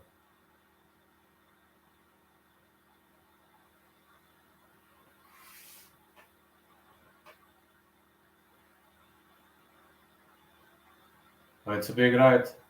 Another big right. Leg kick. More leg kicks.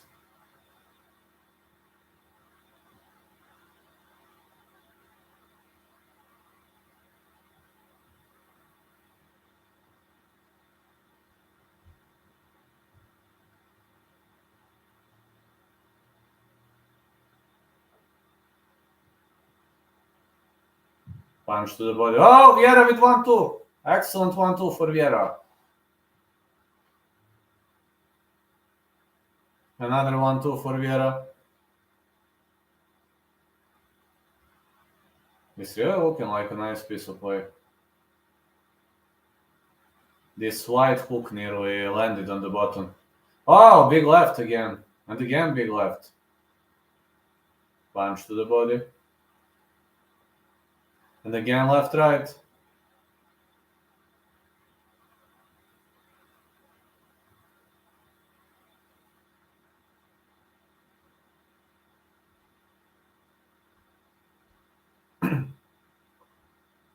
Again, leg kick. And another leg kick. And another one.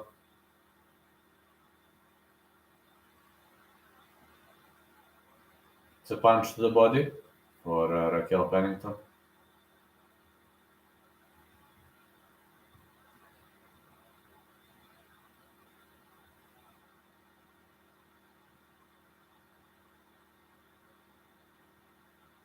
Oh, big right again for Pennington. It seems Rocky is bleeding. Superman punch for Rocky. She's trying to press the fight against the fence, but Vieira with a great reversal. And now Vieira is pressing her against the fence. More punches to the body. I think Vieira won round 1, but it was a close one. It was a close round, but I think Vieira won. I actually think Vieira won, but it was a close round.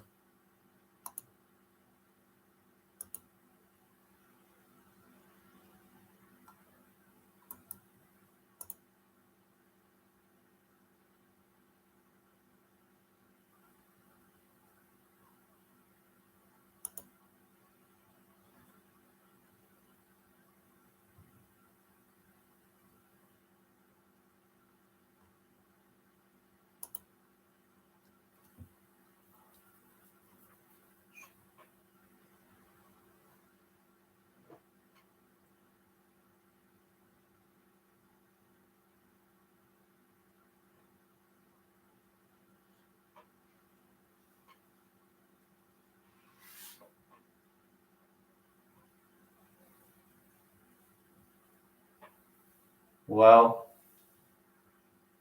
second round about to get underway.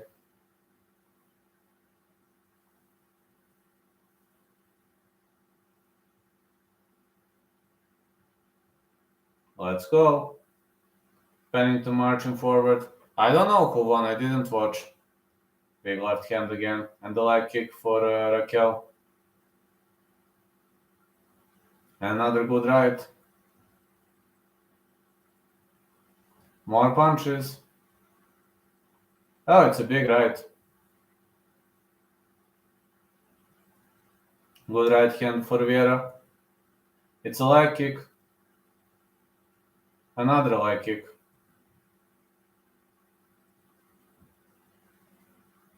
Vieira marching forward. Oh, it's a spin back fist. Just a leg kick for Vieira. Another leg kick for Pennington.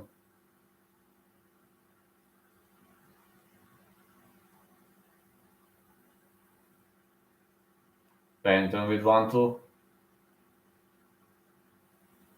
Whoa! What a counter by Raquel Pennington. What a counter by Vieira. Big left hook. Such a close fight. Oh, such a close fight. Good right. Pennington takes the back.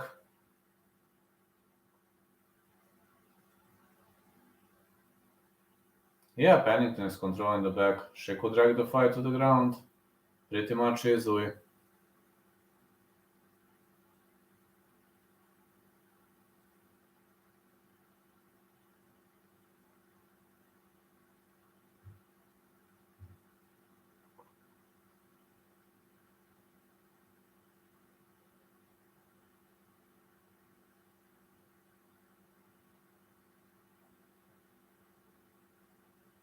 Great elbow for Vieira. Pennington wants to brawl. 1-2 Pennington. And another 1-2. Big punches. Oh, now Vieira is bleeding too. Well, this is turning into toe-to-toe battle, toe-to-toe war.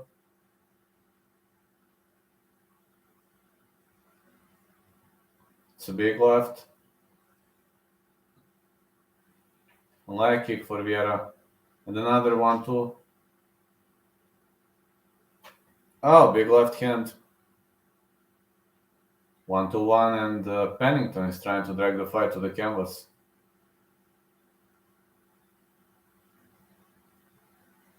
Was it a nut shot?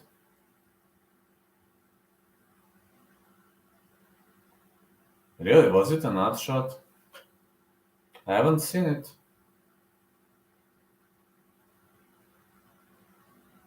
Let me rewind this. Oh, it was.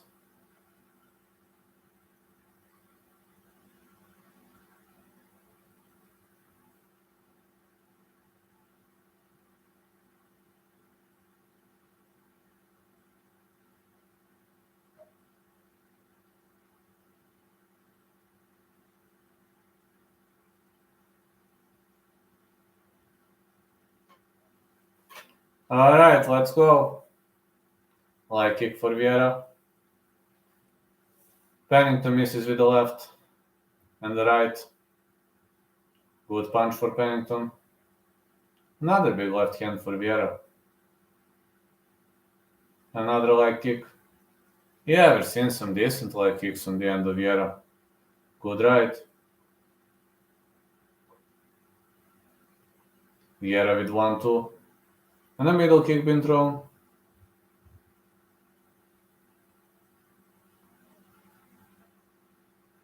And Vieira is bleeding heavily behind the ear. Cut is opened, but Pennington is cut too. This is a bloody and battered war. If you're ready for violence, this is the great match for you, my lads. Big right again, and again. When's Chimaev fighting again? Got no idea. I would love to see Chimaev Colby, but I don't know whether that fight gonna come to fruition. Punch to the body for Vieira. Another punch to the body.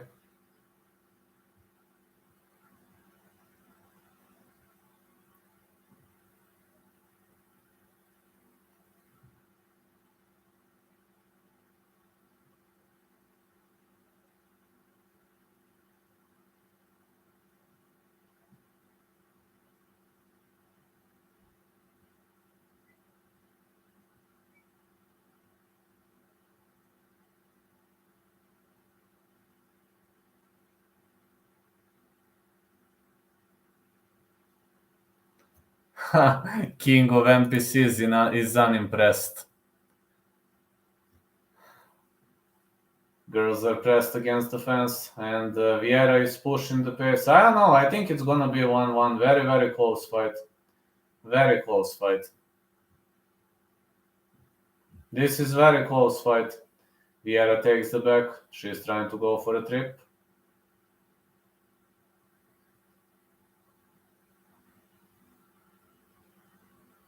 We're heading into round 3. I said fight goes the distance, and I'm probably gonna be right about this one. I'm just sorry I didn't bet on this one. This is very close fight. I think it could be 1-1, though.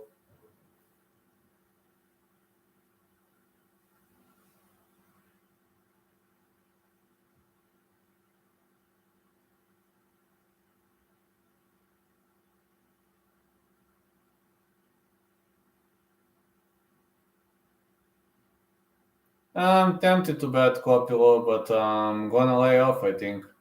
I already bet on that fight. Not going the distance. That is my pick for that fight. I already placed the bet.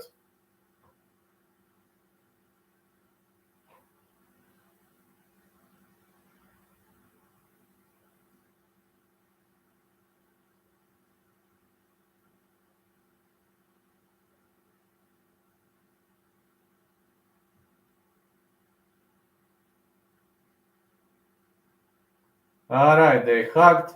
Let's go. Round 3 gonna get underway. Middle kick for Ketlen Vieira. Pennington with 1-2. The leg kick for Pennington.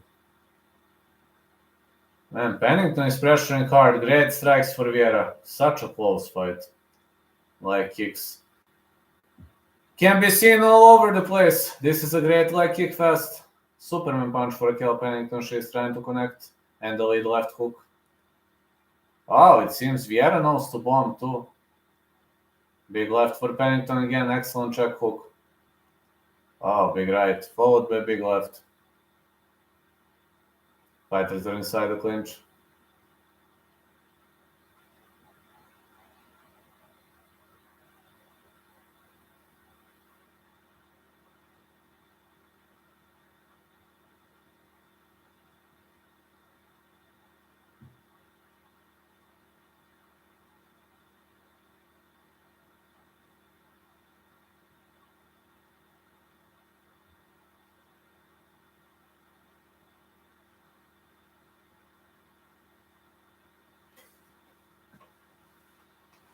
Pennington is having this underhook in, but no, Vieira's having good underhook in, but Pennington is defending via Vizor.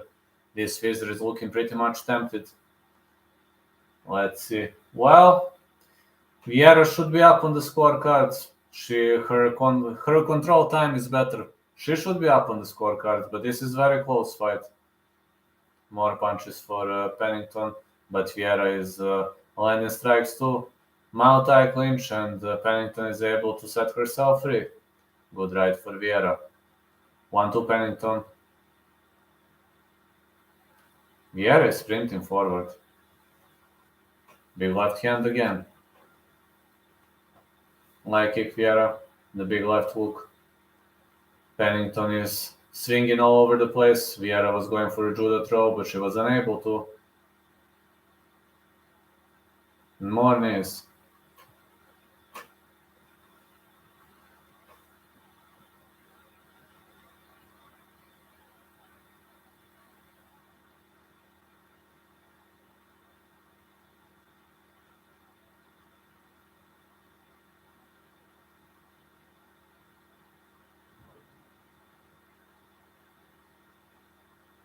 Another judo throw attempt by Vieira, but he didn't land clean. No, he didn't land clean.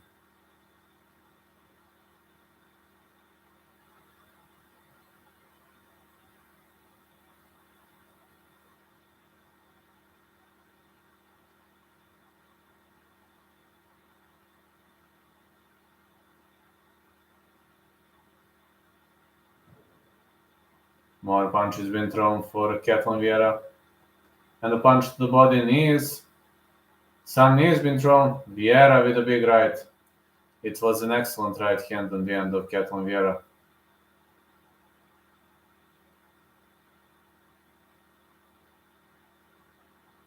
And a punch to the body. And an elbow. Elbow's been thrown. Some knees.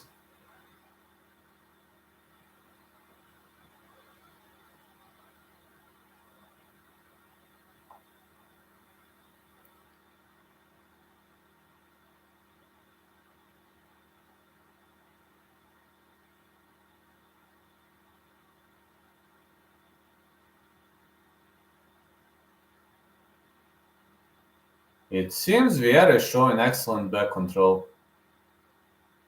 Yeah, she's really showing excellent back control. I think it's going to be 2-1 Vieira. From what I've seen, Vieira is staying on the back, and her control time is definitely going to play a role in her route to victory. But I don't know how judges are going to score it. This is a very close fight. This is very close fight, so...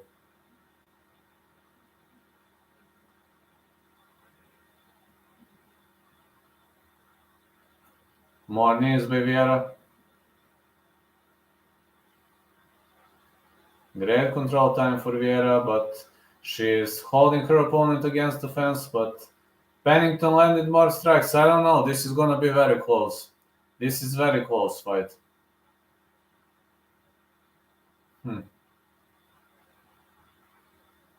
Number 8, Tesha Torres.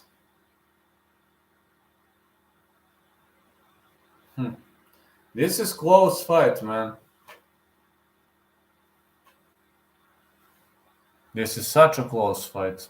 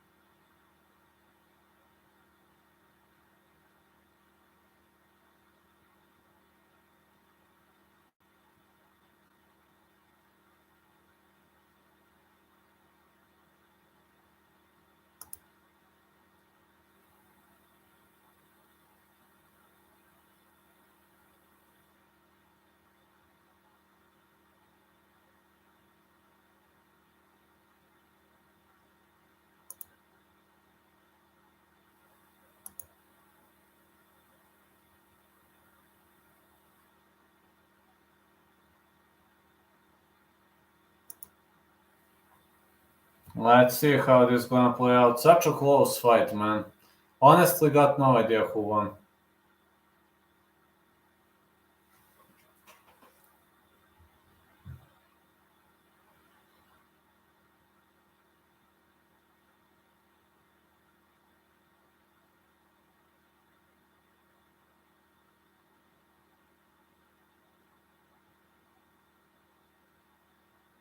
Split decision victory for Raquel Pennington. Your respected opinion on Ige versus or Jackson? I say fight not going the distance. If I must pick a side, Ige to win. But I think it's either going to be Jackson submission or Ige KO TKO. Split decision for Raquel Pennington. I agree with that. I can handle that. Yeah, I can take that all day long, definitely. I can take that all day long.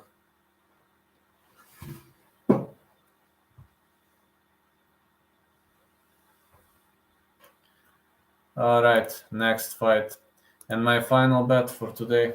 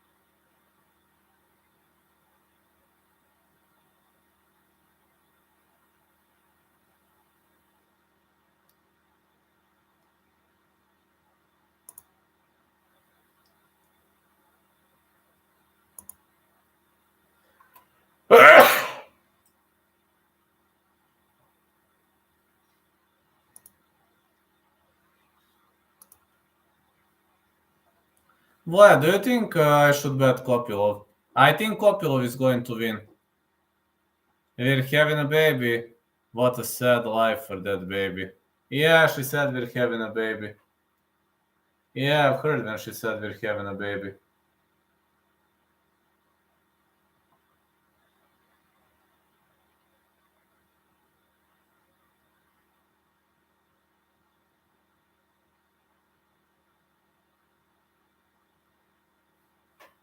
Lesbian couples, Teršatoris. Gabriel Bonfim, Munir Aziz, Thiago Moises, Melquizael Costa, Gregory Rodriguez versus Bruno Ferreira, Shogun Hoi, Hor Poteria. Fighting on the prelims of Brazil.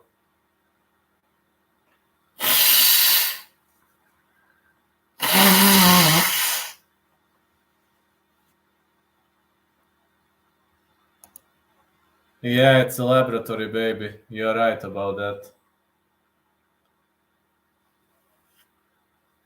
That's true. I agree. Can't agree more. Yeah, can't agree more.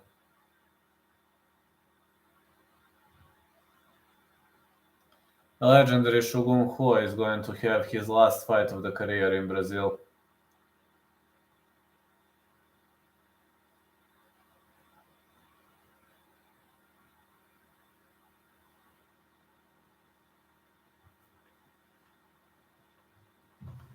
Punahele Soriano is slated to go down against Roman Kopylov. It hurts my heart to see this shit. I agree, man. I agree with that. Roman Kopylov 9-2, 8 wins by knockout. Can he win? Oh yeah, he can. I bet no distance in this fight. Same with Nunez and her lesbian wife, Nina. That is why I'm rooting for Russia in this war, says King of NPCs.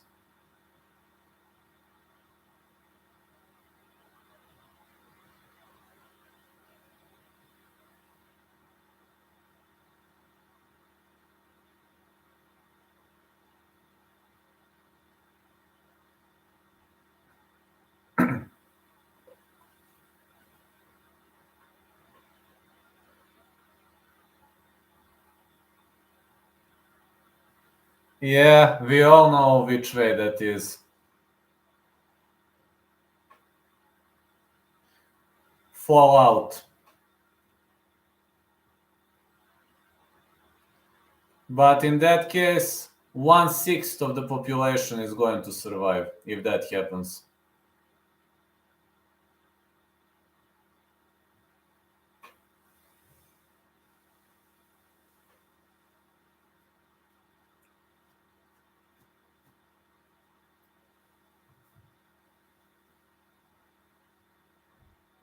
Jackson by submission. Jackson by submission or Ige KO TKO. Jackson by submission can happen. Jackson's submission game is amazing, but his chin is questionable. That's what I say. Fallout. Nuclear missile. Either brutal KO or submission, says Cyrus.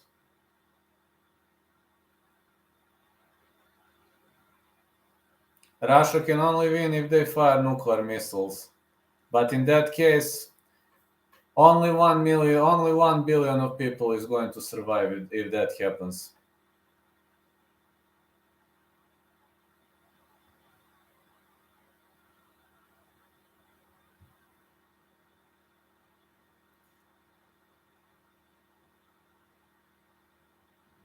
I will go with no distance in that fight. Good luck, man.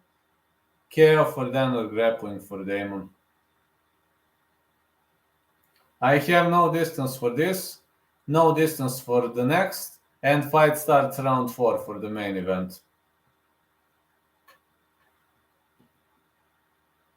I was right about this too. I said fight goes the distance.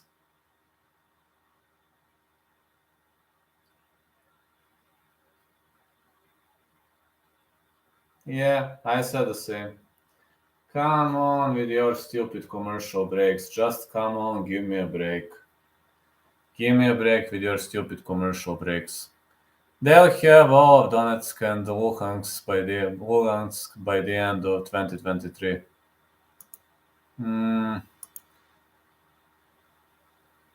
No matter what happens, I think nuclear missile is the only way to win. They had it in 2014.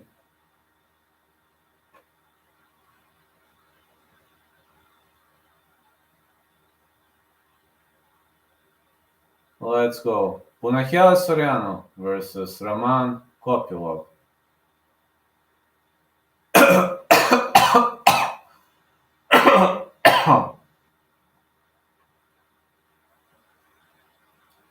Kopylov is having great strikes, but Punahele Soriano is brutal in the first round.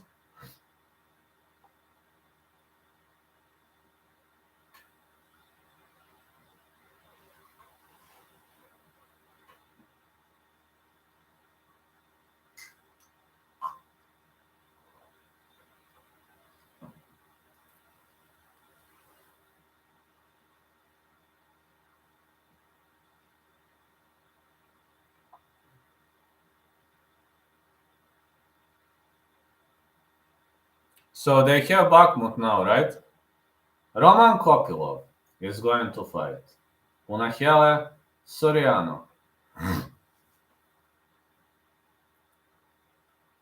Roman Kopylov out of Shebzavod, Kemerovo, Russia, 105 active Russian UFC middleweights.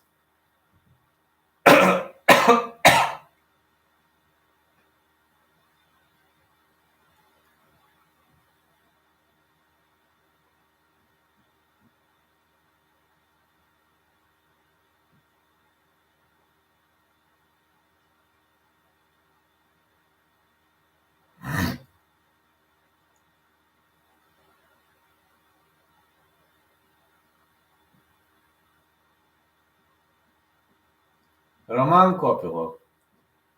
Last fight defeated Alessio Di Chirico by third round knockout, finished 8 of 9 wins. Former Fight Nights Global Middleweight Champion.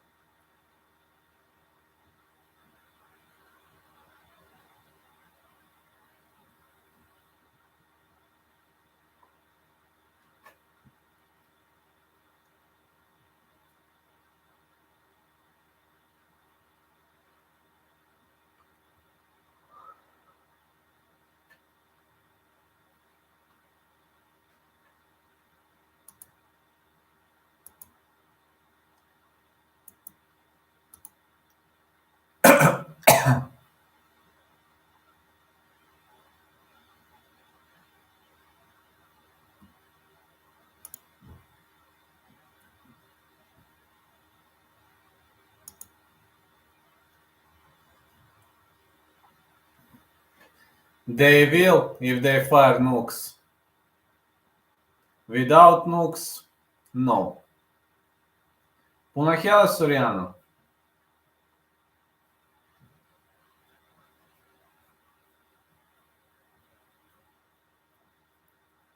Fighting out of Oahu, Hawaii, one of 8 active Hawaiian UFC fighters. Do you believe in taking supplements like vitamins or nutraceuticals? Yes. What you guys got here? I have no distance. That is my bet. My bet. Last bet. I'm waiting.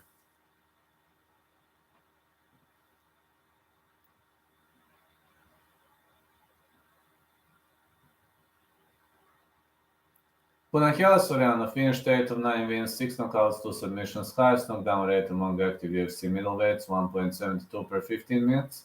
Awarded UFC contract on Dana White Contender Series. Punahele Soriano is stepping inside the ring. Heavy-handed, lefty.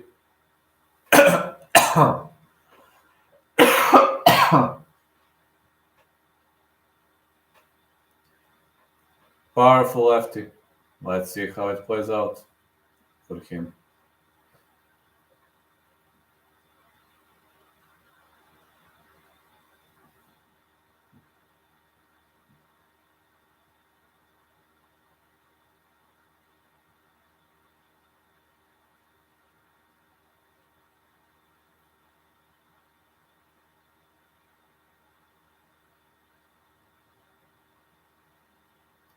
30 years of age for Punahele Soriano, 31 years of age for Roman Kopylov, and 5'11" for Soriano, 6'0" Kopylov, 72.5 is Soriano's reach. Interestingly, 75 is Kopylov's reach.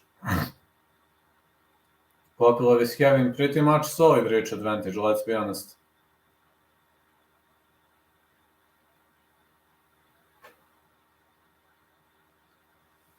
(9-2) for Kopylov, fighting out of Bahatsky, Russia, +120.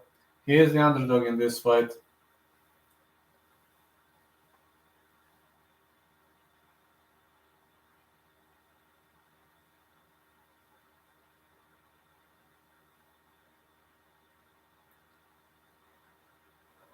Fighting out of Las Vegas, Nevada, Punahele Soriano.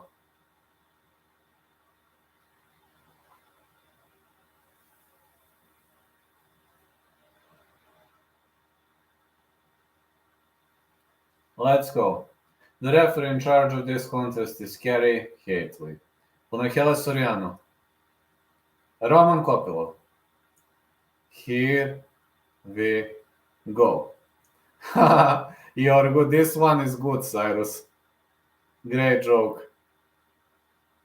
Alright, glove touch. Both fighters are left-handed. Let's see.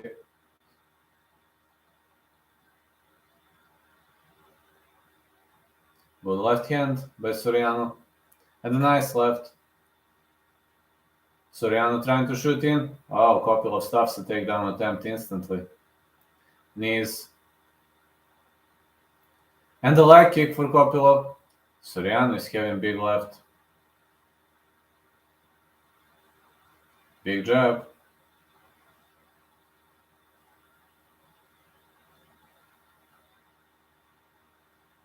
Another leg kick. These leg kicks are pretty much landing nicely.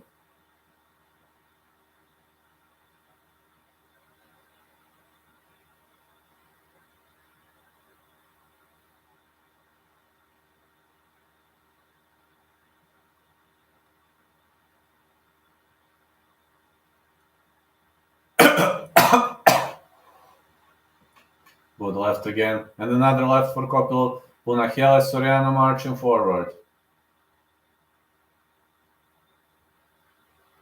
Punch to the body for Kopylov. And another jab. Puna misses with a big left.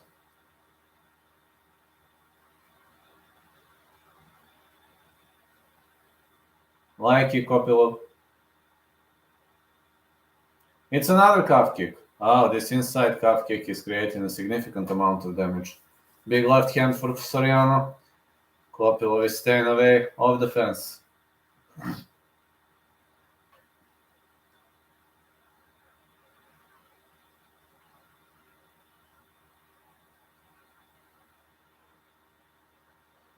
One-two Kopylov. And another one-two. Oh, big left. And the big left right. Oh, Punahele Soriano fires back with the left. He misses.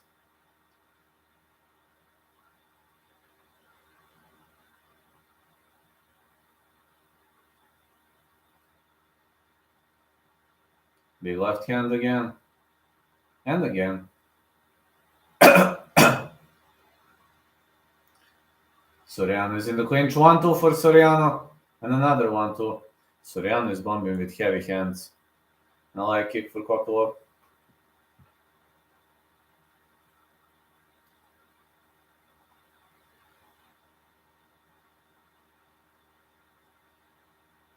Kopylov ducks under.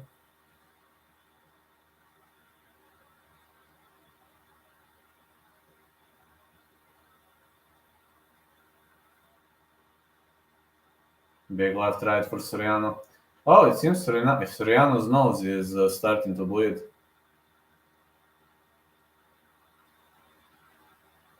Big left Kopylov. Another big left for Soriano. Soriano wants to throw some big bombs here.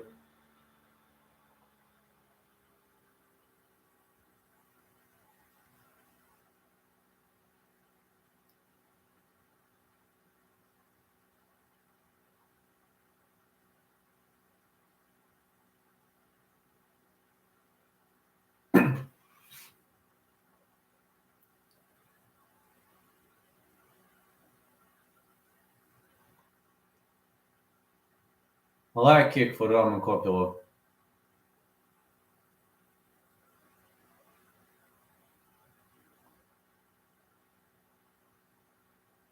Big jab.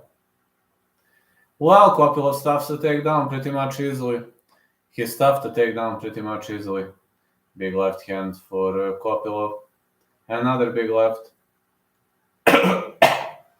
Left right for Soriano. Soriano fires back. Great jabs.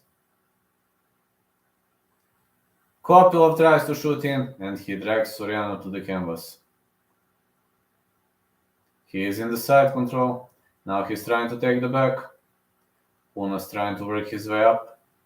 Kopylov lets him up.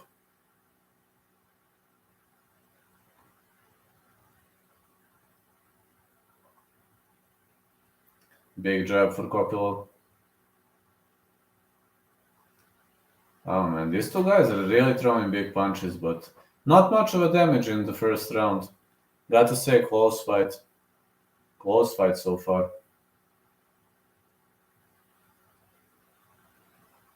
Well, second round coming up. Really much solid fight. I really enjoyed every second, of this technical warfare.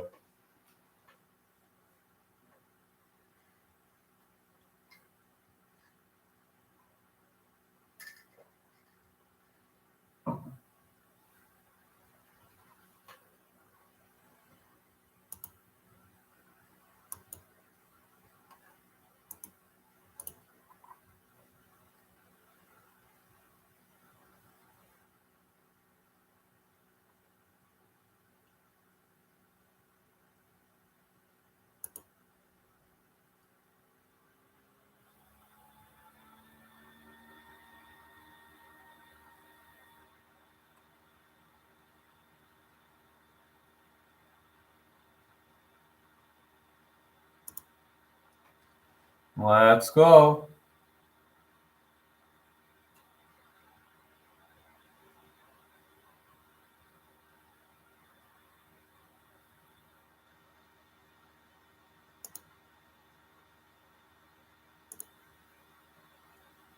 All right, let's go. Heading into Soriano swings wild. Oh yeah, he does. Oh, big left for Soriano. Left, right for Kopylov. Wild shots on the end of Punahele Soriano. And a punch to the body for Soriano.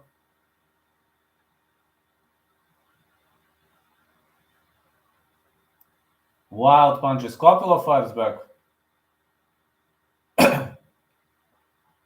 Leg kicks for Roman.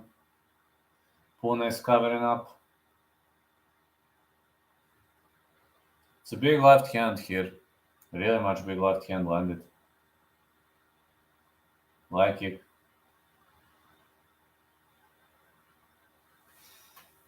And another leg kick. Kopylov is on the fence. He is trying to stay away.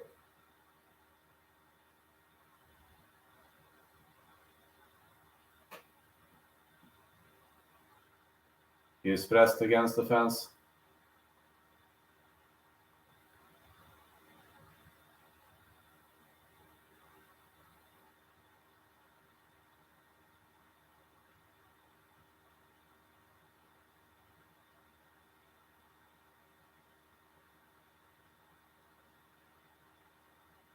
Oh, it's a spinning back kick for Kopylov. Big jab. Punahele Soriano didn't expect this. He's swinging wildly, but it seems Punahele is tired. It really seems like Soriano is tired. Big shots by Soriano, but elbows for Kopylov. Short strikes by Soriano. He's trying to create points, but he doesn't have much of a power right now. Punch to the body for Kopylov.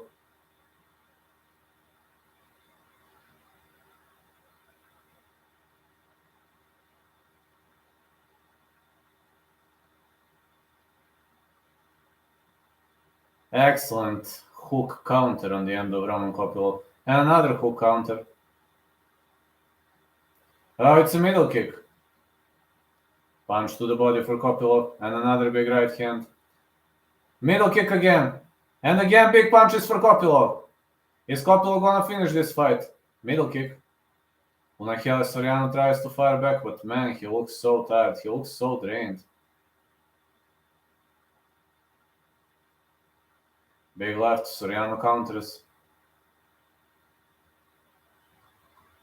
Soriano's throwing big bombs, but he's so tired, man. Soriano trying to shoot in. Kopylov is gonna stop this takedown attempt pretty much easily, you see. Easy stuffing. Soriano wasted tons of energy.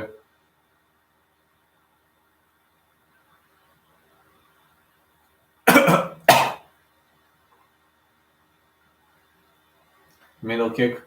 Oh, big punches for Kopylov. Soriano's not firing back. I think the referee gonna stop it. The referee calls the fight. Kopylov on.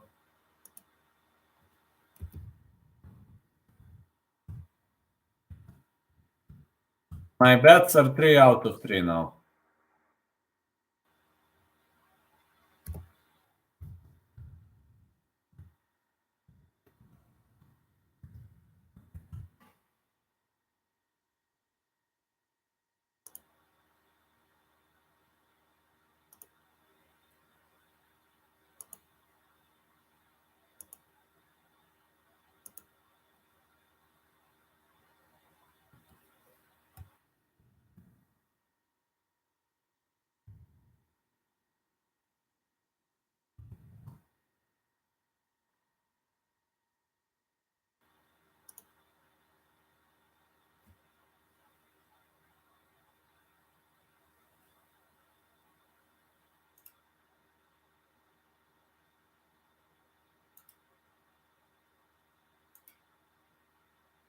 Great victory for Kopylov. Damn it.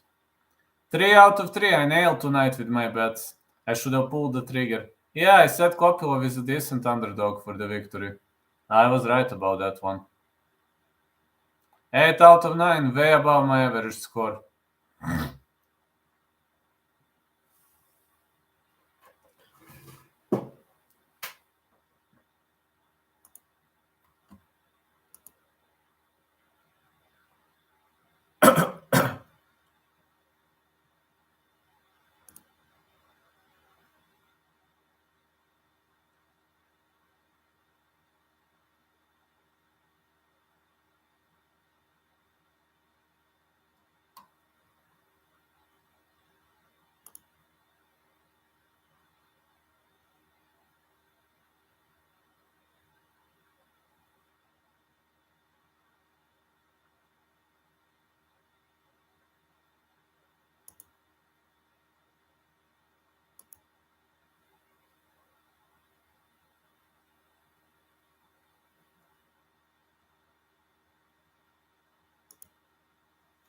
How bad is Brendan Allen? Yes, Lad, you called it right again. Oh, thank you. How bad is Brendan Allen? Got no idea. Got no idea how bad is he right now. Kopylov wins by stoppage. Yes. I told you Kopylov is a decent underdog to risk. If I had to pick a side. Next one, I also have no distance if I must pick a side, Ige.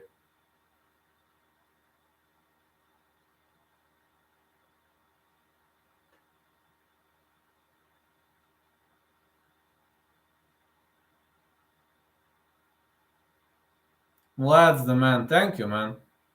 8 out of 9 tonight. But okay, we'll see. 2 more fights left. 8 out of 9. I'm pleased. Even if it's 8 out of 11, that's an excellent score. That's above my average score, so...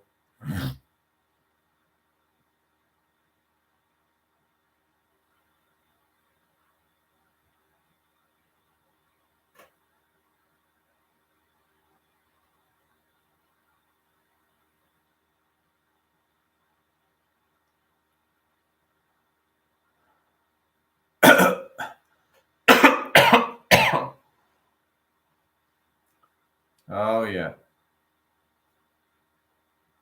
But you see, I'm not MMA lock of the night, I'm not James Krause, and I'm not selling picks.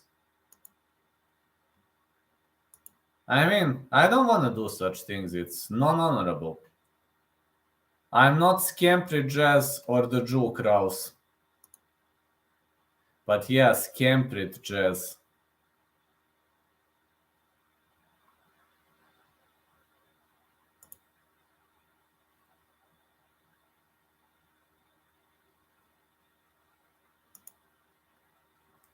Yeah, that's right, Scamprit Jazz.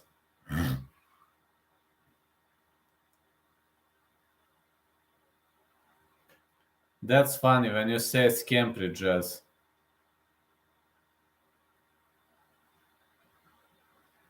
Is that guy still doing pics? Haven't seen him since the new year. You know, since MMA Twitter exploded about his scams, it seems he retired out of the industry completely.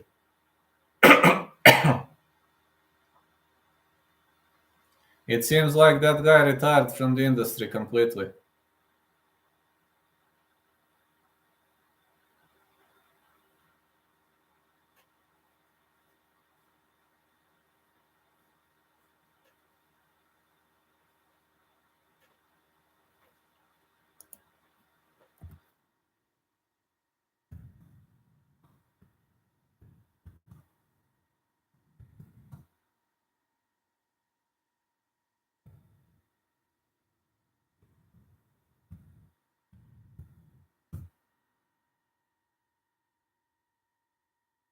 Yeah, I really haven't seen Scampri Jazz doing much of a content.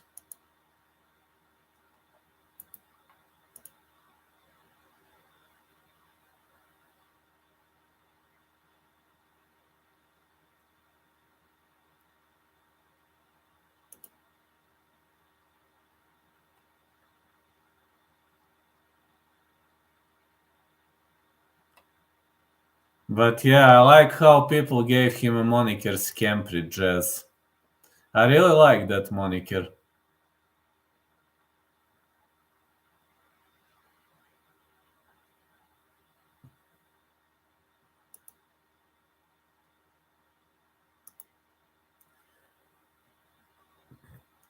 Scampri Jazz applied to a cashier job at 711. I need the under 2.5. Let's go, Vlad. Let's go. Or maybe a taxi driver. I don't know. He just said it was his last fight on his contract, Kopylov. So he doesn't want to extend the contract, or?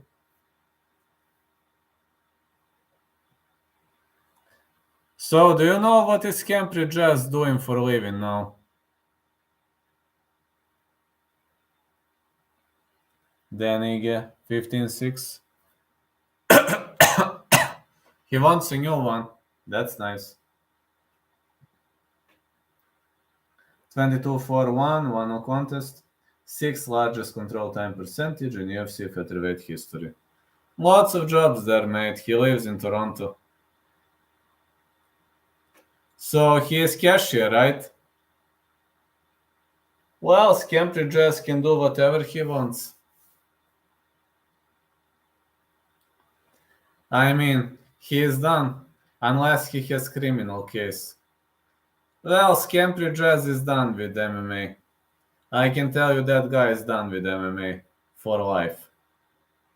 And James Krause is done with MMA.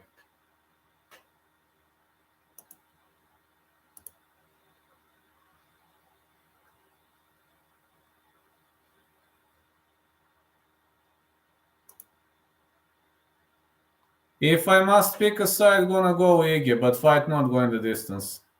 I'm in shed smoking. He had a big following. Over 10k Twitter followers, man. I only have 2k followers on Twitter. And I have 2k followers like 5-6 years.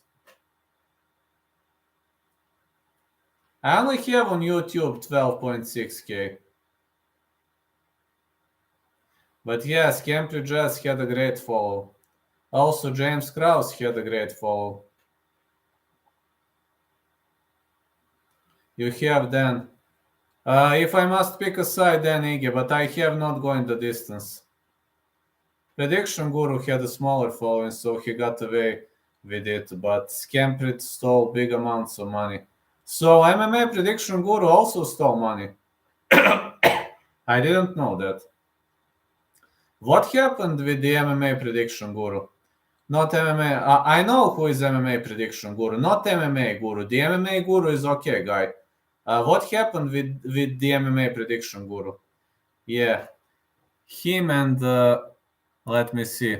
Him and Scamprit were friends. Oh, really? Oh, sorry, King of NPCs. I thought there was only one. There is MMA prediction guru. Sorry, it's Nightbot, man. Not offensive. I wonder why.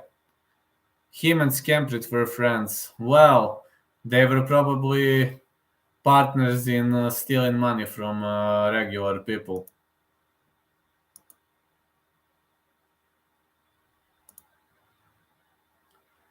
Also, Scampri Jazz was a friend with Zeus MMA. But Zeus is fair person. He is not a scammer. Like Scamprit. Is it about to start soon, in like 5 minutes, I assume?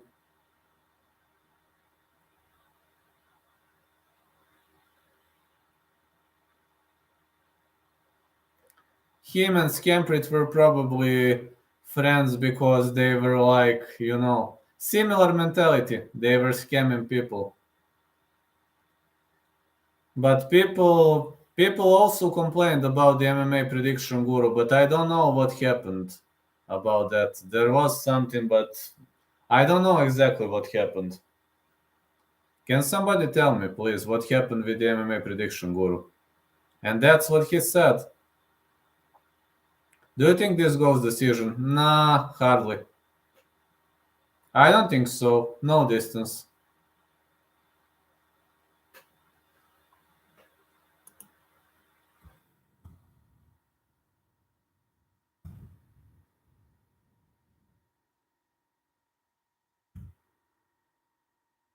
Oh, really? What did the MMA prediction guru do? I've seen some stories, but about Scamprit everybody knows, and about James Krause everybody knows. But what happened with the MMA prediction guru? That guy also has way more followers than me, I think. He has more YouTube followers than me.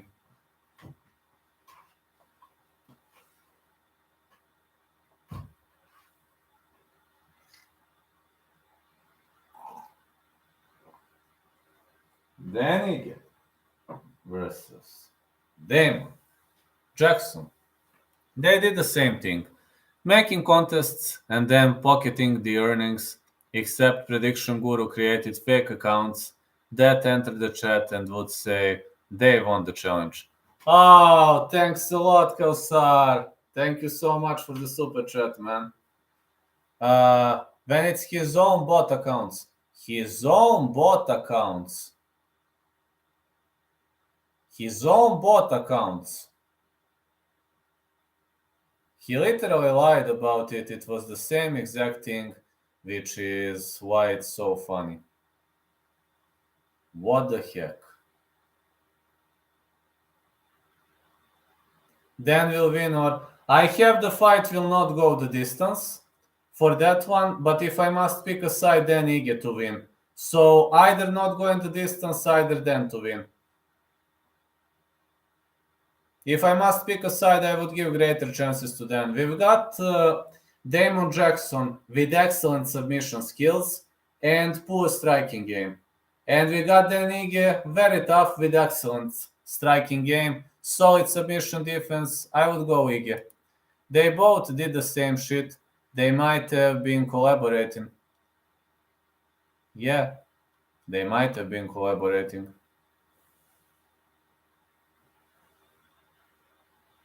They might have been collaborating, you are right. But the MMA prediction guru slept out with it, He slipped out with it. Like, people didn't notice for him. And for Scamprit, initially, right off the bat, main event, what's your prediction? I'm gonna write you now.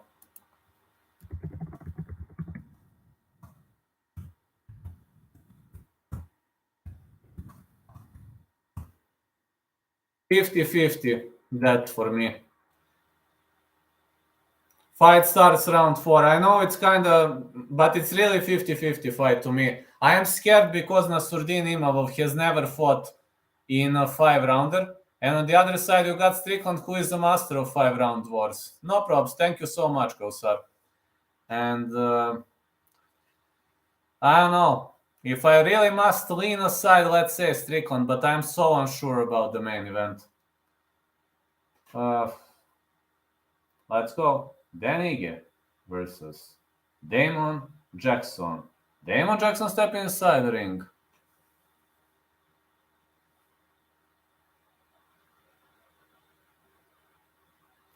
So, you're saying they did the same thing. Oh, man. Damon Jackson, 4-fight win streak, finished 9 of 22 wins, 4 knockouts, 15 submissions, fourth highest submission attempt average in UFC featherweight history, 225 per 15 minutes. Go.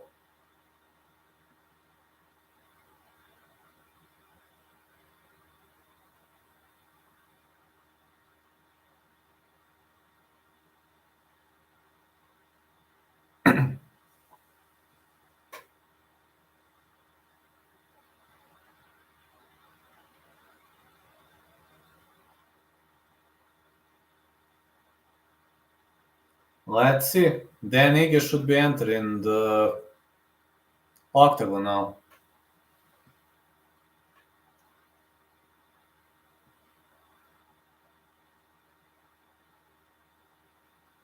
Out of San Clemente, California. Dynamite Dan, 808.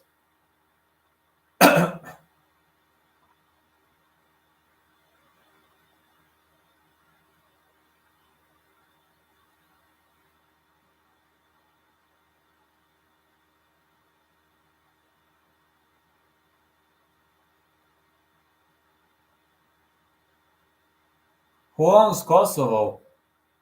Some people say it's Serbian, some people say it's independent. I don't know, man. Hard to answer that question. Dan Ige is ready. Hold on. Dan Ige, second most FTV since 2018, 7. 6th fastest knockout in UFC FTV history, all 22 versus Gavin Tucker.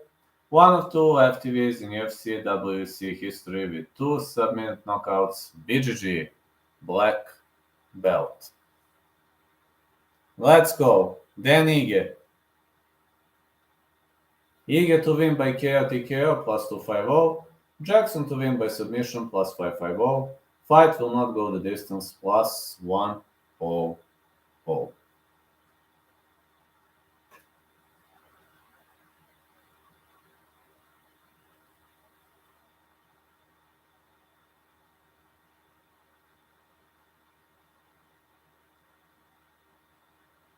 31 years of age for Ige, 34. Oh, thank you, Peter. 34 years of age of Damon, 5'11" Damon, 5'7" Dan, 71 inches of reach. Whoa, 71 inches of reach for both guys. 145.5. Damon Jackson is way taller though. Well, I'm trying. I'm trying so hard to progress.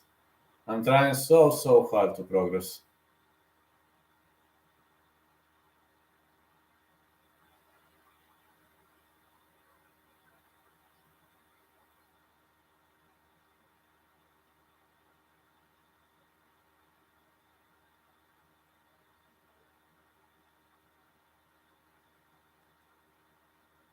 What you make out of the card so far? My bets are 3 out of 3. So this card being okay. I actually had 4 bets, but Sierra Jubanks versus Priscilla Cachoeira got cancelled. So Nascimento won, Umar won, and Kopylov versus Punahele Soriano not going the distance. But, Cowboys curse. Whenever I bet on something, at least one of those fights don't happen. So same with Cachoeira versus Jubanks. Jubanks didn't hit the scale. Jason Herzog is your referee.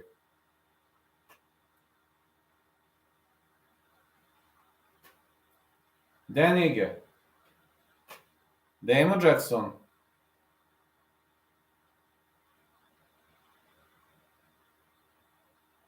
Let's go.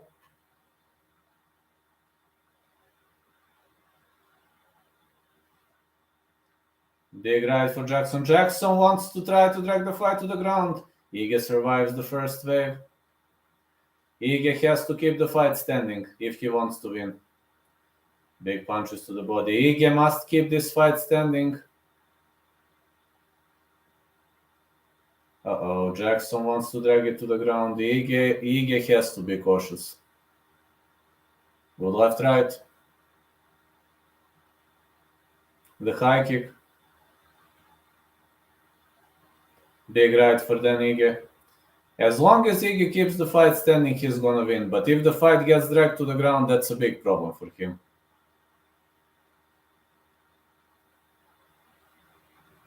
More punches for Ige. And the push kick for Ige.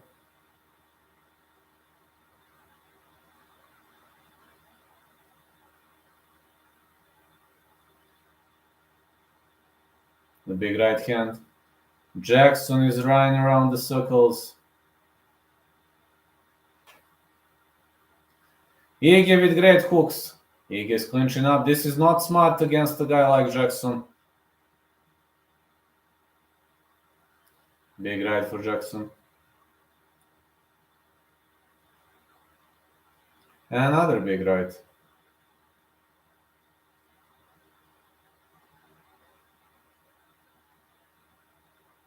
More jabs been thrown.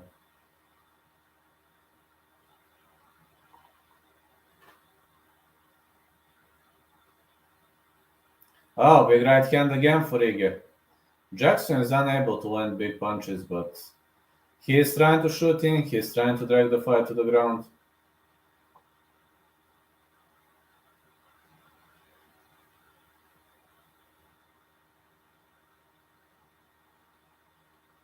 Leg kick for Ige. High kick miss for Jackson. Jackson is too slow for Ige, but on the ground he's too brutal. Middle kick. Another middle kick.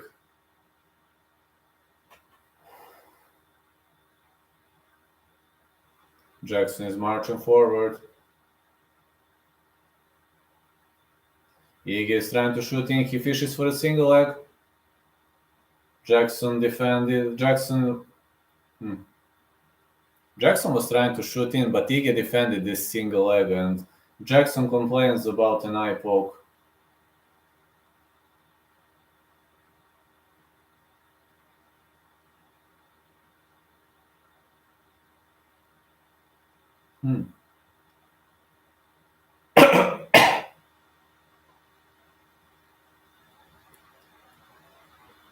It really looked like an eye poke.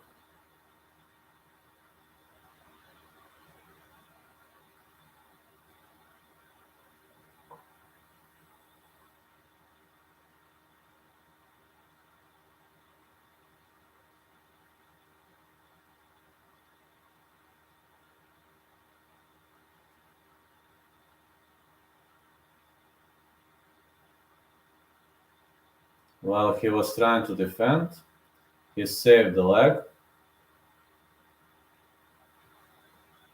It looked like an eye gorge, really.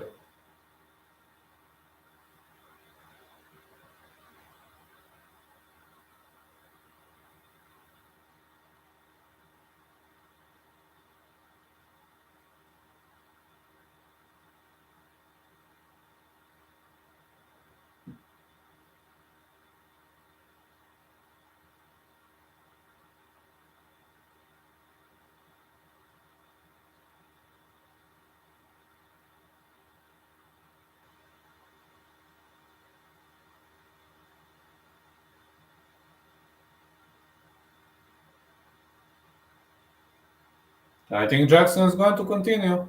At least it looks that way.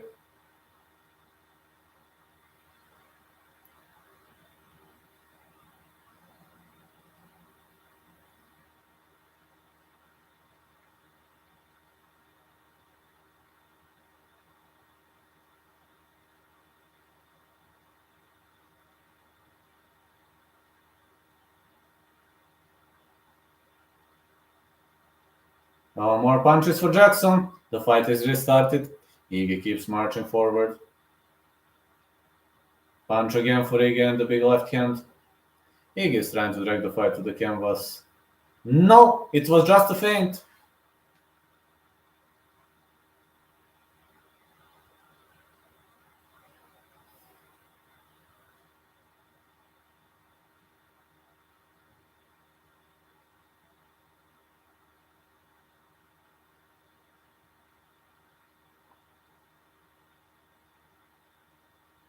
Big left right for Ige 1-2.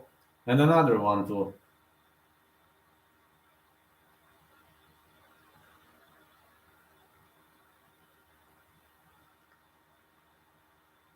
Leg kick being thrown.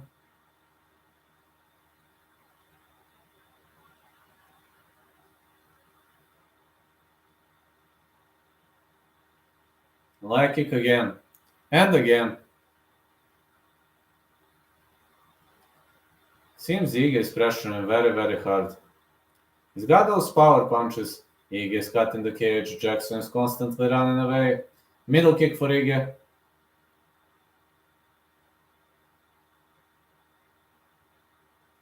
Big right for Ige again. He is creating more damage. This is definitely gonna be his round. Ige is getting over aggressive here. Very much a lot of aggression seen on the end of Dan Ige.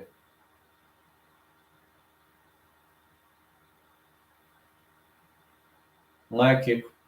Another big left. A punch to the body. Oh, big left hand for Ige.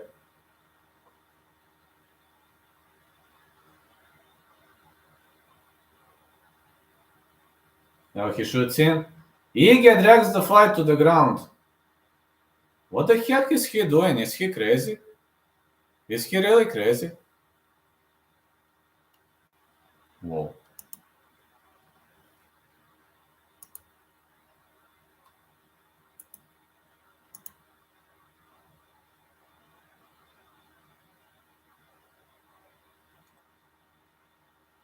I really wonder whether he's crazy or whatever.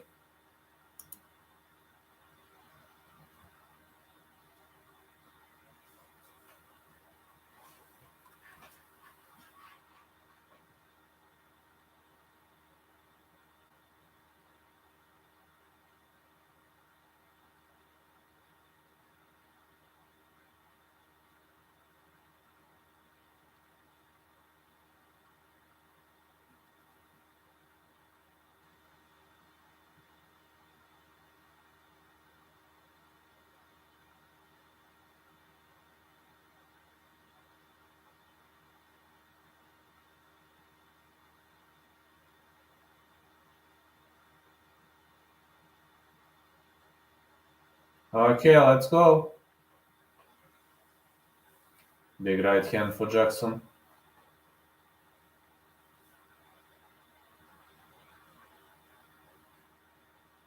And a high kick for Jackson. Ige keeps marching forward.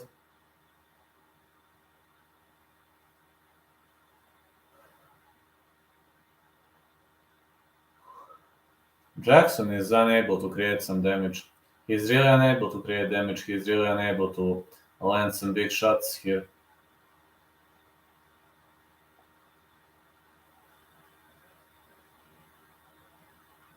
Punch to the body. Ige again with a body shot. He's trying to shut him down with a body punch. Leg kick for Jackson. Really great calf kick.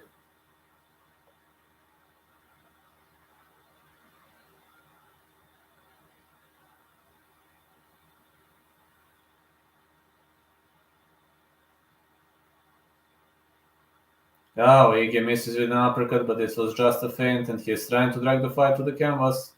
He's clinching up. They separate. Ige is really combining nicely. Great domination by Dan Ige. He is dominating in every single aspect of the game.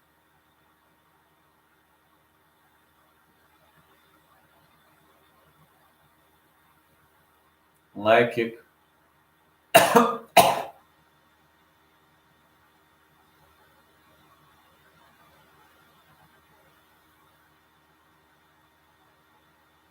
Oh, it's a high kick for Damon Jackson. A high kick for Aguirre. Jackson is trying to unload the knee.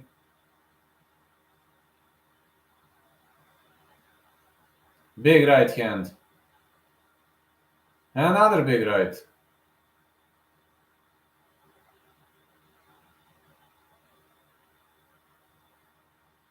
Big right hand again for Aguirre.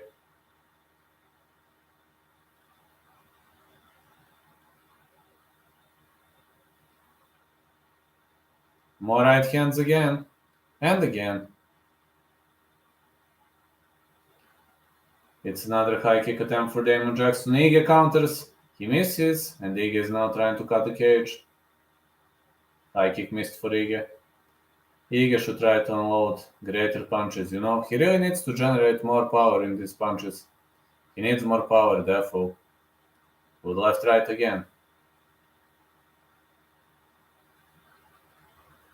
Punch to the body for Aguirre. And the push kick.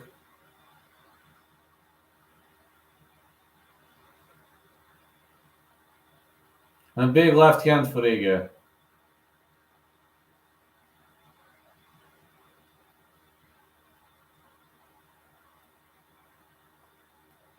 Like kick Aguirre. Jackson is bleeding heavily, but I just hope they are not going to call the fight. I just hope they're not gonna do it.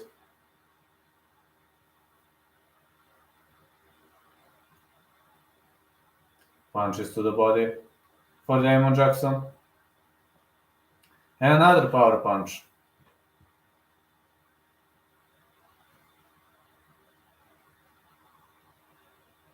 And a middle kick for Damon Jackson. Then Iggy keeps marching forward.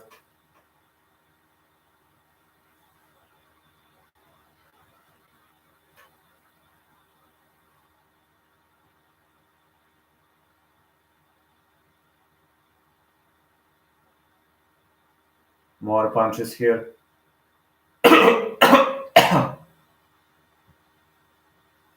Big left hand. Oh, Iggy drops him. That's it. Iggy knocks him out. Iggy knocks him out. Wow, what a great counter by Dan Iggy. What a great counter this was. What a great counter this was. 9 out of 10 tonight. Next prediction fight starts round 4.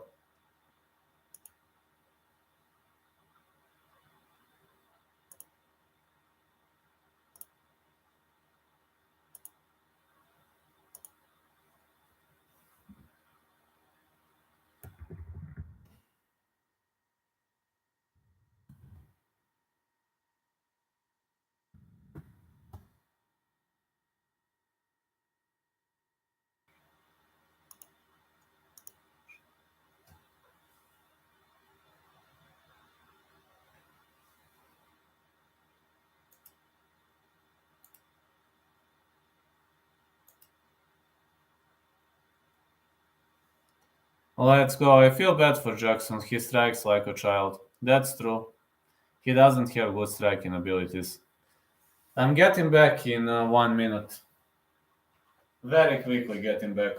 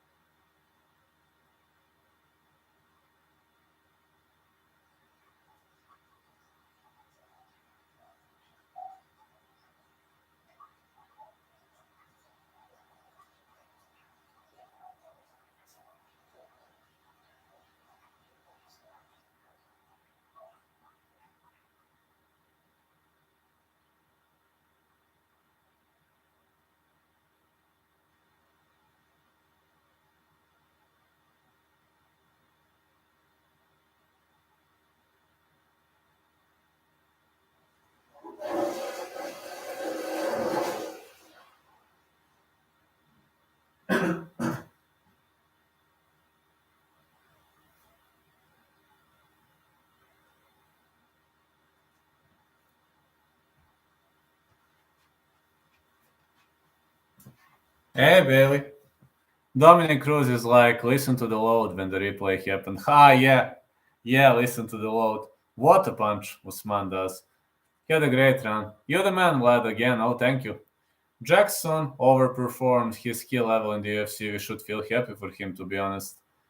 Well, Usman does. What a punch. Winning a night, Vlad. Let's go. Yeah, only one miss tonight. I'm having a great night. I'm really having a great night. Only one miss tonight, but I'm glad. I'm glad it's only one miss, though. Good night for me. Really good night. One of the best nights I've ever had.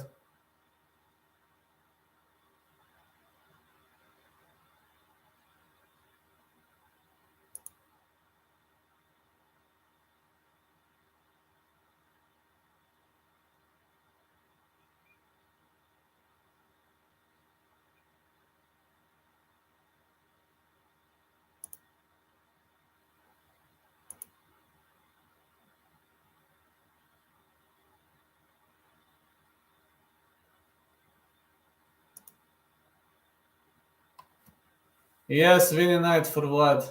One could call it that way. Vlad is having a great night. At least Usman KO that bum Masvidal. Let's go. Let's go. Let's go. Let's go. Having a great night tonight. And thanks to you guys, believe it or not, I'm sick. I'm having fever. I'm literally shaking, barely sitting at this chair. And my fans are still with me. I'm sick and my fans are still with me. What a success. Thank you so much. One more fight and I'm hitting the hay, but I'm going to endure one more fight. Literally, I was literally laying whole day.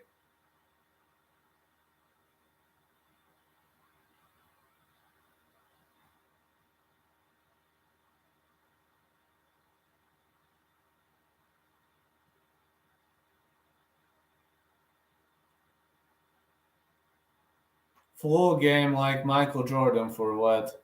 Yes. Yeah. No, I'm COVID negative, thanks God. I just have stupid flu. You ever heard of Michael Jordan flu game? Yes.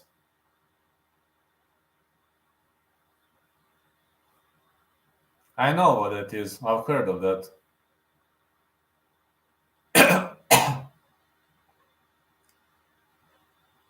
Oh man, one more fight. Just one more fight. You can do it, Vlad.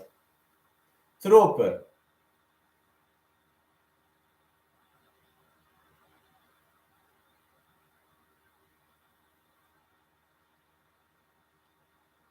Can I buy a house in Bulgaria with 25,000?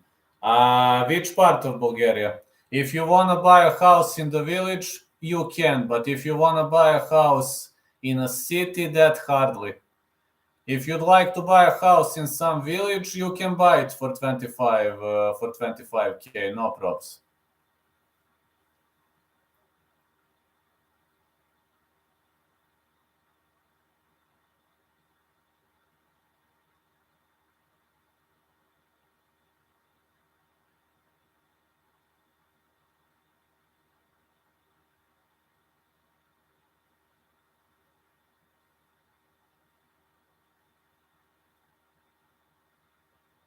Where would you like to buy one? I mean, if you want a house in the village, you can buy for 25k extra house. But if you want a house in the city, then you'll need more money. Depends on which area. Deep village in nature. Thanks. I'm thinking about it really seriously. Uh,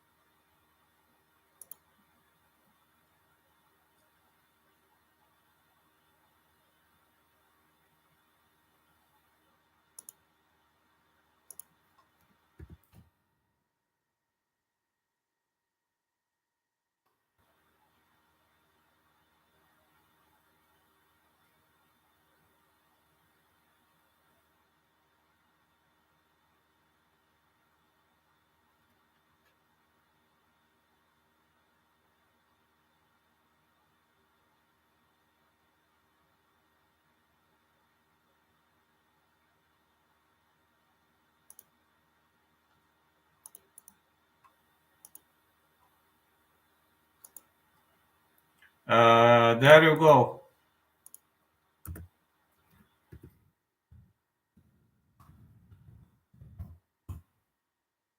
You don't spend lots of money for warming house because its climate is positive. Yeah, that's true. There you go. This house is like 12K and it's like it has everything.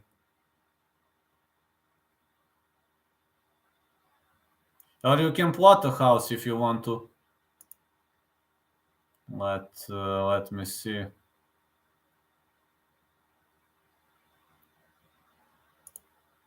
This is 22K. This.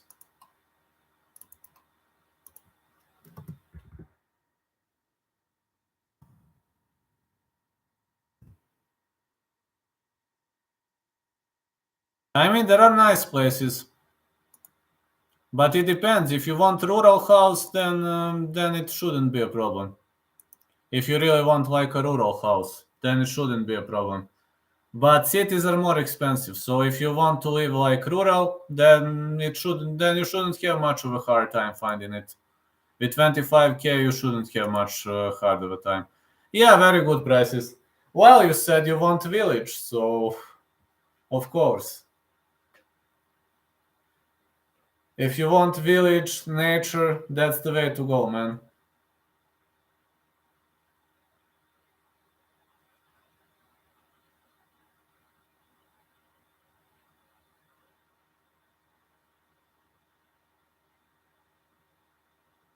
I knew you're gonna like it.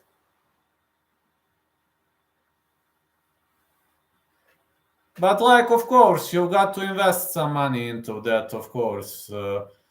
You need to invest some money into house repair probably, but that's not going to be God knows how much money. It's going to be, I assume, some affordable price.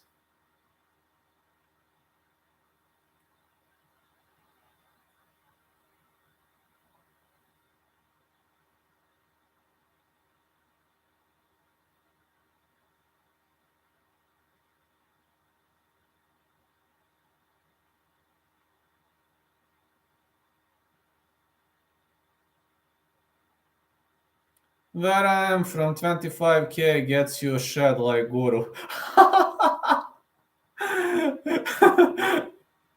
Yeah, you told me that for 25K you can buy the best shed in the world.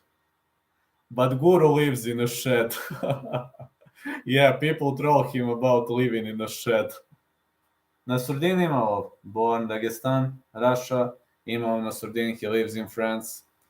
To get a shit house, it costs 300K. Well, Bulgaria is cheap, but Guru bought a shed. But look on the bright side. He earned a lot of money in that shed. So what? I'm airing from the shed, so what? Yeah, imagine this, like, I'm airing from the shed, so what? I'm the best guy in the world despite I'm airing in the shed. To tell pro MMA fighters what to do from his shed. But it's funny, you know. He was able to irritate Aljamain Sterling. He annoyed Dan Hardy. Bulgaria, I'm coming. There you go, man. There are many properties in Bulgaria, like nice properties. It's the best. Yeah, it's the funniest, you know. 3-fight win streak, sixth highest strike accuracy among active UFC middleweights, 54.6% for Imavov. Second highest significant strike defense among active UFC middleweights, 63%. It's the best. Yeah, but when he says like, when Aljamain Sterling had to, you know, he had to say that he was sorry, he was able to irritate Dan Hardy, and he was able to. Who else did he met? Uh, Chris Curtis is a dog shit, but he lost, but he won the fight. I will get a Bulgarian wife too. It's okay. I don't know. I mean, if you can find a wife, go for it. Bulgarian girls are pretty much, how to say, they are very much liberal. So, yeah, Sean O'Malley too. I remember when he was telling Sean O'Malley that he was cheating in the fight with Petr Yan.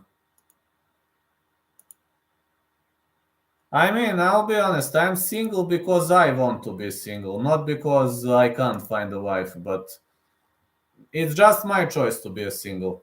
I can't just be with anybody. I can't be with somebody who is going to irritate me, who is going to to constantly criticize me, etc. I simply can't. All right, Imavov is inside the ring. You're not allowed to have a woman. No, I can have a woman. No, I can. I can. I'm having, non-obligation sex, etc. I'm having that, but I don't have normal relationship for a very long period of time. Because I can't, man. If I could find somebody... No, I'm talking to Peter as a joke, huh? If I could find somebody who can tolerate my job and who can support me, that's fine. But many gold diggers who dumped me like 2, 3, 4, 5 years ago, now want to get into a relationship with me again. But I don't want to, because they are only fishing for my success and money, which is... I don't need that. I'm single too, bro. Bachelor life. It's okay. Sean Strickland, 10 wins by knockout, third highest significant strike rate in the UFC middleweight history, 601 per minute. Third highest significant strike difference in UFC middleweight history, 66.2%. Yeah, my bachelor life was great, man. When I remember that period of bachelor life, it was awesome. But for example, I hate gold diggers. And I hate people who only love me because of my success. I mean, I'm talking about women, not talking about fans. Fans are something different. I respect my fans, no matter where they come from, etc., etc. Because fan is a fan. Fan is something different. But gold diggers are fucked up. They have brain damage. Because they only want your money. They only want your success. And they are now begging, like, in the last 10 years, in the last 2 years, 10 previous girls were begging me to be in relationship with me again. Not gonna happen. Kenji West, Gold Digger is a good song. Oh, I know that song. Let's go, Sean. If the fight advances into championship rounds, Sean has a good chance, very good chance to win.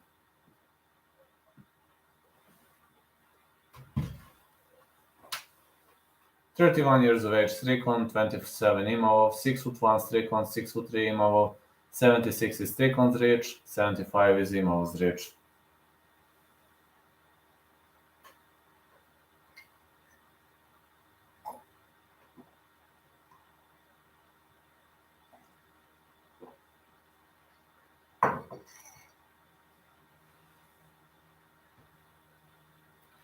This is the main event of the evening.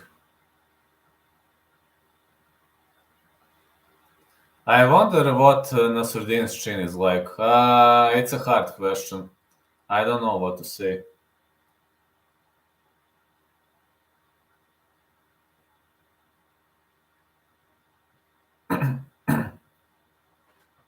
Mike Bell, Derek Cleary, and Sal D'Amato are judges, and the referee in charge of this contest is Mark Smith. What Bulgarians thinks of Polish? They're friendly towards them. Polish people are pretty much well accepted. I mean, you'll need some time until you learn the language, but you'll get used to it. Believe me, in like 5-6 months you'll learn a language. It's one of 5 active French-based UFC fighters, Nassourdine Imavov.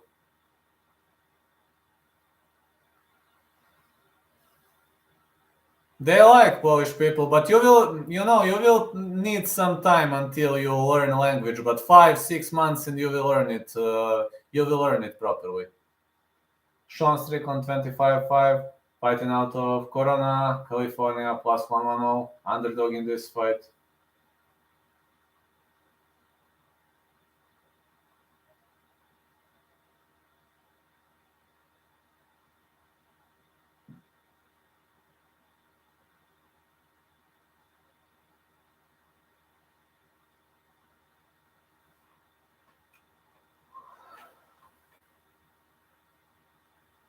Sean Strickland. Nassourdine Imavov. No probs, man.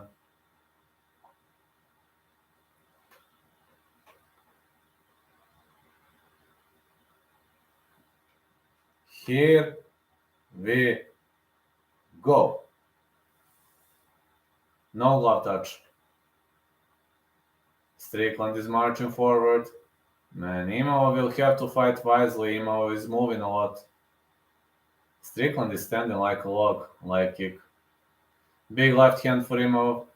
And the jab. Imavov is constantly doing step direct forward, step direct backward, like kick Imavov. More punches.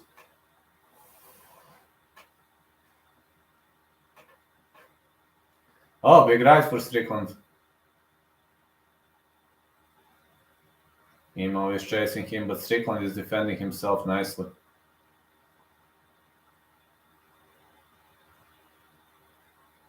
A lot of movement for Nassourdine Imavov. 1-2. Strickland probably won't try to drag the fight to the ground, so... Big left hand for Imavov. Jab Imavov. Big right hand Imavov. Oh. But Strickland is tough, man. 1-2 Imavov again. And another 1-2. Imavov is getting pretty much aggressive in the early stages of the match. Middle kick for Sean. Big left for Sean, but he is slower than normal. Yeah, Sean is slower than normal. Something is wrong. Middle kick. Big right hand for Imavov.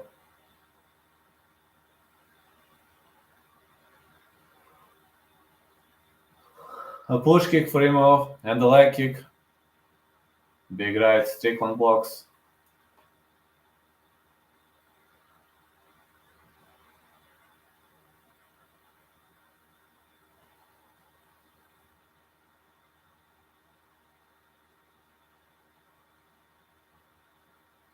Good left hand again. Leg kick for Sean Strickland. Pretty much a slow-paced fight pretty much. Strickland is trying to march forward.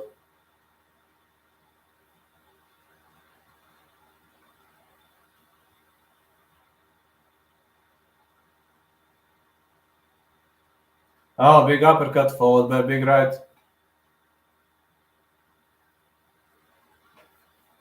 And another big right followed by big left.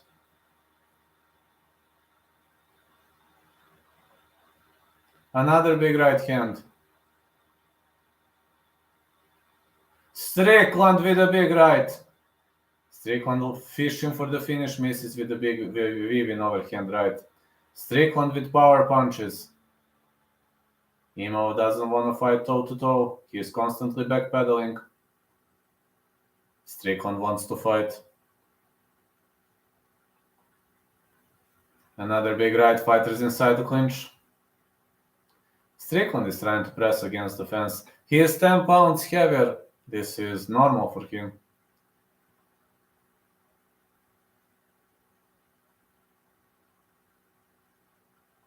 Imavov is pressed against the fence. Big left hand.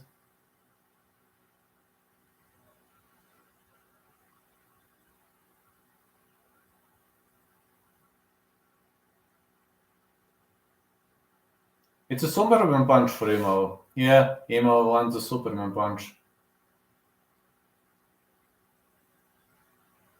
Oh, big left for Sean Strickland. Superman punch again for Imavov, but Strickland ducks under. Big right for Strickland.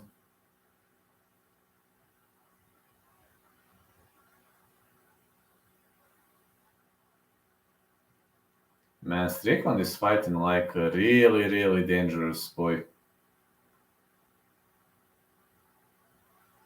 He's trying to cut the cage. Great barrages by Sean Strickland, but he is slower than normal. He is way slower than normal. Big right for Strickland. Imavov misses with a big right too.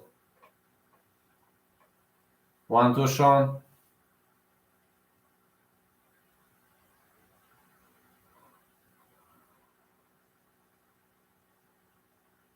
Looks like Strickland is touching him with power a little. One can call it that way. A push kick. Fighters are inside the clinch. Round 1 ends.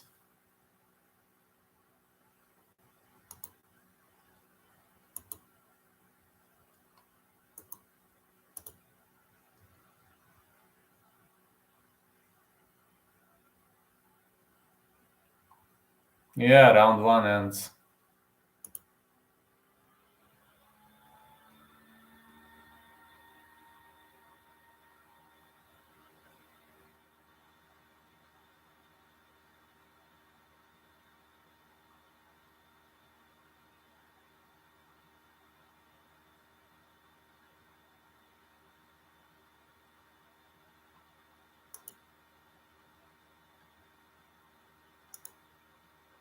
I guess, yeah, actually just slightly more than his normal pillow fists. Well, he is at 205 now.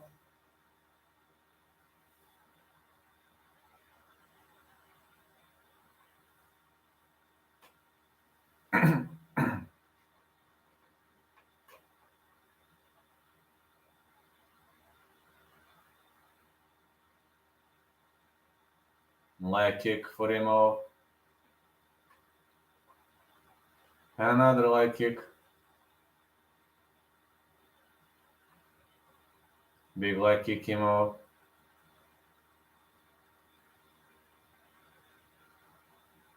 Some heavy punches been thrown. Imavov with a leg kick. Another leg kick.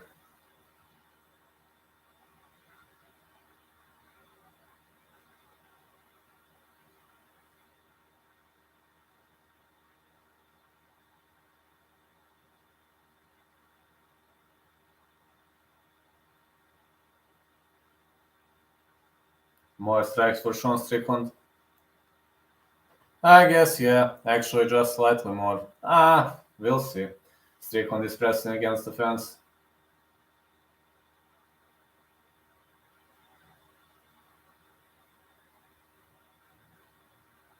Yeah, Strickland is pressing very, very hard against the fence.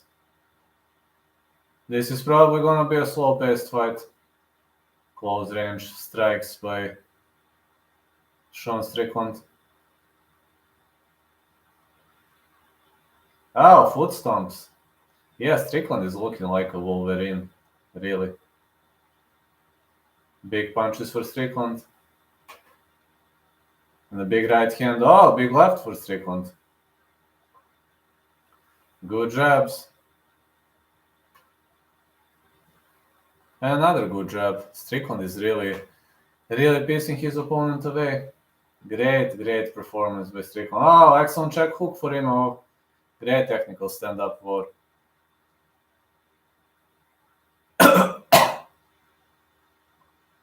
And more punches for Strickland.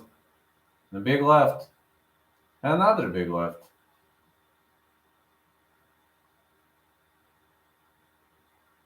One to Strickland. One to Imavov. These two are defo trading everything they have. They are really landing good strikes. Now Strickland trying to drag the fight to the ground, and he drags Imavov to the ground. Excellent trip for Strickland. But Imavov works his way up.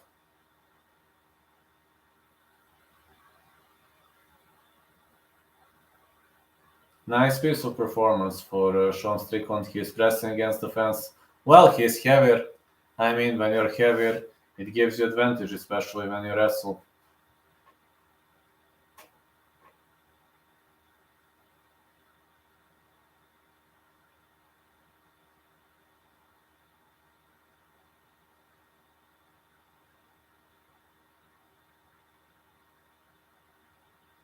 One to Strickland. Another 1-2.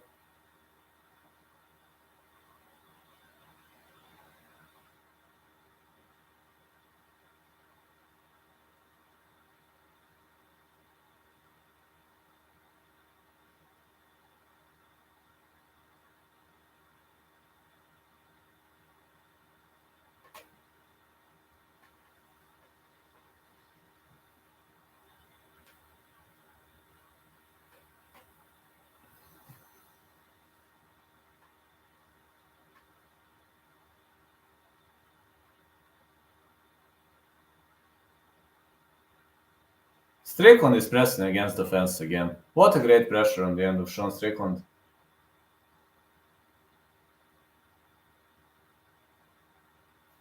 Imavov landed more strikes, but Strickland is having better control time. This is going to be a hard fight for scoring. Not gonna be an easy one for scoring, I can guarantee you that.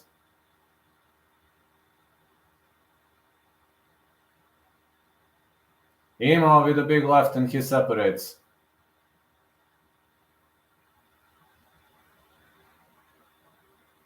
Another big left followed by right, but Strickland is showing great evading skills.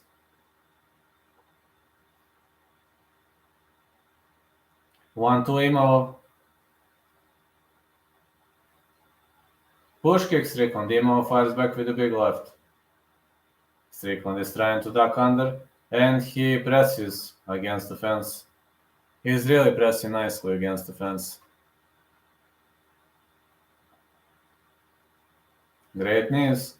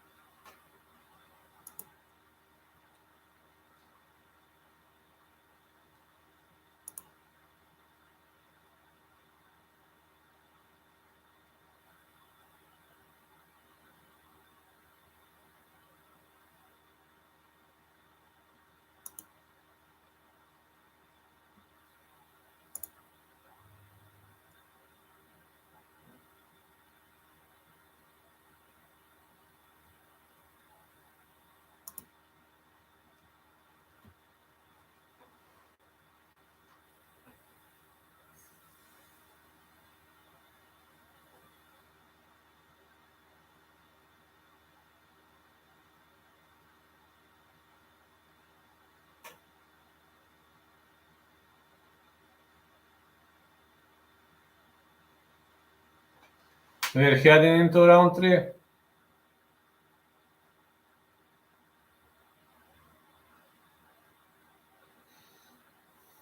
Let's go.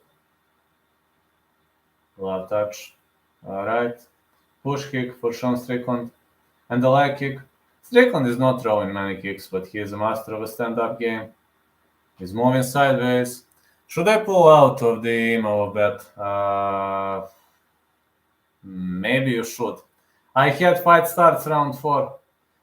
One more round and my bet is going to... I didn't bet, but my prediction is going to be fine. Good right hand again for Imavov. Nice left for Sean Strickland. Great toe-to-toe fights. Probably you should.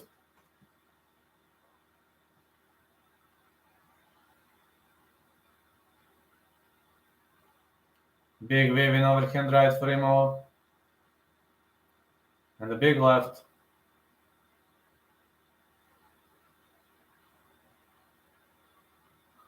High kick Strickland.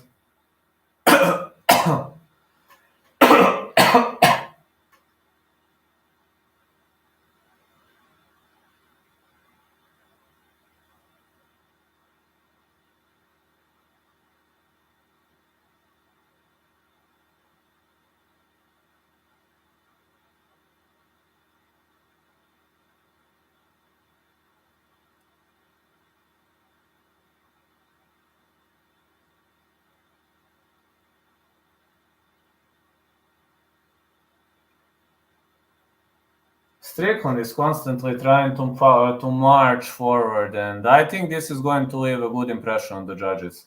I really believe it is going to leave a great impression on the judges, as Imavov is constantly backpedaling, and Strickland is jabbing all day long.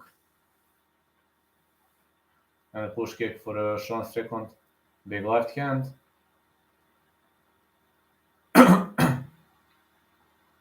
Another big left.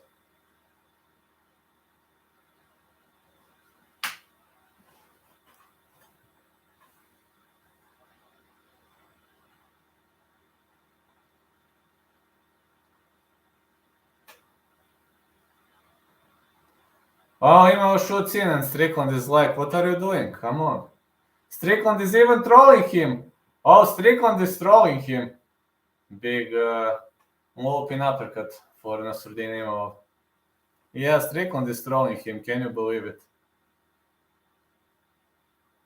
Jab for Strickland. Another jab, leg kick. Followed by another leg kick.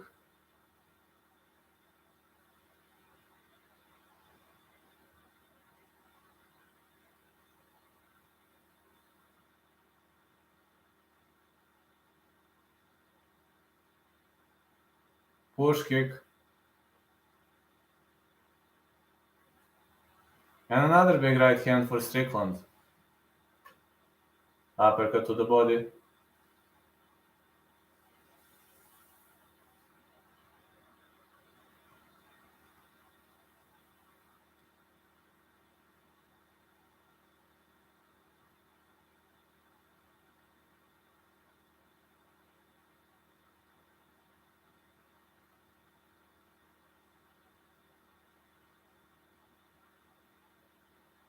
One, two.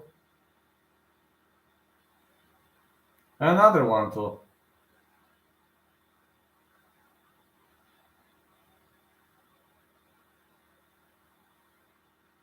It's a leg kick.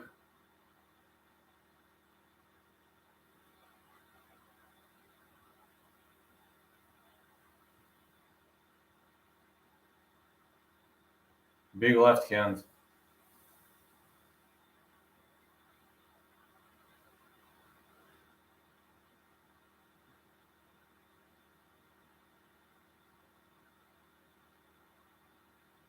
Punch to the body. Oh, this is toe-to-toe combat. Man, it seems Sean Strickland is winning. I'll be honest, this doesn't look too good for Imavov. Strickland landed more clean strikes in this round. This could be 2-1 Strickland.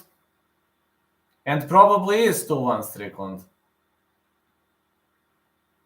It could even be 3-0 Strickland, but I think it's 2-1. Spinning back fist. Woo-hoo! 10 out of 11. Very successful card.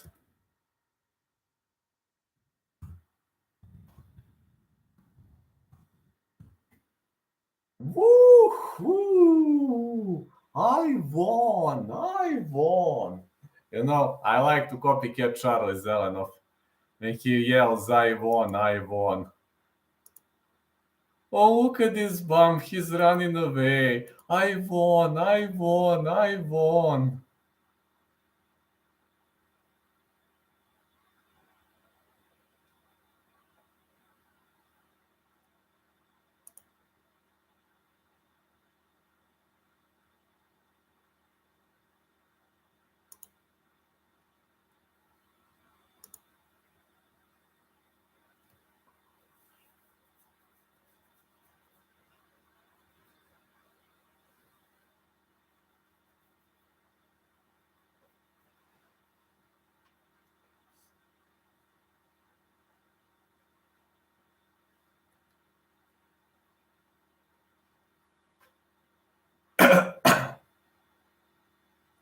Leg kick.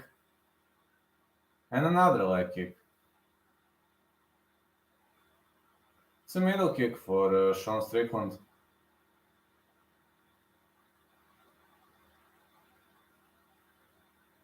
Imavov marches forward. And a great piece of play by Nassourdine Imavov. Big left hand. Another big left.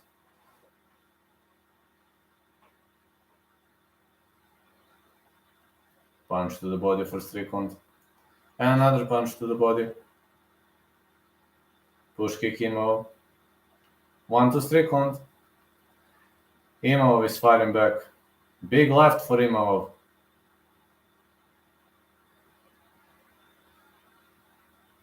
Fighters inside the clinch.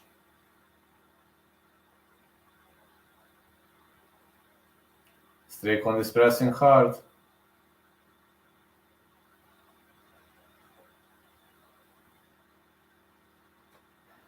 Big left right for Nassourdine Imavov, and he is pushing with his lead leg. Oh man, Sean Strickland is finding the mark with the jabs.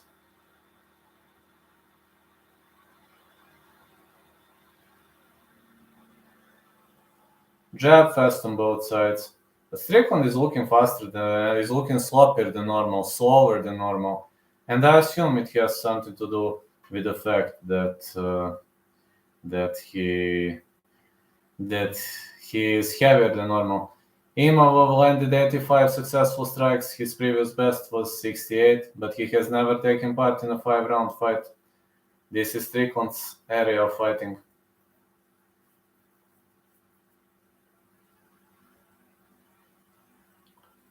Great performance by Sean Strickland. Really, really great performance. Big left for Strickland. And the big right. Imavov is bleeding. Wow, Strickland drags him to the ground. Imavov is unable to drag this fight to the ground, but now he is pressuring hard. Sean Strickland is a master of cage defense, and you simply can't criticize him when it comes to that aspect of the game. His cage defense is brutal. I think he is the best cage defense fighter in the world right now. His cage defensive game rocks. He definitely rocks, and he definitely is one of the best in the game.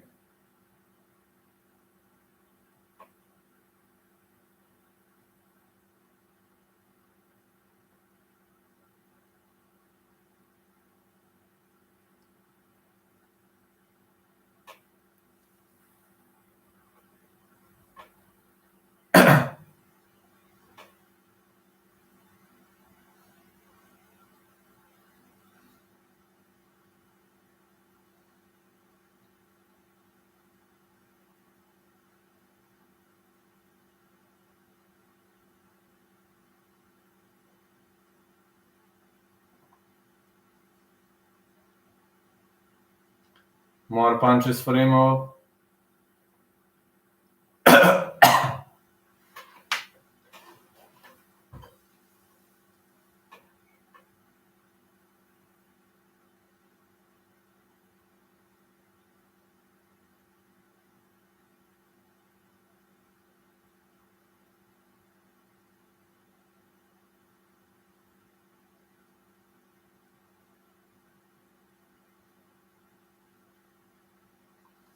Sean Strickland with a kick.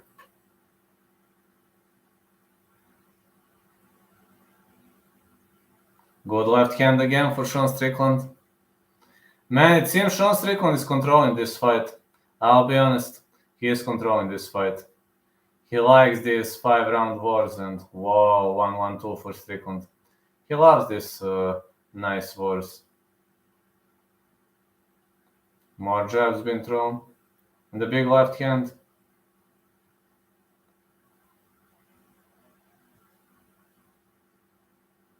Whoa. Strickland is definitely unloading more strikes.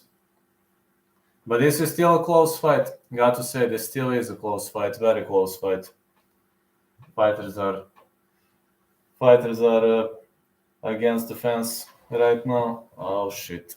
My phone just died. Battery just died.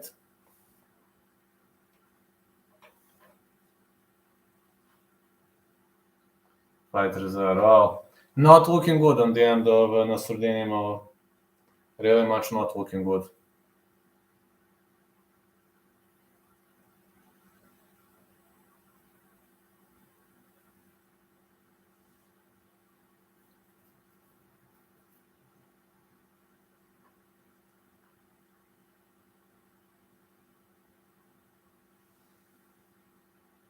Man, not looking good for Imavov.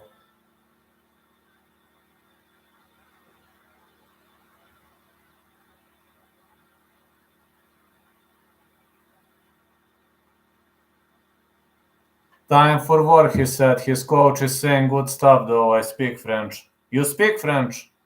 I don't speak French, unfortunately. So Fernand is saying that he's doing a great job.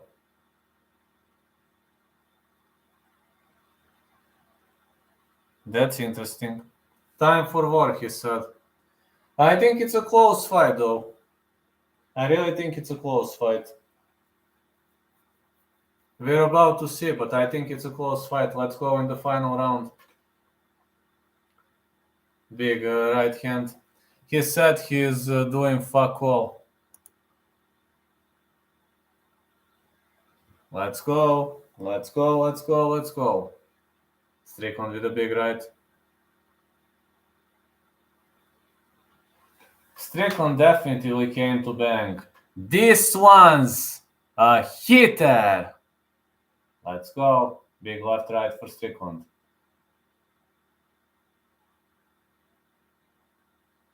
Imavov has to march forward. He's got nothing to lose now. Good right hand for Strickland. Excellent counter for Imavov. And a push kick. Big left hand, Strickland. More punches. And more heavy punches being thrown. Strickland is engaging, throwing everything he has at the moment.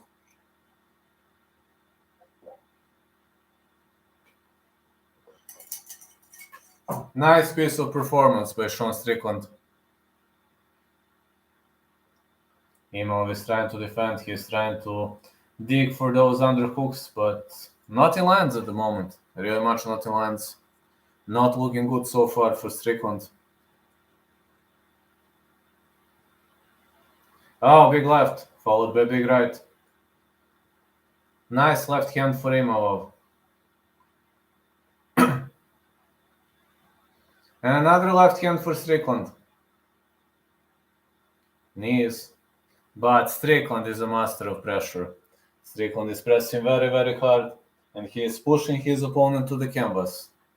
No, now Imavov is pressed against the fence. He was able to work his way up, and he's trying to create a frame, but Strickland is having this underhook pretty much nicely. Big knees. Excellent counter for Imavov. But Strickland keeps pressing against the fence. Good elbow for Imavov. Oh, big left. Strickland is pressing against the fence again.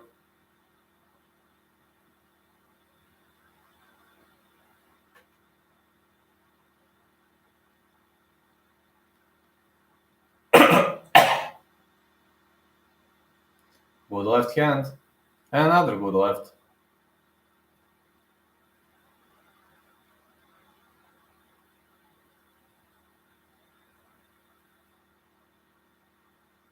Big left right for Imavov. And another big left right. Oh, big punch has been thrown all over the place. Let's go. Let's go, let's go, let's go. Throw everything you have, guys.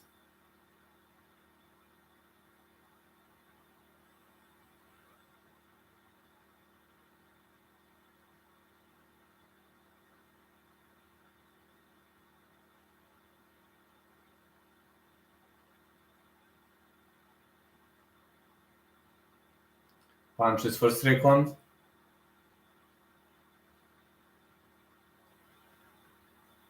And a big right. Another big right.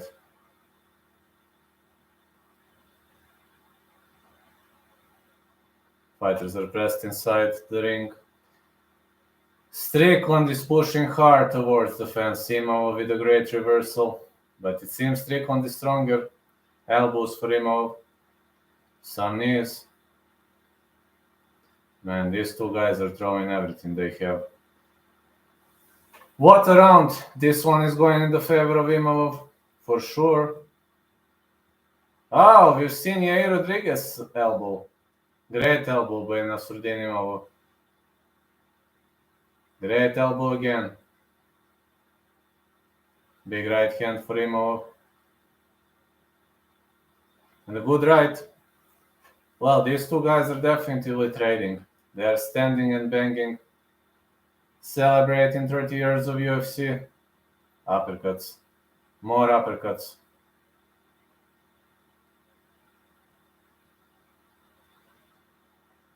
And a push kick. Superman punch for Imavov. Good right. Big left hand again. Knee to the body. Strickland is attacking. This is a round for Imavov. Strickland won rounds 3 and 4. I love Sean, that crazy bastard. Me too. I think it's 3-2 Strickland, but I'm unsure.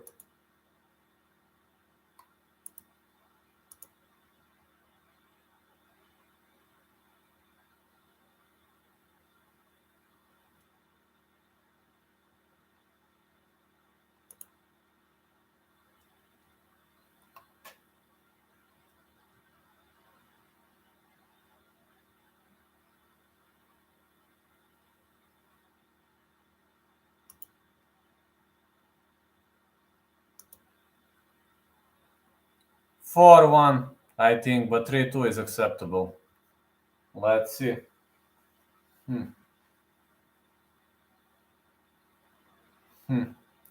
Should be victory for Strickland, but I'm unsure. Very nice fight. I think Strickland won. I also think Strickland won, but we're about to see.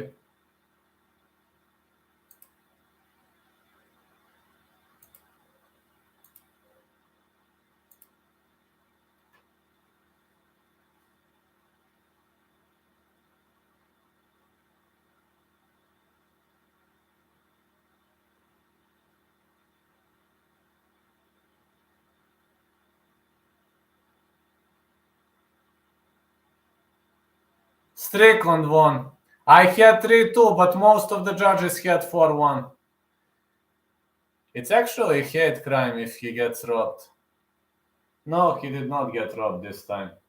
Let me see what he gonna say. I'm sick, extremely tired, but let me see what he gonna say.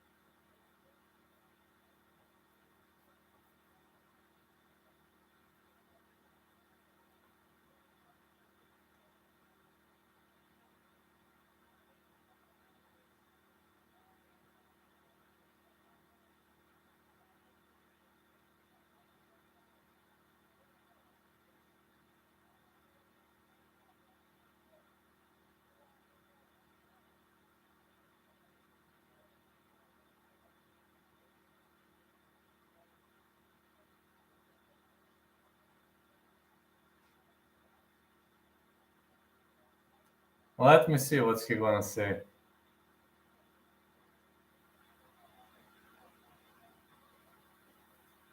Alright, guys. Vlad is gonna hit the hay soon. Man, I'm so tired.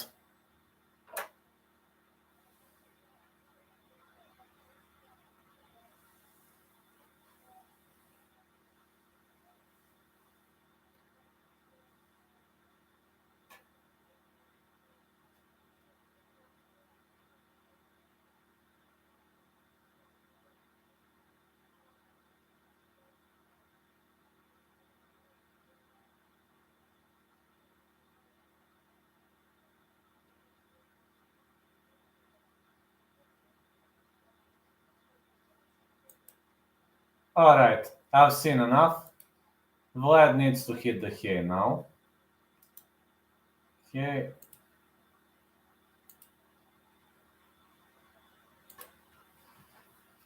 Alright, guys. I just need to hit the hay.